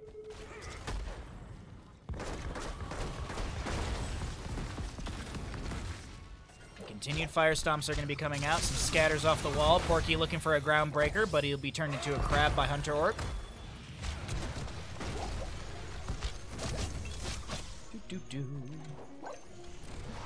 Kira is still working his way through this stackage. Just taking a look here really quickly. 1 hit on Tychus and 2 hits on Deckard Cain, if I did read that quick and right. So I believe he's got the 30% range increase. Garrosh activates the Indomitable. There was a Emerald applied to that Herodric Cube from Deckard Cain. You saw a little green flash. Like the sun sets over the ocean, the green flash. 3-1 in kills, favoring the Alliance. We've got a half a level lead. Porky looking to step in. Doesn't land the Groundbreaker right there. He did go into the Unrivaled Strength level 1, so the throw range is increased, but also the damage as well. Hanzo is going to have that Dragon Awakens with some extra spell power. Nintori getting slapped into the wall by Liam right now, but this Blaze with the Pyromania active is able to back away with the help of Porky's allied toss. Hitting an enemy here with Stormbolt grants 5% spell power for 12 seconds, stacking up to 20%. And I know Kier isn't a fan of quality talents, so he's not going to be taking Flawless Technique at level 16.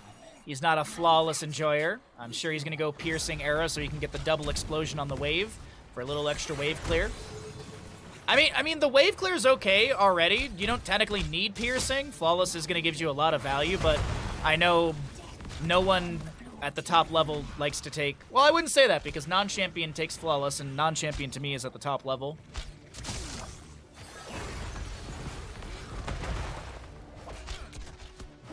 Alrighty. Well, 1 stack to go. I think it's off the Deckard Cain if I'm not mistaken, but either way, Hanzo working his way through that level 1 questing talent. We'll cycle through the other numbers because 10 talent tier is almost at the top of the screen, and we will be seeing Webweavers to the side of the Horde. Gonna find some decent damage. Kier with the natural agility over the side of the wall. He's trying to back away. Ibtings goes in with the Haunting Wave. Gonna be thrown by Garrosh as well, and yes, Kier will go down. Slowing Sands was thrown down on the ground to try and create some space for Kier to back away with that slow onto the enemy side, but no, not enough, not enough. Not quick enough, not good enough. And that will be another kill to the Alliance. Lornado Deckard Cain, okay. Mind Control Sylvanas, Commandeer Odin, Bunker Blaze. Garrosh, maybe Decimate? No, he's gonna go Warlord's Challenge, okay.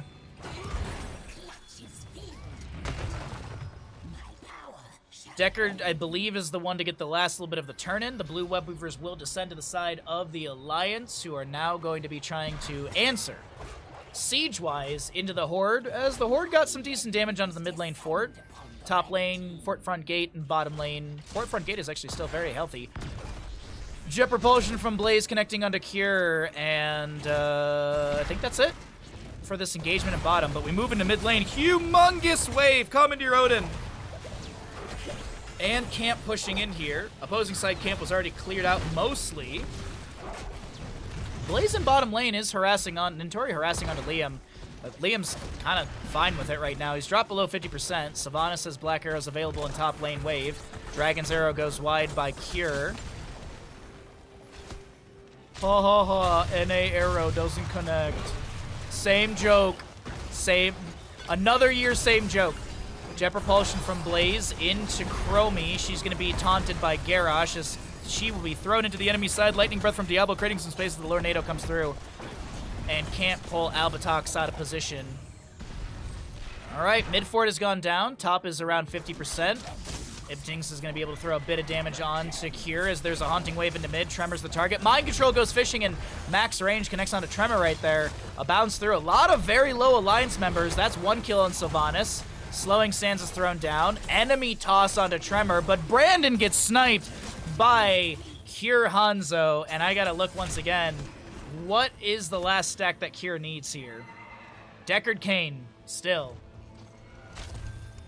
The only thing funnier than an NA arrow is an EU arrow.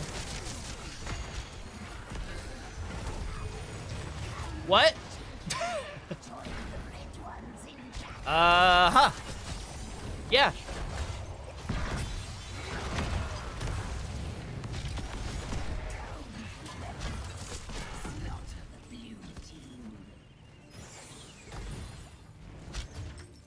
Alright, so 13s are almost here. We've got blue web weavers descending to the side of the horde. Porky able to back. Oh, wait, no, hold on. He steps back in. Mind control from Sylvanas. The Dragon's Arrow is just not enough, and Porky still will be alive. Diablo's Soul's expended as the red web weavers will descend. So, not the worst hero to lose because of his trait right there. But, oh, wait, Porky, why would you step into this?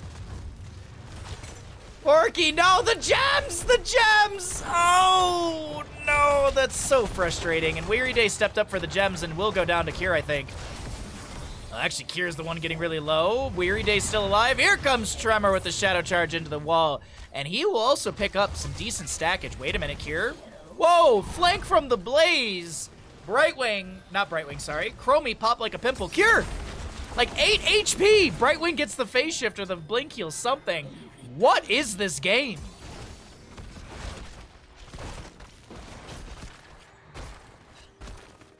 Two levels until Cure disappoints us all.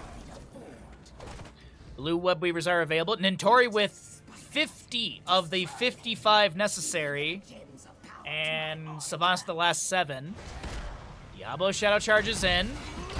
Throws a Fire Stomp back, picks up a few souls. Brightwing with the phase shift joins in. Blink Seal to the minion wave. Mind control into Diablo. He's looking to back away. Dragon's Arrow connects onto 2. Diablo Shadow charges onto a minion to create some space to back away.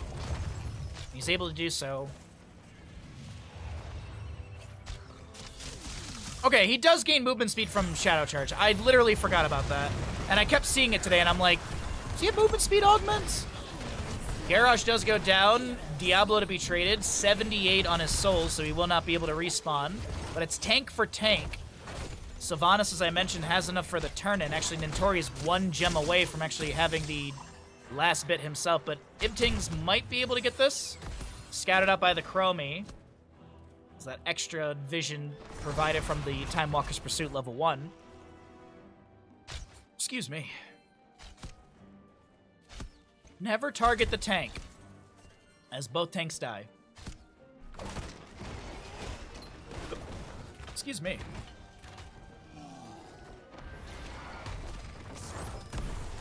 One slow onto Brightwing. She blinks over to Cure.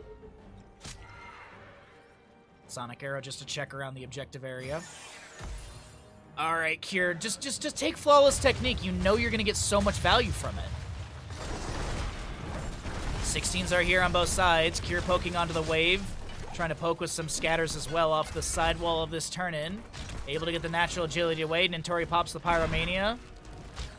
Might have actually activated the stim in there as well. Not too sure. Indomitable, Groundbreaker, Warlord's, or excuse me, Mind Control. There's the Warlord's Challenge. Dragon's Arrow's huge. The Shockwave will come through, and Diablo's the one to go down. 84 on his souls.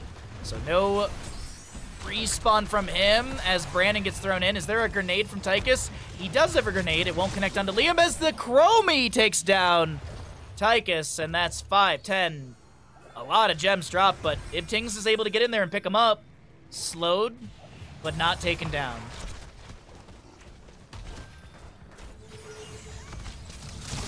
All right, Blaze will technically get the entire channel. He had 50 earlier and gets this last 5. Blue Web Weavers will move into our lanes, and let's see what happens here for the side of the Alliance. Red team, defend yourselves or perish. 8 to 8 in kills, and we've got our Blue Web Weavers descending here for the side of the Alliance. Priority onto Sylvanas with those 50, or those 33. Wow, wow. Oh, goodbye, Sylvanas. Some gems picked up. Garrosh steps in and gets the last little bit. Cure, natural agility over the wall. The Twin Flames tickle the toes. Blink heal from the Brightwing gets over to Cure as he drops a Dragon's Arrow into the enemy Blaze to slow him down from advancing further. Mid lane, Webweaver very low here, going to be cleared out by the Fire Stomp. Nintori lands the Jet Propulsion, and that's really all that happens. Actually, he goes in with the Jet Propulsion, now Diablo answers, and that will be Blaze going down. A good chunk of gems dropped. Hogger has a beautiful bounce in. Shockwave point blank onto Brandon here. Liam being displaced by Garrosh being throwing around the enemy. Brandon with another Groundbreaker and does, whoa! Cure with the snipe. And that'll be our Deckard going down as well as the Tychus and Blaze. Webweaver plus boss looks pretty good and pretty appetizing for the Horde. Now the big question is, no one freed Harrison Jones. He's still just chilling up here.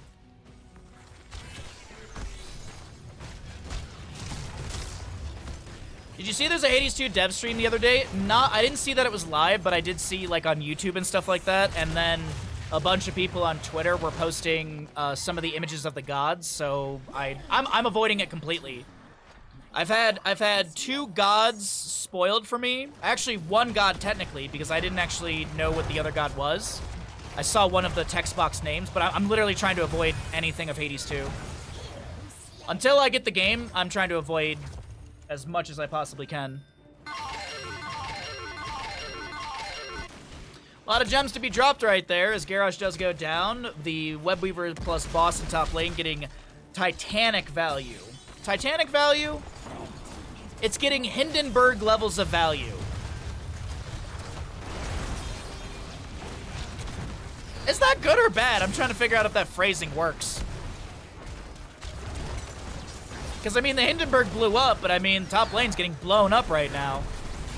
Shockwave into Dragon's Arrow. Tychus doesn't get to play the game. Boss plus Webweaver. I mean, there's 3 to defend. Whoa, Weary Day so low. Okay, that's a triple kill, as we do have Nintori trying to defend in this mid lane wave, but realistically, you just dangle in the angle and you go for top lane boss and... Or excuse me, you go for top lane end. Garrosh is going to respawn here. Boss is still around 50%. Enemy throw onto Diablos. We also will be seeing a reset for Sylvanas. I think she's just hard to get full and everything for this fight. Didn't the Hindenburg burn? Yeah, exactly. That's what I'm saying. Like, everything is burning on the side of the Alliance. That's why I'm like, it kind of works. I think it's a bit of a stretch, though. Garrosh, the lone defender. Porky is going to tap the Hall of Storms. He's going to be throwing Tremor around here. Porky is going to join his allies in, as that'll be a team wipe just as Tychus respawns, or just before Tychus respawns. And that'll be the Horde with another dominant game.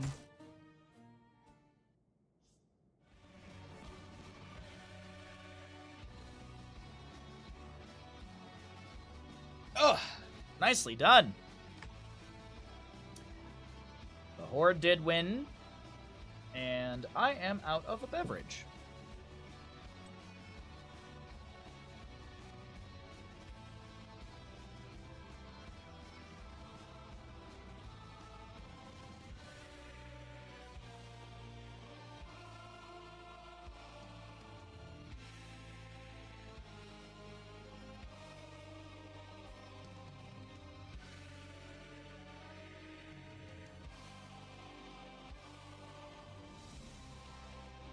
Alrighty, let's go ahead and swap it over to Bandit and I am going to run to the bathroom very quickly, grab myself something to drink, and we will continue casting these games. We still have more maps on the way.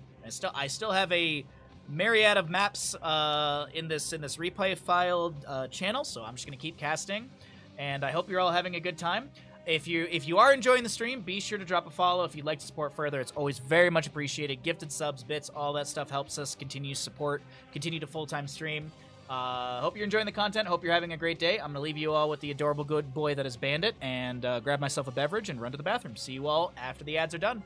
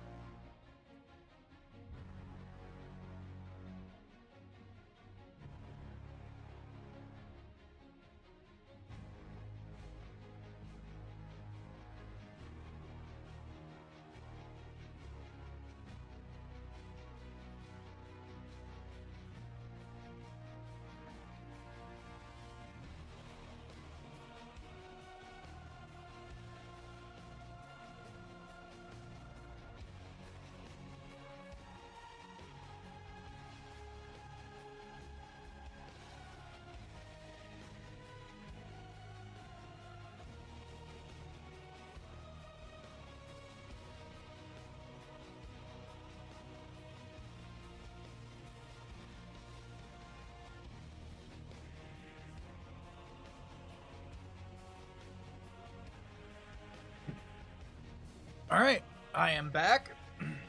Doesn't look like there was anything I missed.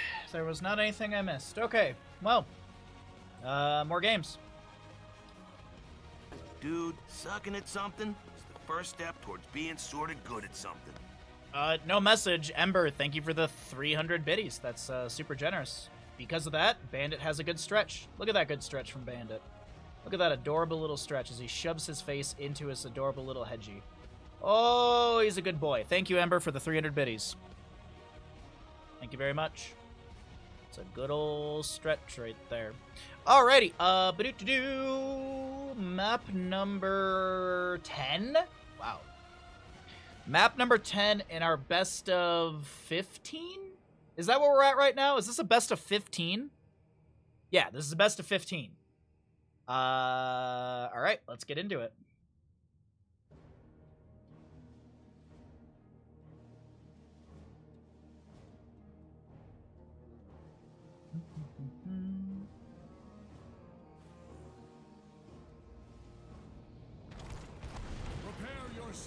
For battle, heroes. Alrighty, here we go. Welcome back, everybody, into the... Excuse me, took a big sip of drink. Welcome back into the NA in-houses. Oh no, it's 4:20, but I have a work meeting in 10 minutes. 10 seconds. Oh, time to cancel your work meeting. We have the Alliance on the left-hand side with Porky Diablo, Nintori Urel, Hunter Orc Malfury, and Weary Day Chromie, and Ibtings will be your Medivh. Liam on the right-hand side is going to be your Malthiel for the Horde, as we've got a Brandon Hanzo Hebi with Rhaegar, Johanna on... or Tremor playing Johanna and Kier Falstad. Alright, Twitch Gamble is up and available. Thank you, Ashmantle, as always. And we're going to get into this. We've got a Medivh. I'm gonna go ahead and get my toilet flushing noise ready to go in case he does get taken down. I haven't missed it once this week yet. Well, it's important to have those meetings with Snoop Dogg. Don't forget to leave some gin and juice out tomorrow night when Snoop Dogg comes to your house.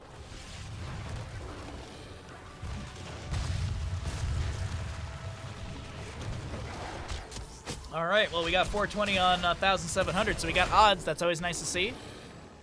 Hans, why are you hurting me like this? Hans, because of you, I missed Falstad dying.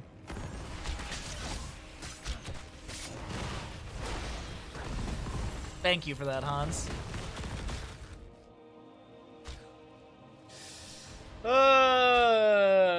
Camps on the right and left will be traded here for mid lane. For bottom lane, we will have Mortar Punisher coming up at the 3-minute mark in game. God. You know, I had, like, it was out of my head. After we listened to Toxic from Britney Spears, it was out of my head. And now it's back in. Thanks, Hans. I appreciate it greatly. If you can't tell, I'm being sarcastic. Medivh currently 6 stacks, so we have Kier back into top lane, getting bopped by the Righteous Hammer of Nintori. Chronic conditions for the Chromie, so it's that slow buff, slow debuff.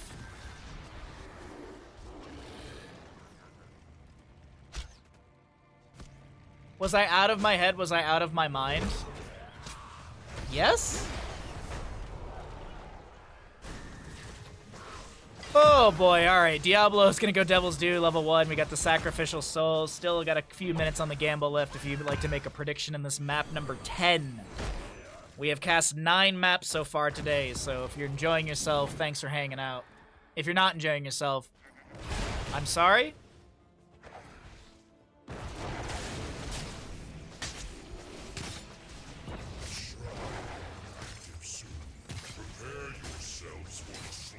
Alright, camp on the right will be delayed for the time being. Camp on the left already grabbed here. Looks like there's going to be another wave to be pushed up by Kier. What did he go at level 1? He went auto attack build. We have really not seen a lot of Q build Falstad lately. It's like all auto attack Falstads that I see.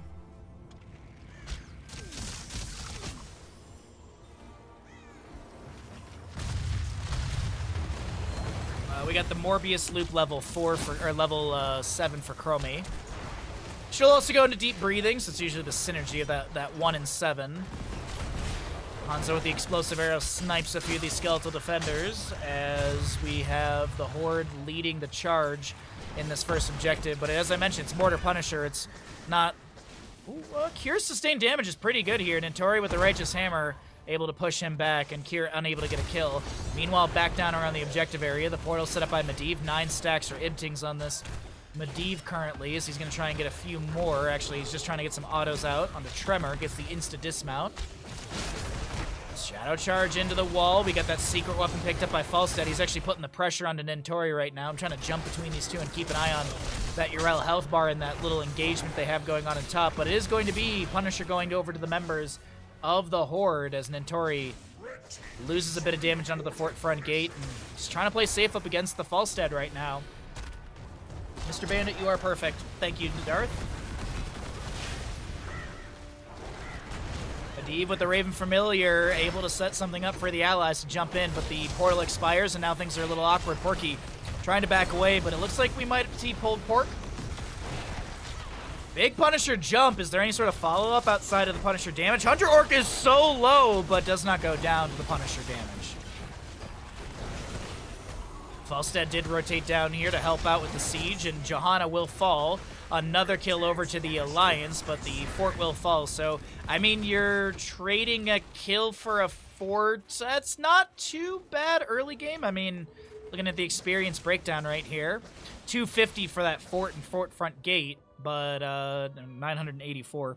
Granted, you made up a little bit with mercenaries, a little bit with minions. You get that passive experience gain that's going to start pulling ahead as well. So we're looking near dead even between these two teams at the end of this scuffle in bottom lane. And as we're actually looking at those stats, let's actually cycle through the other numbers. 20 stacks, by the way, from Medivh as we're about to enter into the stat era before level 10. Mr. Bandit, you are perfect. Thank you, Ember. Thank you, Darth.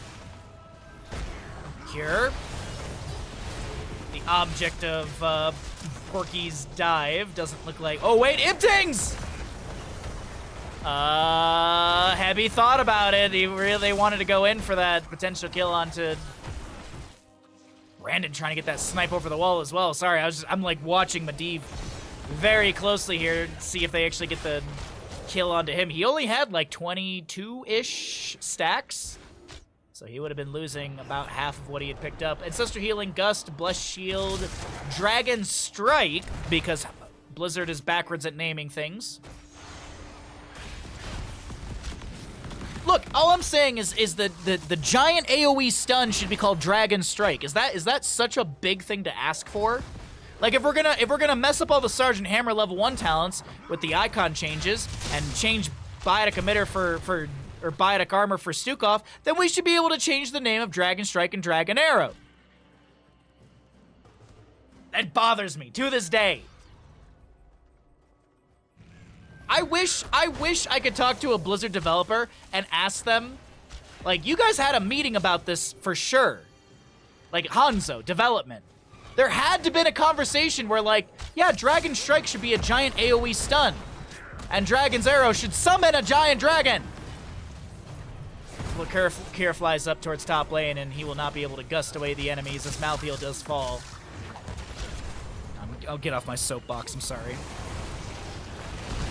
Apocalypse activated just after the Ancestor Healing. It looks like Johanna was able to use her Iron Skin and will be avoiding any sort of CC. Diablo gets the portal out. He gets the portal out, 200 and something HP on Diablo.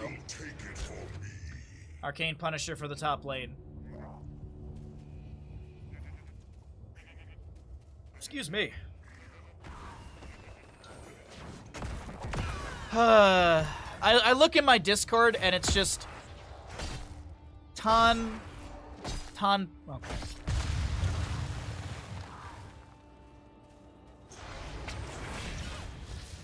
18 stacks on Chromie's level 1, deep breathing, 26 for Medivh. On his baseline, Hanzo, simple geometry is done, 18 stacks for the Falstad. No last rites.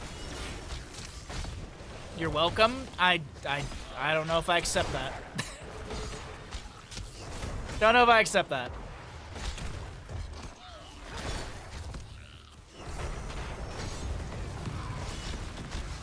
Alright, Diablo's gonna move the Fallen Shaman into tower range, so that'll be cleared out easier. We've got 18 to 10 in Skeletal Defenders favoring the side of the Horde. More than halfway for the Horde right now as Diablo goes in onto Malthael. Liam trying to back away, but it looks like Porky the Diablo is the one that needs to get out of here. Dragon Strike going through a few enemies right now. 15 to 25, still favoring the Horde here as Nintori needs to get out of here. Doesn't have Ardent Defender for another 105 seconds. Cure being pressured by Porky, but he's unable to do anything more than just threaten onto Cure realistically with that Shadow Charge in. It still is the lead over to the side of the Horde. They'll get this next Punisher. Nintori's going to get a Righteous Hammer, and Blessed Shield. Did I see Blessed Shield? Yeah, I did. Hand of Freedom. Does Hand of Freedom clear out stuns? Slows and roots. There must have been a cleanse from Malfurion, that's what it was. Must have been the level 7 Nature's Cure. Because that's for stuns, right? Stuns, roots, and slows. Yeah, okay. Anyways, me remembering how this game actually works again, we have a decent siege through top lane once again for the Horde. Porky gets a portal forward. He has the Apocalypse activated. There's no Leyline Seal. Cleanse onto Cure immediately from Rhaegar. Nicely done. Leyline Seal just chucked out right there. Dragon's Arrow going through. Porky's got to need to step to the side. No, the Medivh stacks!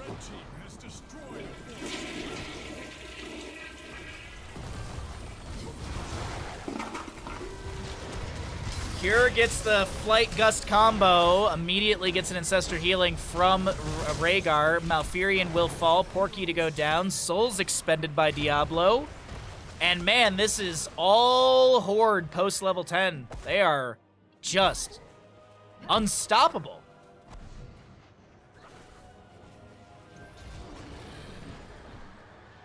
Absolutely unstoppable. Uh-oh, Diablo. Oh, he just... Okay, I saw the bush setup here, but it's not going to be...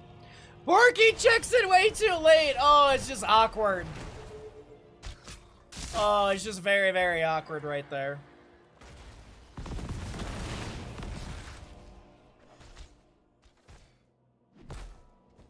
So, 25 stacks for Falstad. Medivh now at 1.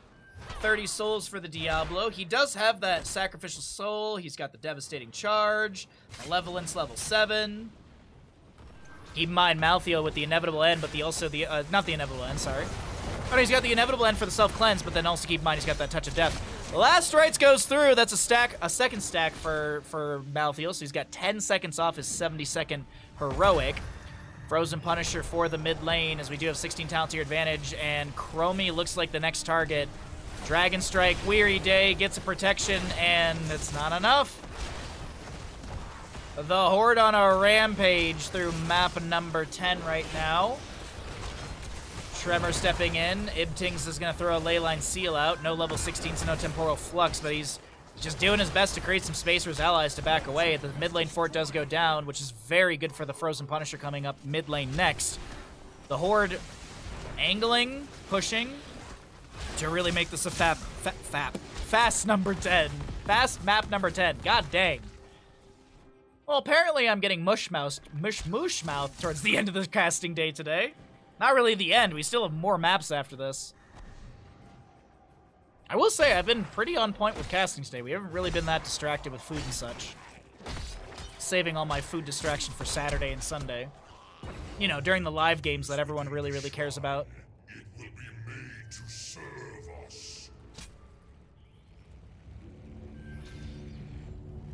Thanks everyone again for lurking and hanging out today. Hopefully my casting and stream has gotten you through the Thursday workday a little bit faster. For some of you, it's almost over.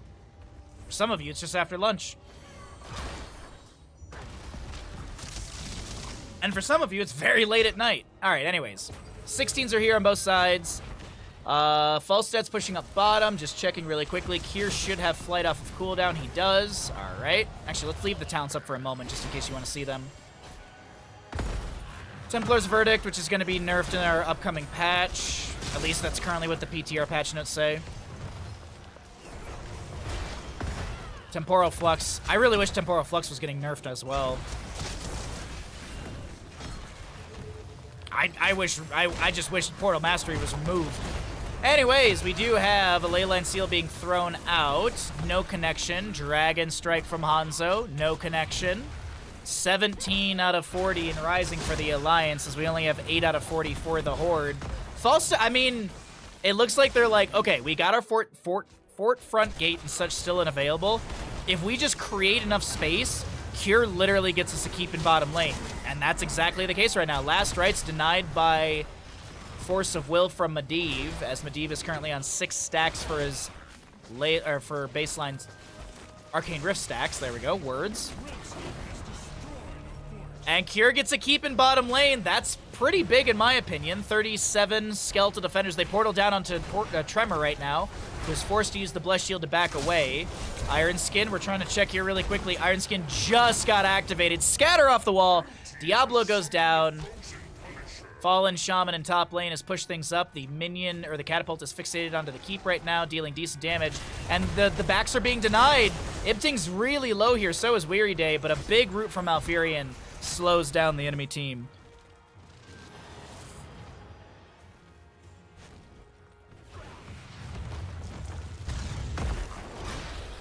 Punisher's actually mostly held. Oh no, Nintori! Punisher mostly held in the middle of mid lane. Doesn't actually get much siege value onto the fort before it dropped. I mean, it's literally at 35% and it just got to the fort front gate. That's huge. That's huge for the Horde, the way they played this. Wait a minute, Ibtings? I was wondering if there'd be a gust from Falstad to like push him up against the wall and then try and burst him down before the portal expires. Or as the portal expires, but not the case. Uh-oh. Cure angling for the gust onto this. You see him on the high side of this. There's the gust. With the wind tunnel, they just roll into 22. Nicely done as well. 20 talents here picked up. The Dragon Awakens, the wind tunnel. Medivh, 10 stacks on Medivh!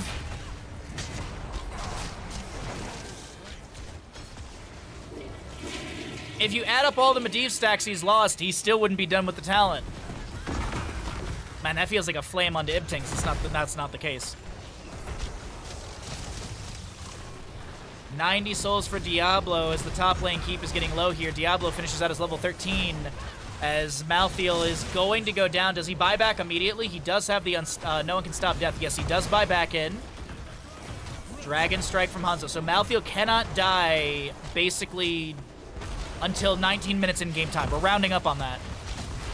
About 19 minutes in game time is when Malthael can actually die. Meanwhile, I do have to point out, mid and bottom are crashing on core on the side of the Alliance. Diablo trying to push Kier around, and Kier just wind tunnels into the wall. This should be GG right here, right now. As Malfurion and Chromie fall, Porky the lone. Nope, Medivh's here, and Urella's still up and available. Blessed Shield connects onto Medivh. He gets the portal out. Ibtings is being pinged right now.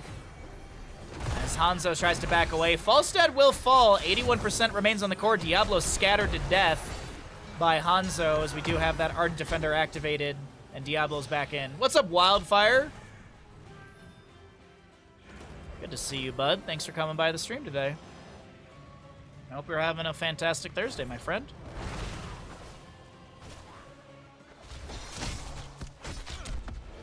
We have been casting for 4 hours and 44 minutes. And we have still more games after this. Thanks for streaming me to come by. Well, thanks for thanking me for thanking you.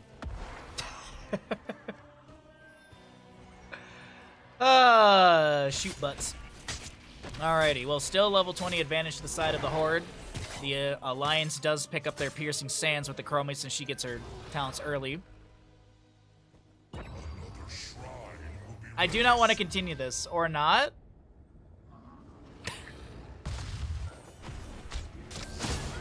It's up to you. I mean, you could thank me for thanking you for thanking me for thanking you, right? I think that's the one.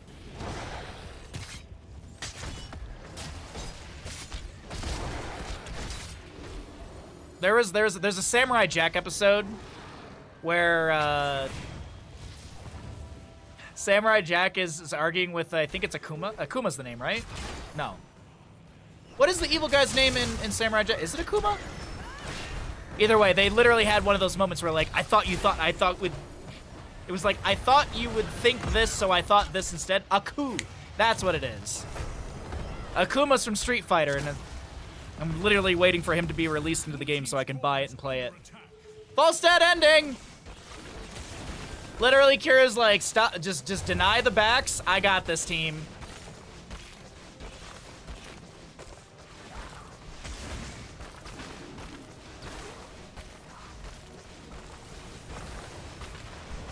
All right, Kira's gonna drop a gust. He's got Katas on core. There's the, yeah, okay, nicely done. Nicely done. Kira wins the game for his team.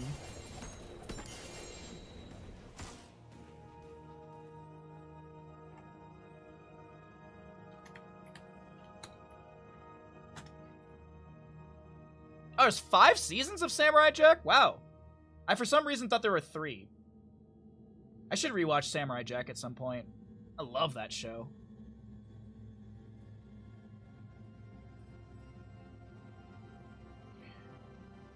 Chat, I do this because I love you, okay? Just, I want you to know that I love you, and I'm only doing this because I love you.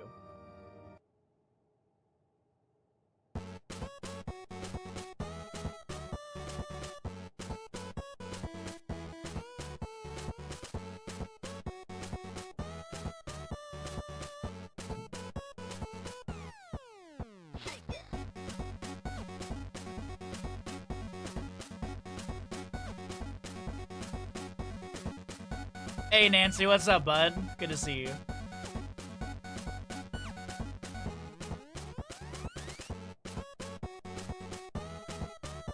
They renewed it in 2017. They finally finished the story, but Aku's voice actor died in the interim. I'm not sure how good it is, if it is not good. I feel like it's, what's his name? What's the name of the guy? It's like, it's on the tip of my tongue. Because he made, Somebody please get this man a sub. Targov Brand? No, what is his name? Because he did Primal and it was amazing. Gendy Tarvosky. I feel like I feel like if it's his show, he would do a really good job choosing someone to replace Aku. But you know what, Wildfire? It's on my list, so I will let you know. Because literally, I was like, I need to find a TV show after I finish Parks and Recs, which I'm getting close to doing. And I will let you know because I'll rewatch all of Samurai Jack. His hand-drawn Clone Wars was amazing also. I've never seen that. Primal was so good though. If you like not Desert Jester, sorry, Darth Looper, different D. Darth Looper recommended Primal to me, and oh dude, oh Primal was so good. Like the visuals, the animation. Also, there's no words in Primal, which makes... Oh, I love Primal. I love Primal because it's a lot of beautiful audio well done. It's not canon anymore, but if you can find it, watch the General Grievous. General Grievous is scary in it. Ah. He always does minimal dialogue. I love that. I personally love that. Like, let the art show through. Let the art show through. Like he knows how to make up for words. Like, it's not a really good way to explain it, but he does such a good job. You can tell a story without a single word, and he does exactly that. All right, it's a 9-minute 59 seconds. It's a 10-minute song. Why is Party Rock 10 minutes long? Dude, I couldn't imagine dancing at the club for 10 minutes straight.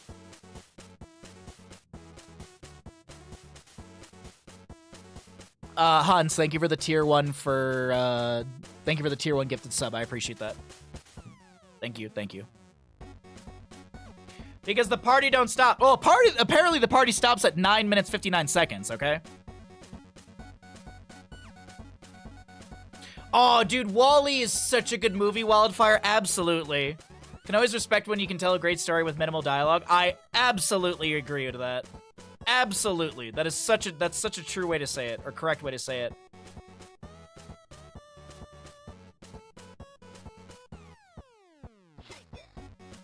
Reminds me of the Dudley Brothers because of the absurd glasses. Okay, first off, the Dudley Brother glasses were not absurd. Heck you for saying that. And second, the Dudley Brothers were like one of my favorite wrestling duos. I love the Dudley Brothers were so good. They had they had the white and black camo, right? And they had the 3D. Yeah.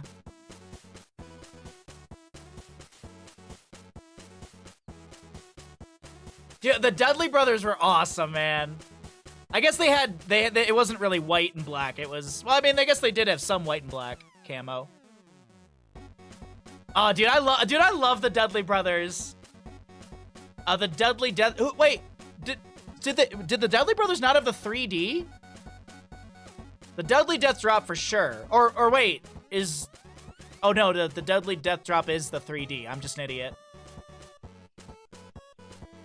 One of the members of LMFAO had to quit because he messed up his back dancing to Party Rock. Shut up! No! Nancy!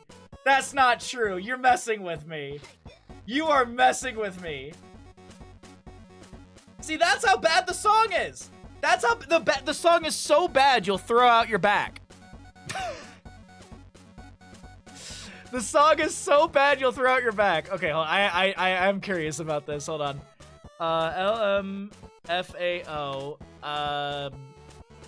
Back injury.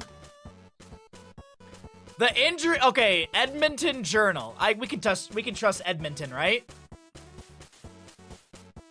Oh, Canada.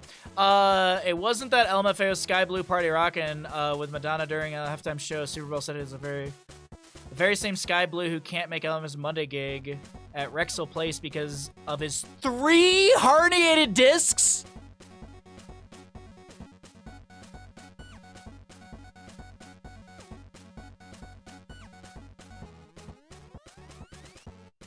Three? Dude, I had 1 herniated disc and I wanted to end my life. What? I've never been in so much pain before. I've never been in so much pain in my life. This is the most low I've been.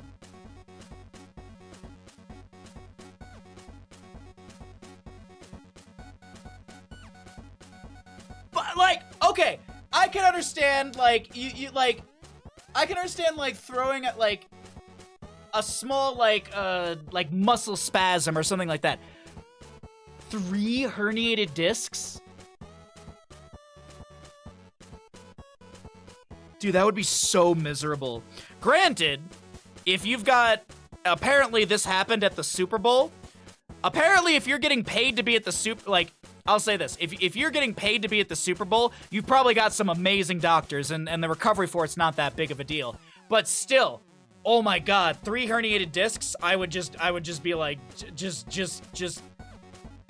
mush up some pizza and put it into an IV for me, and that's it. I'm done. Alright, we're not listening to 10 minutes of that. Let's get into more Hotscasting, okay?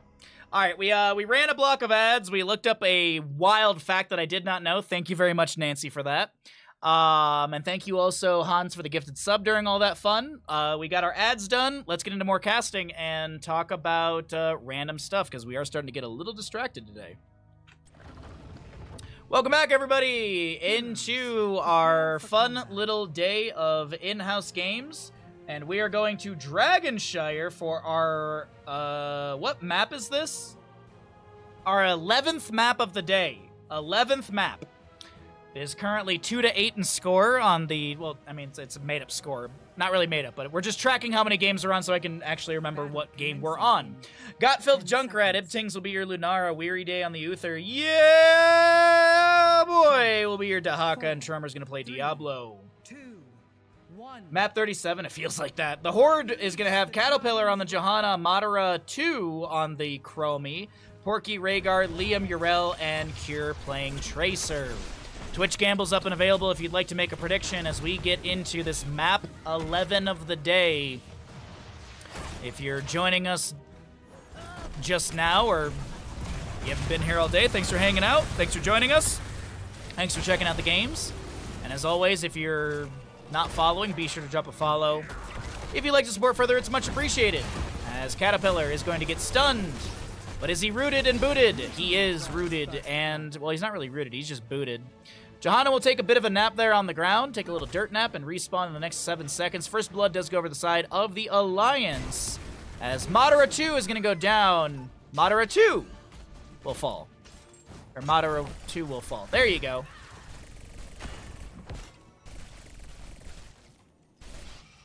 Good to see you, Andy. Sorry for the delay on the hello. Alrighty, so camps on the left and the right will be traded. Silver Touch, Uther, Tissue Regeneration, Dahaka, Extra Wand Timers, which are getting nerfed in our upcoming patch. At least that's what it looks like on the PTR. Diablo and Weary Day over here, they're just kind of threatening with their presence, not looking to step in. Okay. It is going to be time troubles for Chromie. Mr. Bandit, you okay, bud? Inherit the Dragon Knight's power. Dude, he was exhausted yesterday, Bandit.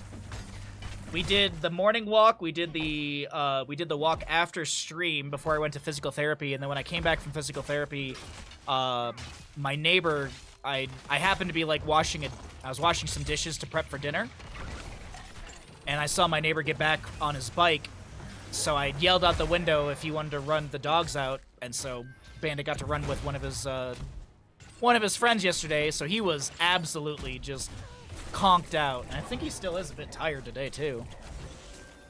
Cure being chased by Ibtings here. Big damage available. A blink forward from Cure is able to tap the well, and no kill to be found as Porky comes in with a quick heal. Does have that Earth Living enchantment level 4. As we get into a mid-scuffle, big Pulse Bomb onto Weary Day, and Uther will be the one to go down. The Horde find their first kill of the map. 4,000 to 4,000 in our Twitch gamble. Thank you, everybody, for the prediction and the odds. Much appreciated. Dahaka gets the channel in top lane. Godfilth in bottom is able to back off, throwing some poke damage onto Madara as the Concussion Mine and Frag Launcher Grenade connect right there. It's a nice little combo, or at least a little angling. Alrighty.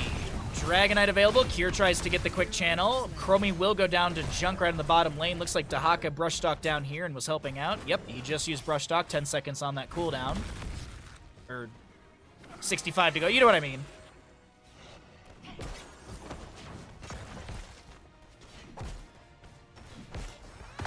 Subdue picked up at level 4 for Johanna, but not sub-done.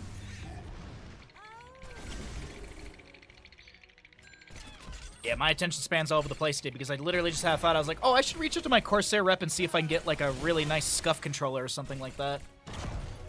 I don't know if things have changed, but I requested a couple products from Corsair. I'm super, like, the new stuff with Corsair is really, really nice. Really, really happy about that. More kickback for me off of their website. More opportunities to make fun content for all of you. More opportunities for giveaways. As apparently I have a request pool money for items. And then I have a request pool for giveaways. So I told my partner sponsor I want to do at least one giveaway a month. And if we can get 2 a month, we're going to do that. Also, chat, on this note, is there anything that you would like to try and win from a giveaway? Typically, I just do keyboard, mouse, and headphones, but Corsair has a myriad of products that we could look at. Now, of course, like, don't be like, I want an $800 monitor given away. I don't think we can do that. But maybe we could give away some RAM or like a cooling kit or something. I don't know if there's anything that people, or just keyboard, mouse, and headphones easy for everybody. That's really the big question. We got our level 10s on the horizon for both teams. We'll be seeing Dragonite, Sunshrine over to our Horde squad. The Moonshrine on the bottom lane going over to the side of the Alliance for the time being. Mouse pads? They do have mouse pads. Yeah, they do. All expense paid trip to Tahoe to meet the streamer. I still, to this day, I would do, like, a Baja Con in Vegas. Vegas is relatively cheap for people to travel to. If I were to ever do a meetup, it would be probably Vegas, because I feel like that's the easiest thing to do. There's something for everybody.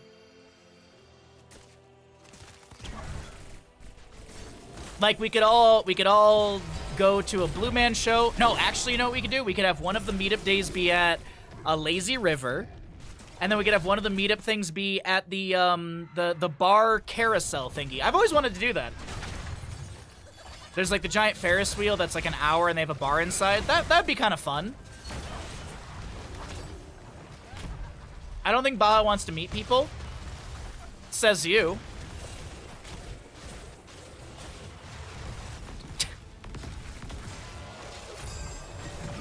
For those of you listening, meat's been spelled with, you know, like meat like you eat.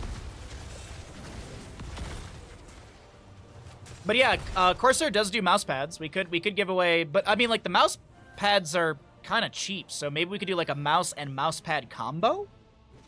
That wouldn't be bad. You want to eat Baha? Oh, please, no. Bandit would be really sad. Like, on the note of that, I had such a blast meeting people in Germany. I said earlier, I really want another HOTS LAN event. I don't know if it's in. I just need to win the lottery so I can make a HOTS LAN event. That's really what I need to do. Bless Shield goes out from the Johanna right there, fishing around for an enemy hero. I believe that's is that Quantum Spike? Yes, it is. Quantum Spike is more blue than the pulse or the slowing bomb. I'm forgetting the name of it. Bit of pressure into bottom lane under Tremor right now. The slowing stance thrown up by Chromie. Oh, dude, one of the other meetups we could do in Vegas would be Taco Bell Cantina. Oh. I know Taco Bell isn't the most amazing Mexican food. It's not the most amazing fast food, but I want to go to Taco Bell Cantina so bad.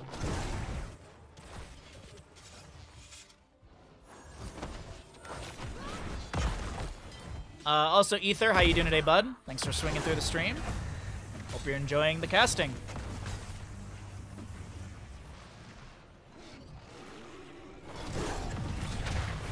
Isolation onto Rhaegar in this top lane scuffle. Dahaka is going to try and move his way through the enemies. Now, if you don't remember, Darkswarm does allow you to pass through enemies, so the body blocking didn't really work out. And also, yeah, boy, we'll pop the Essence and sustain on this point, allowing the Alliance to pick up the Dragonite. 7-1 in kills, favoring the side of the Alliance, as Madara 2 is going to be kicked away into bottom lane.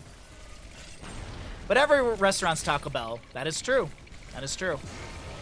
It's just the Taco Bell in Vegas is fancier. You're doing good? Well, thank you very much for coming by. Hope your day continues to be awesome and amazing.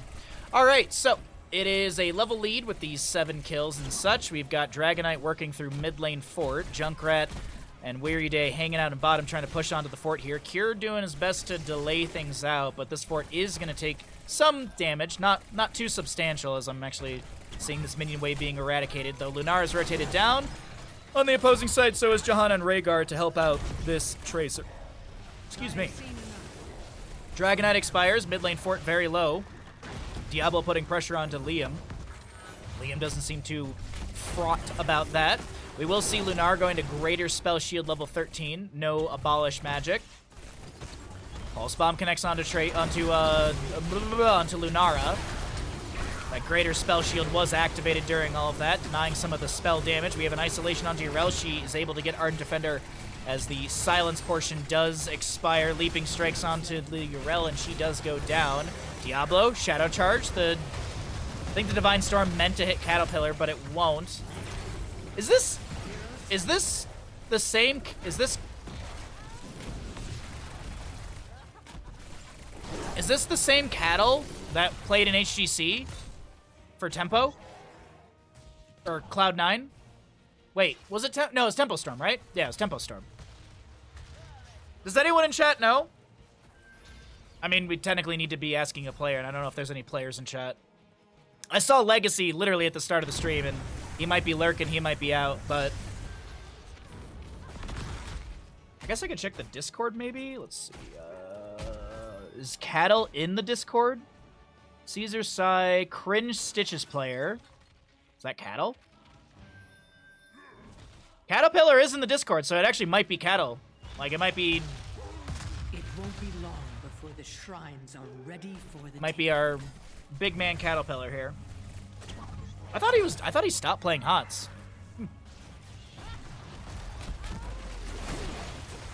Shield glares for the dismount. Condemn onto 2, but Cattle's a little split from the allies. Able to pop the Iron Skin, gets the shield glare back again into the bush in case there was a mount chase onto him, but not the case whatsoever. Siege Giant plus Bruiser in bottom lane. Did resub, thought it didn't go through. I mean, I see your little badge. I see that you have a little beard, so thank you for the resub. I don't see any alerts on my end. You might have to F5 your stream, though.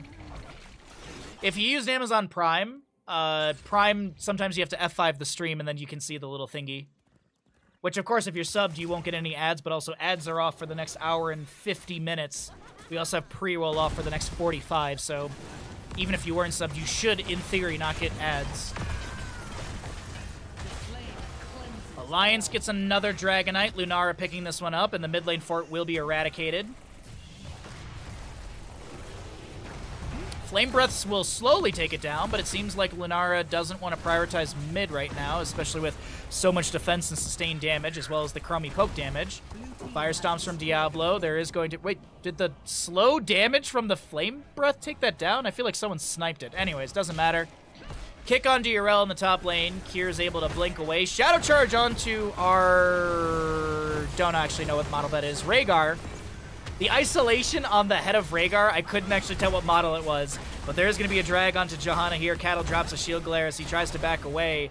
Another one going out to the enemy. Throws the Condemn down to maybe have enough space to back out of this one.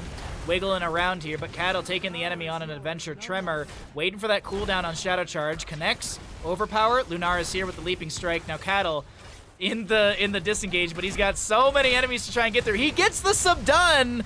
But typically when you're sub done, you're also sub dead. Sure.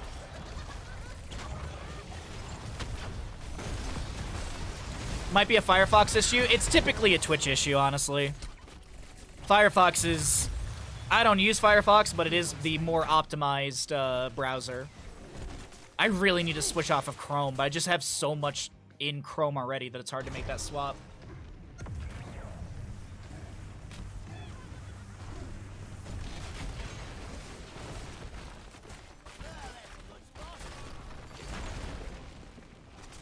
Yeah, I really need to make the swap to Firefox. What I should really do is I should really format my computer at some point soon. I should really just format and do a fresh install of Windows on this PC. But I'm just afraid that I'm going to be forced into Windows 11. That's actually my only worry, is that I'll be forced into Windows 11. Because of the subathon, I actually have a 3-day weekend at the end of May.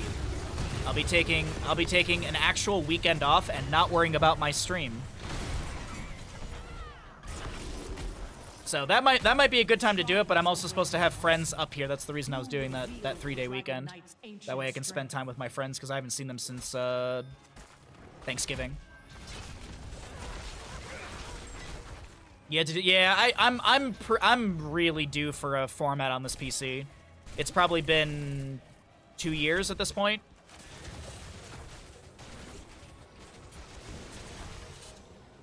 Windows 11 gave my PC a much-needed speed increase. Even gaming was like, oh really? Huh? I'm just so worried about Windows 11. I saw a news article like last week or a couple days ago that Windows is testing, or maybe they were thinking about testing, ads on the start menu for Windows 11. I'm like, dude, come on, really? Ads in an OS? Like, come on, dude.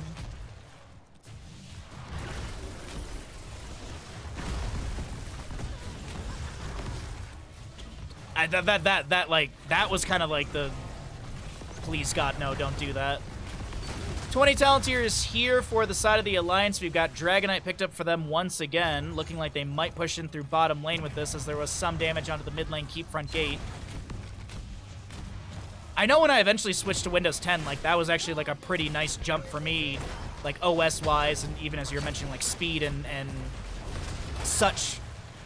It was optimized for the PC, but I was just so worried about Windows 10 being doggy doo-doo because there was so much negativity around it. I think they pulled back on the decision. They better pull back on the decision. It's so stupid to put ads in an OS on the start menu. No way, dude. No flippin' way. I mean, you have to pay. Like, they've already got your money. They shouldn't get more. Anyways, I mean, I'm sure Microsoft collects data and sells it, like everyone else.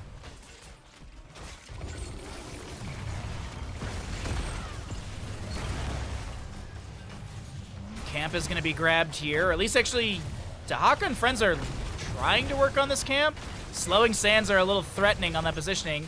We have Ibting's threatening, or zoning back Liam. The camp will be stolen away. Pulse bomb onto Uther. 50-something HP. He drops an immediate stun. Ardent defender for Urel. She's trying to get out of here, and I can't believe it.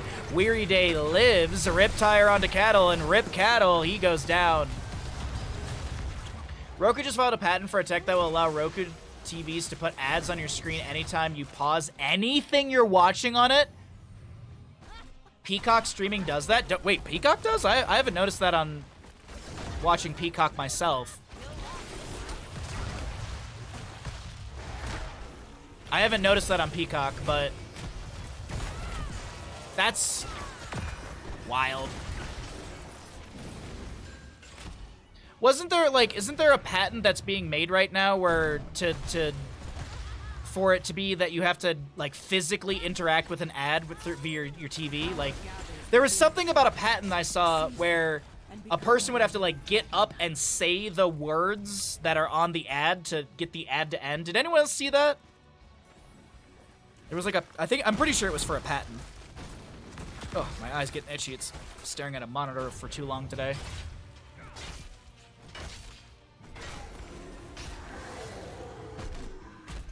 Alrighty, well, either way, 14-1 in kills. The Alliance on an absolute rampage here on Dragonshire. Get it, rampage monsters. Anyways, 2-level lead, post-level 20 for the side of the Alliance as we get into another Dragonite phase. Dahaka in top lane is pushing up with a camp.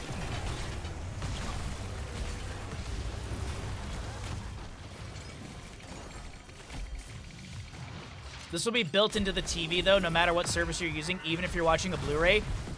What? See, I thought when you said Roku, I thought you meant, like, the Roku streaming app, or maybe, like, the Roku devices.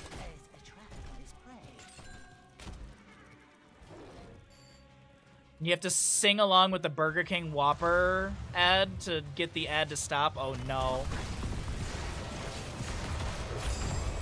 What, are you gonna have to sing the, $6 6-inch song?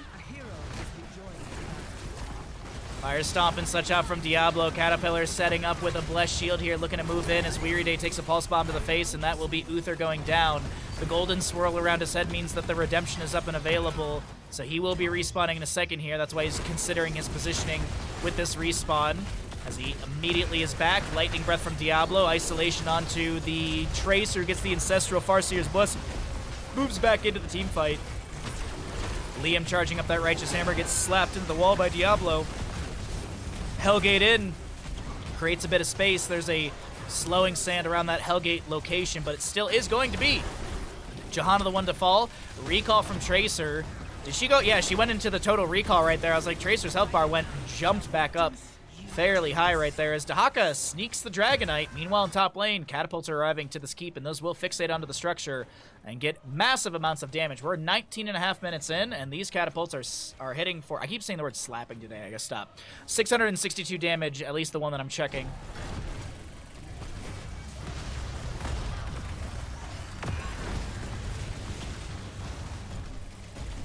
Have it your way. You rule. Then it stops. Oh my god, no. No, no, no, no, no. I don't want to live in that dystopian future. I mean, if that's honestly the case, I will never buy a Roku product. If they ever get that patent approved and they go for it, I'll just never buy a Roku product. Well, the Alliance, 20 minutes in, have destroyed the core, and they pick up another map here in our best of whatever here in the NA in-houses. GG, well played.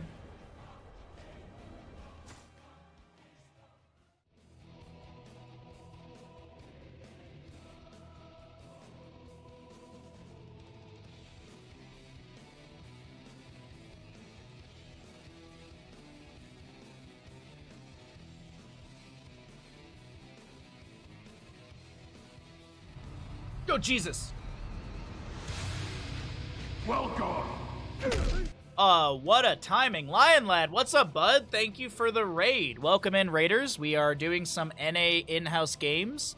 Thank you for considering us, Lion Lad. I hope you had a good stream, dude. I saw you were doing, Heroes Lounge casting. Was that it? Or did you swap over to, some World of Warcraft or something? No, thank you. Seriously, thank you. That's super generous of you, bud. Welcome in, Raiders. My name's Bahamut. We're doing a bunch of HOTS casting today. You did some Storm League as well. Nice.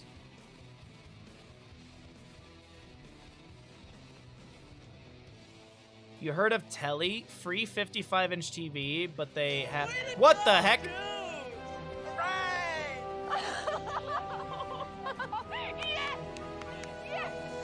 Holy heck, Nancy, thank you for the generosity. What the heck? Thank you for 5 tier 1 gifted subs. Thank you. Holy crap. Thank you for the gifted sub. Nancy with another gifted sub. Somebody please get this man a sub. Nancy, I hope you don't throw out your back hard carrying the Twitch stream here, because thank you for hitting the Mario Kart for May. Thank you.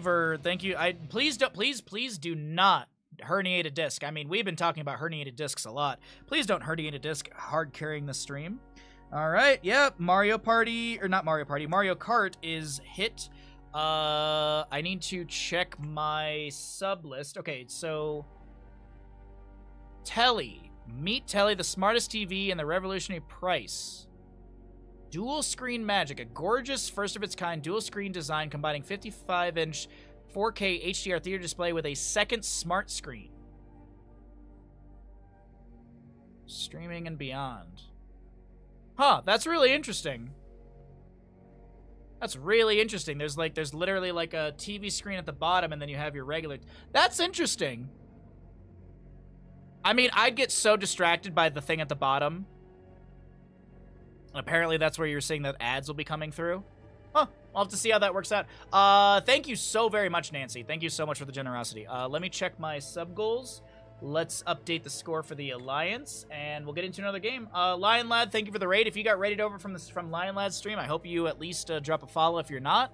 I do stream 6 days a week. We do a lot of fun content here, so every little bit helps us, and thank you again, Nancy, for the gifted subs. Where is my list of things? Did I put it here?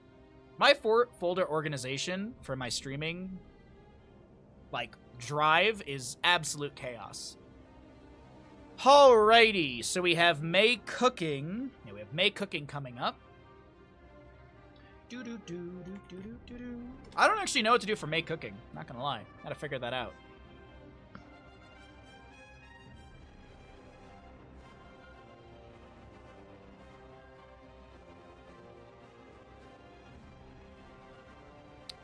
Alright, let's get that sub goal listed.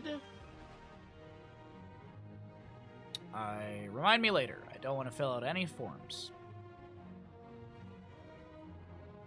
You could roast some chatters for your cooking stream. Yeah, but I'm afraid I'll end up losing viewers. What's up, Crush? How you doing?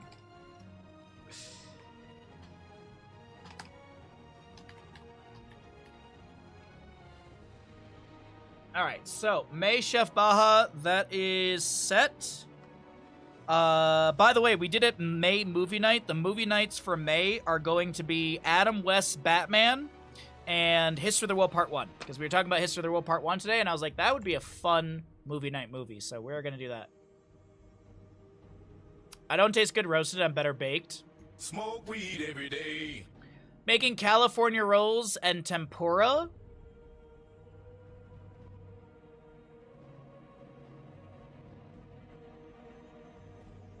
Not a bad idea. I just don't care for sushi ever. That's the issue, is I just never care for sushi. Like, when someone's like, let's get sushi, I'm like, let's get pizza.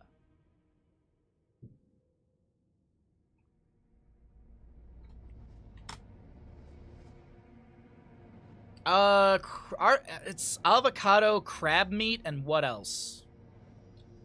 Imitation crab, avocado, cucumber, sometimes crab salad substitute for crab stick. Yeah, that's... I mean, I don't mind California rolls at all. It's not a bad idea. It's not a bad idea. I could definitely do it. I know how to make sushi. I worked at a sushi place for a year, so I know how to make decent sushi. Buying the materials isn't too bad. Tempura's probably the most expensive. Like, yeah, tempura. Tempura is, shrimp?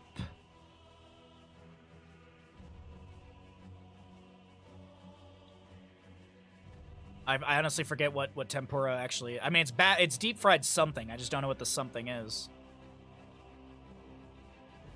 Make vegetable tempura? It's not a bad idea, actually. I'll have to look into this more.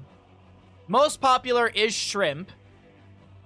You can also find seafood fried up.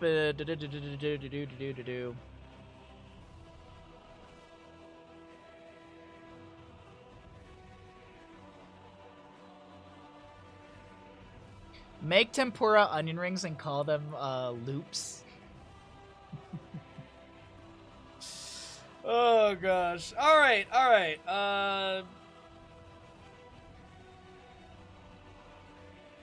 You could say that you're gonna make like Tahoe rolls and then make a calzone.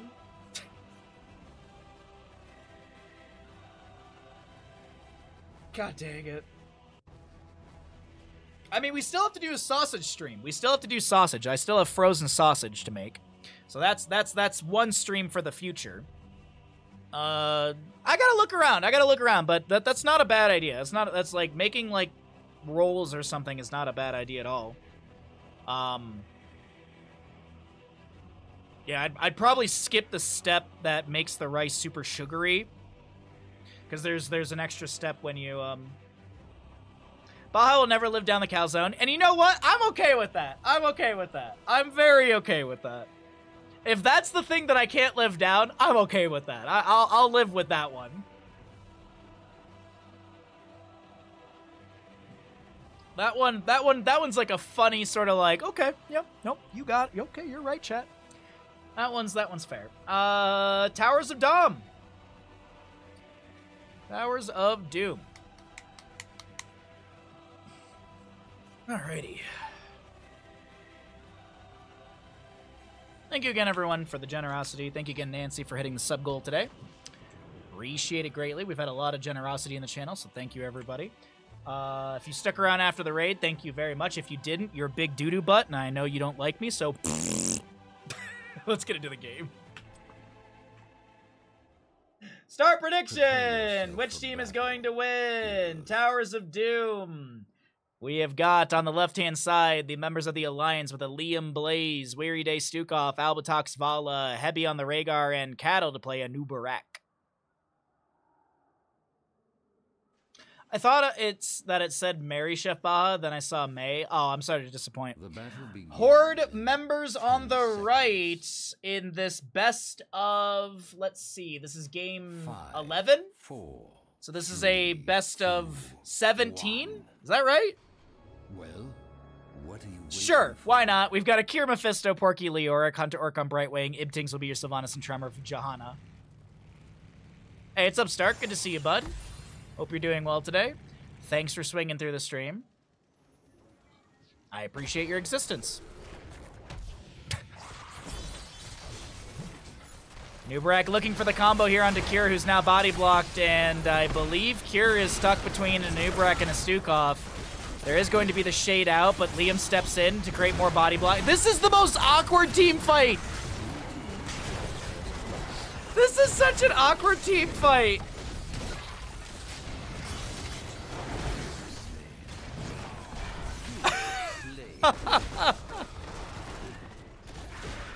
Twitch Campbell is up and available if you'd like to make a prediction. You're a liver? No. I'd say you're more of a beefcake than anything else, Stark.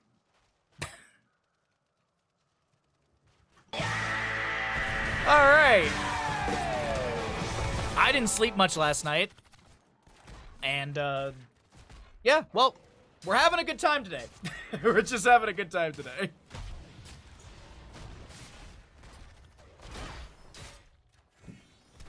We're dead. Nope, Kevin, I didn't mean to push that. 3-2 in kills early on, a minute and a half into this map number 12? Yeah, map number 12 of the day. Boy, oof, we've just been talking about HOTS for 5.5 hours, so hope you've all been enjoying that.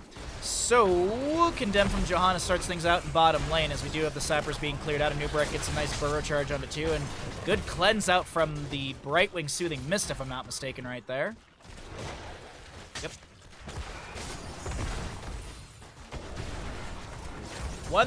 2,100 to 4,300. I believe you can do better than that, chat. Look, if you're sitting on a treasure trove, if you're sitting on a bandit-sized horde of channel points, maybe it's time to put all those channel points on the horde. Think of it this way. If there's a big gamble, there's a big payout, and that's just a win for bandit. Heavy in the bottom lane is being harassed a little bit, but turns around, insta-mount, goes on to Cure here with the bite on the butt. The multi-shots from Vala coming out as well. We do have a very low Cure. He will fall.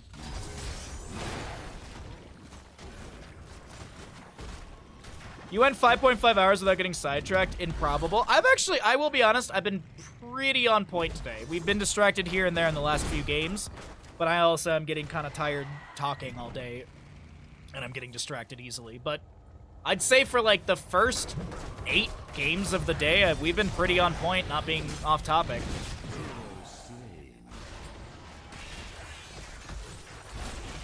Either way, 4-3 in kills. Weary Day with the channel in the bottom lane. Blaze gets the top left, Leorc gets the top right, and the vast majority of the shots will be in favor of the Alliance, as the Horde will be at 32 HP, 36 on the side of the Alliance.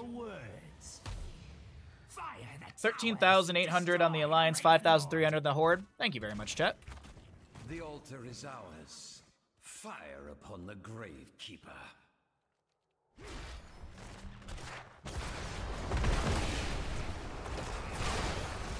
Sorry, I don't know why, but I read your message and my brain was just thinking about Princess Bride. I rewatched that like 2 nights ago. Inconceivable! I do not think you know what that word means. Nice read from Cattle with the Impale, as the Haunting Wave is gonna move Ibtings around, and that will be Sylvanas burning down a Nubarak, and Liam will be slowed by a Skeletal Swing of Leorc. He's got that Paralyzing Rage level 4, which increases the slow to 60%, and that is a quick double kill in the top lane for the Horde. That's why I said improbable, but not butsable. Charge your best. Charge your best spot. 83 stacks, by the way, on Falstad, on Rhaegar's level 1 Stormcaller. Weary Day is chunked here. The Haunting Wave is going to be the teleport. Ibtings has, like, no mana, but they still managed to get the kill into Brightwing. Albatoc's full Gambit stacks, or lone, if you will. A Nubrak with a Burrow Charge onto Porky, but immediately Porky says, here, this is a Drain Hope. Enjoy giving me back some HP. Actually, Porky still lost a little bit.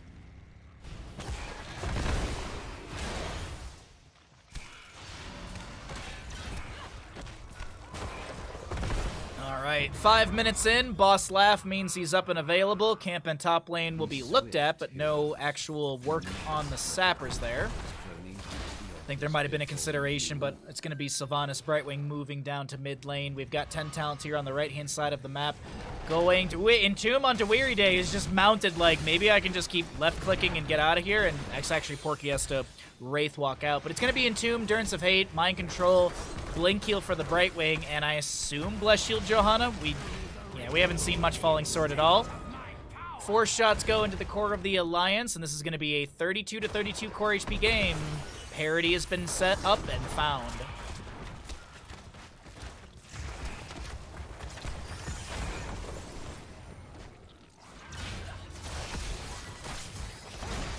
But Butsable, yeah, it's this new thing all the kids are doing.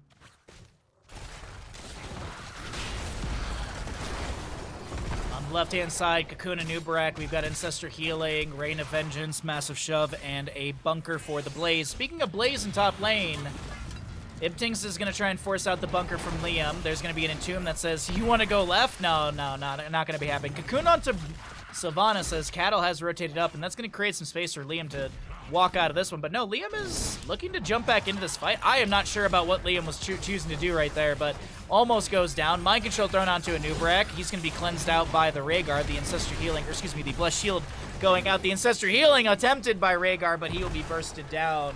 And another kill goes over to the Horde here in this best of whatever. Uh-oh, Blaze? Savannah's still chasing. Does Ibtings have a thing against Liam right now? Like, god dang. Just trying to take him down and won't be able to find the kill. Alliance and a Horde with equal HP on the core, but it's 7 kill advantage to this, or I guess 3 kill advantage, however you want to phrase that.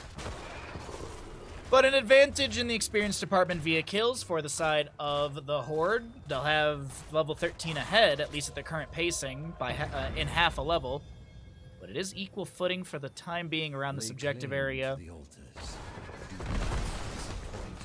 Right wing looking for the channel. Albatox split from the team. Able to vault, but that's into the Entomb. There's going to be a Durance of Fate inside of all of that. The Ancestor Healing connecting onto Vala, trying to save her. Gambit stacks, and Stukov will be the one to go down.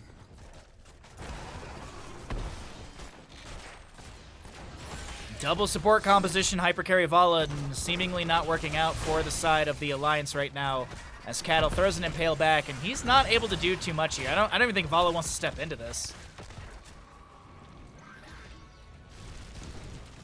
Blaze top lane gets a quick clear. Leoric managing mid as we check back around the around this camp area. There's going to be a Blessed Shield to start things out. A lot of damage onto Cattle, who's able to not get away. Skull Missile from Mephisto finds that last little bit of damage. Albatox getting dropped low, but the double healers come through and keep that health bar up for Vala. That Leo looks really good. Someone should draft him for Banshee Cup. I agree. I agree. Oh, what's up, Porky? Is that you? Hope you're doing well today, bud. Thanks for swinging through the stream.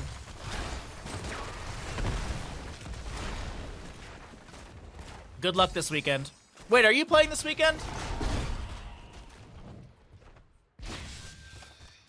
Massive shove onto Sylvanas, but she haunting waves back into play just in time. Weary Day getting low. The Durance of Fate will connect. No, you're not? Okay. You're in, then you're in bracket B then, I guess. Blessed Shield off the Blaze. A lot of good damage into Liam. He answers with a Jet Propulsion, but that ain't gonna be turning things around for his health bar. Hey, what's up, Forget What? Your fig tree is looking greener? Be sure to share in Discord if you'd like. The time is now, heroes. Oh, best of luck in Bracket B. Bracket, by the way, for those of you that don't know, GSL bracket for Banshee Cup is going to be Bracket A this weekend. Saturday is 3 best of 5s. Sunday is 2 best of 5s. And then the following weekend is Bracket B, where we'll see our lovely friend Porky here. And that's going to be 3 best of 5s and 2 best of 5s on Saturday and Sunday, respectively. As the Nubarak will be taken down, Leoric lands a very decent Entomb. Actually, Porky's here, so we're going to say it's a horrible Entomb. We can't build him up too much, chat. Yeah, you know, we gotta make sure we keep him humble. No, that was a very good Entomb, very good team fight. Quadra kill found by the Horde.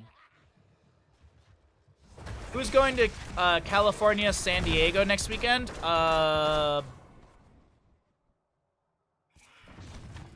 Penn and Teller. Is it Penn and Teller? Forget What? Literally, our viewer Rob Dog, I think he just moved back to San Diego. I think it was San Diego. He said in Discord, I forget which one. But I believe he actually just moved back, actually, from Pacific Northwest. He was like Seattle or Oregon area.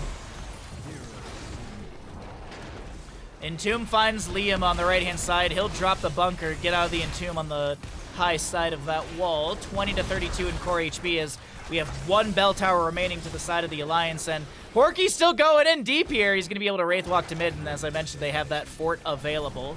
These are still forts because we're not 12 minutes in, nor do we have the center teleport open. That's kind of the signifier on the minimap, but either way. 11 minutes in, Haunting Wave from Sylvanas. They break out the Cocoon target, as we also do have a little bit of defense through this mid lane, trying to deny any of the Alliance members from stepping in and getting converting value on this bell tower.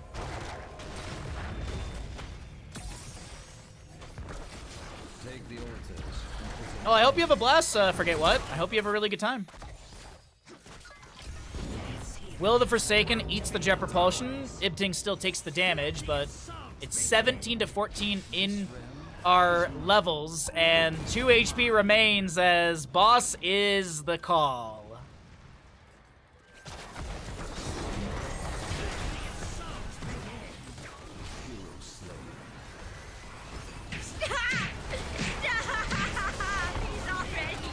Poor Liam just gets absolutely annihilated right there. Poor Liam. Trevor steps in. God, this horde composition is just brutal. This horde composition is brutal. Like, Liam literally... God dang! Man, that's rough. All right, anyways, 2 HP to 32 as another fight breaks out. No Blaze still for the next 9 seconds. Noah Nubrak for the next 39. Porky low, but I don't think he's too concerned about this right now because they are just rampaging through the enemy players. Johanna gets massively shoved, but it's going to be a quadra kill as Liam just now respawns. But overall, quadra kill in that engagement. Boss is the call. I mean, Liam has to know. I mean, he's got very good game sense, but there's no way in this world that Liam is going to be able to deny this. So this will be the end of map number 14, 12? Map number 12. Don't know how many maps we've done today. But that is the shortest map today at 12 minutes, 55 seconds. Dominated 20 to 4 in kills. Smoke weed every day.